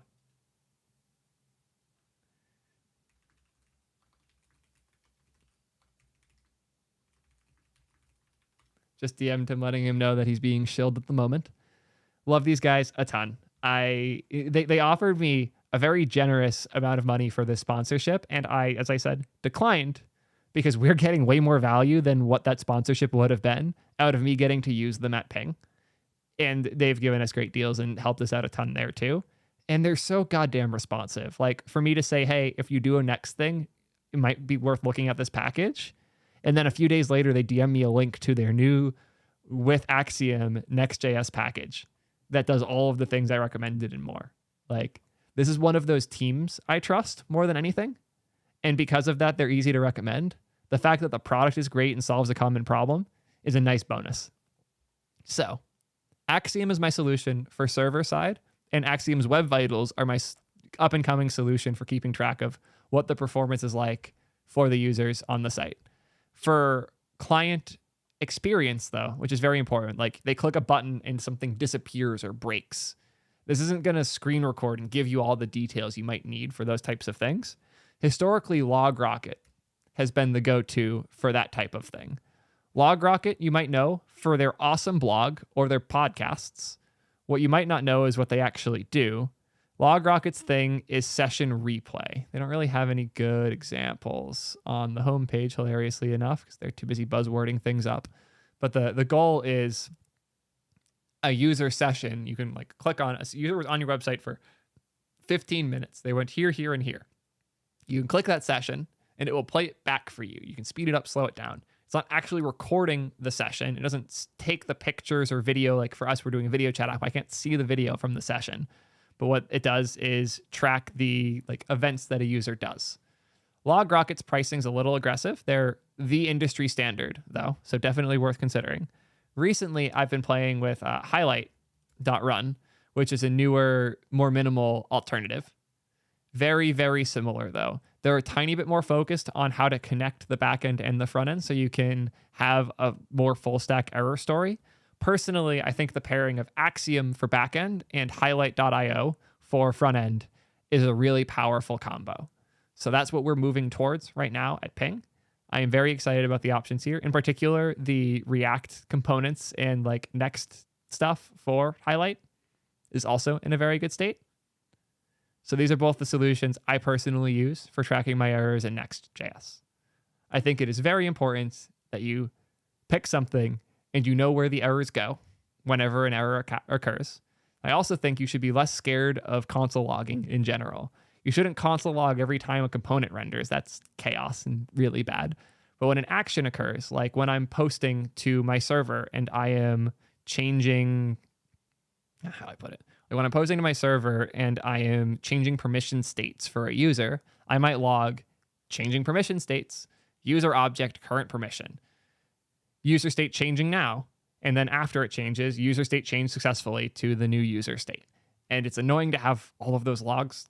Maybe. I don't think it's that big a deal. But the benefit is you now have way more info when you go to figure out what the hell went wrong. Hope that this helps you figure out what your logging story looks like for your Next.js apps. It's important to know where those errors go and to make sure you can get them when you need them. A lot of errors are going to be hard to reproduce, and having a system like Axiom, like LogRocket, like Sentry, like Highlight, these types of solutions will make it way easier for you to know what went wrong and fix those problems when you have them. Hope this one was helpful. Thank you so much. Peace. Yeah, that's going to be a weird outro. I'll figure that out later. I might just sit here and record a bunch of random outros after stream. How was that one, guys?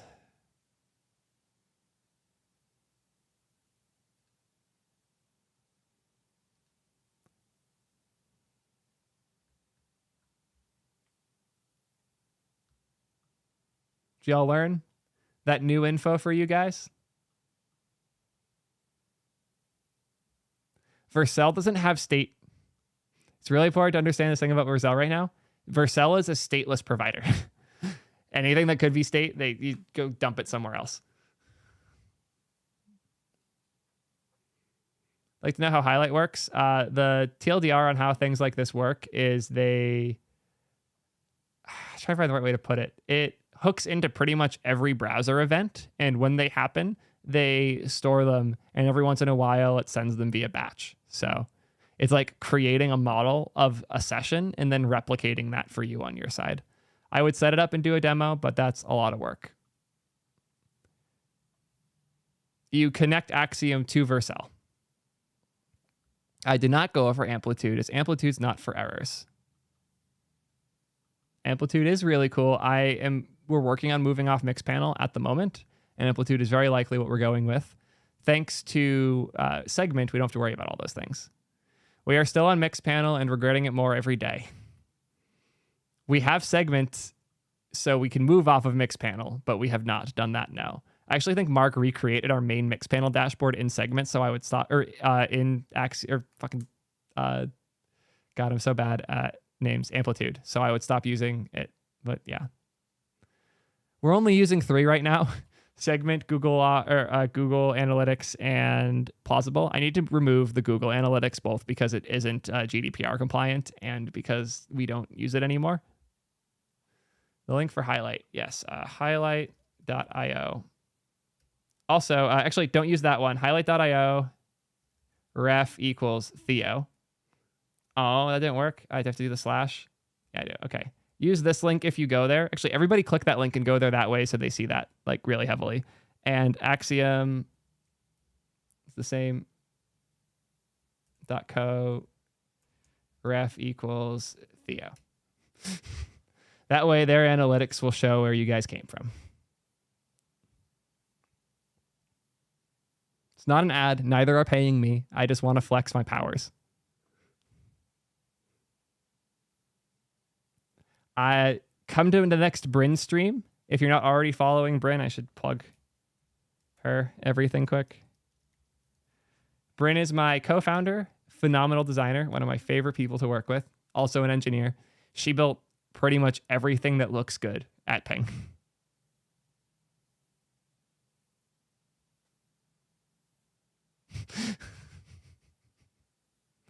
Amplitude and mix panel for analytics. Did we talk about Astro 1? Oh boy, you got quite the VOD to watch. Do I have to do a metrics stream? Because I have a lot to say about metrics.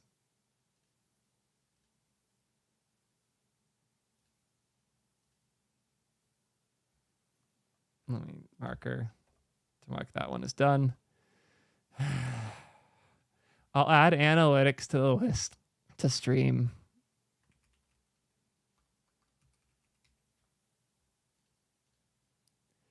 Analytics is now on the 2-stream list. Y'all win. Development metrics and sprint planning. I'm too bad at all of those things, though. Still rethinking how we do all of that stuff. I have so much shit to say about metrics and analytics. I could do a 1-hour rant about just ad block and analytics. I could probably do a 2-hour rant on that. I think about it. Yeah. You're probably losing almost all of your important analytics to ad block right now if you don't know what I'm talking about. Seriously, like if you're using any analytics tool that isn't like self-hosting and forwarding all of the events through your own servers, the vast majority of your important events, especially because ad blocking users are your most technical, hardest core users, and you're just not getting that data right now. So I do have a lot to talk about there. It's almost too valuable, but y'all deserve it.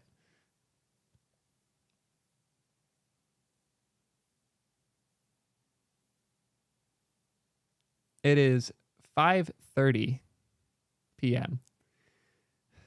I have been going for quite a while, 4 hours and 15 minutes. I think I'm going to start looking for someone to raid. That said, I want to make sure that y'all are there for the Twitter space in 30 minutes. So, Jacob MG Evans. Jacob is the host, so I'm going to be plugging him quick. Make sure you're following Jacob, because every Wednesday through Friday, oh, look at that. You can't even see my badge. Wonderful job, Twitch. Every Wednesday through Friday, he does a Twitter space at 6 p.m. Pacific time, which is in 30 minutes, where I just jump in almost, I'd say about 2/3 of them I show up for, and we have a lot to rant about. So make sure you're following Jacob. Turn on notifications for when he's in a space as well, because that's usually get an indication I will be there. Turn on the same notification for me if you haven't yet. I'm still going to pick somebody to raid because I'm sure I got some homies live that are worth throwing y'all at. Oh, Kisa's live? Not doing anything too inappropriate, right? How long has she been live for? Only 2 hours. Okay. We're going to give Kisa a raid. Kisaka is a good friend, one of the earliest Ping users. I think she was like first 3. So she's a day one in so many senses. A VTuber who does not sound or act much like other VTubers. Should be a pretty fun person to hang out with. Give her a bunch of love and respect. Let her know Theo sent you. Should be a fun one. See y'all there, and see y'all at the Twitter space in a little bit. Peace, y'all.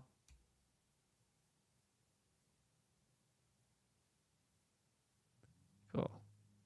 Got a bunch of people ready for that raid. Appreciate y'all. As for the YouTubers, feel free to hang out on either. Let me just quickly send the Twitch link to the chat there. Kisaka Toriyama. If y'all want to join us on Twitch, that's where we'll be. Hitting the raid now. Thank you guys all. See you in spaces later. Might do a stream this weekend. Unlikely. If not, see you next Wednesday. Same time as always. I think we'll be talking more Solid.js. Peace, y'all.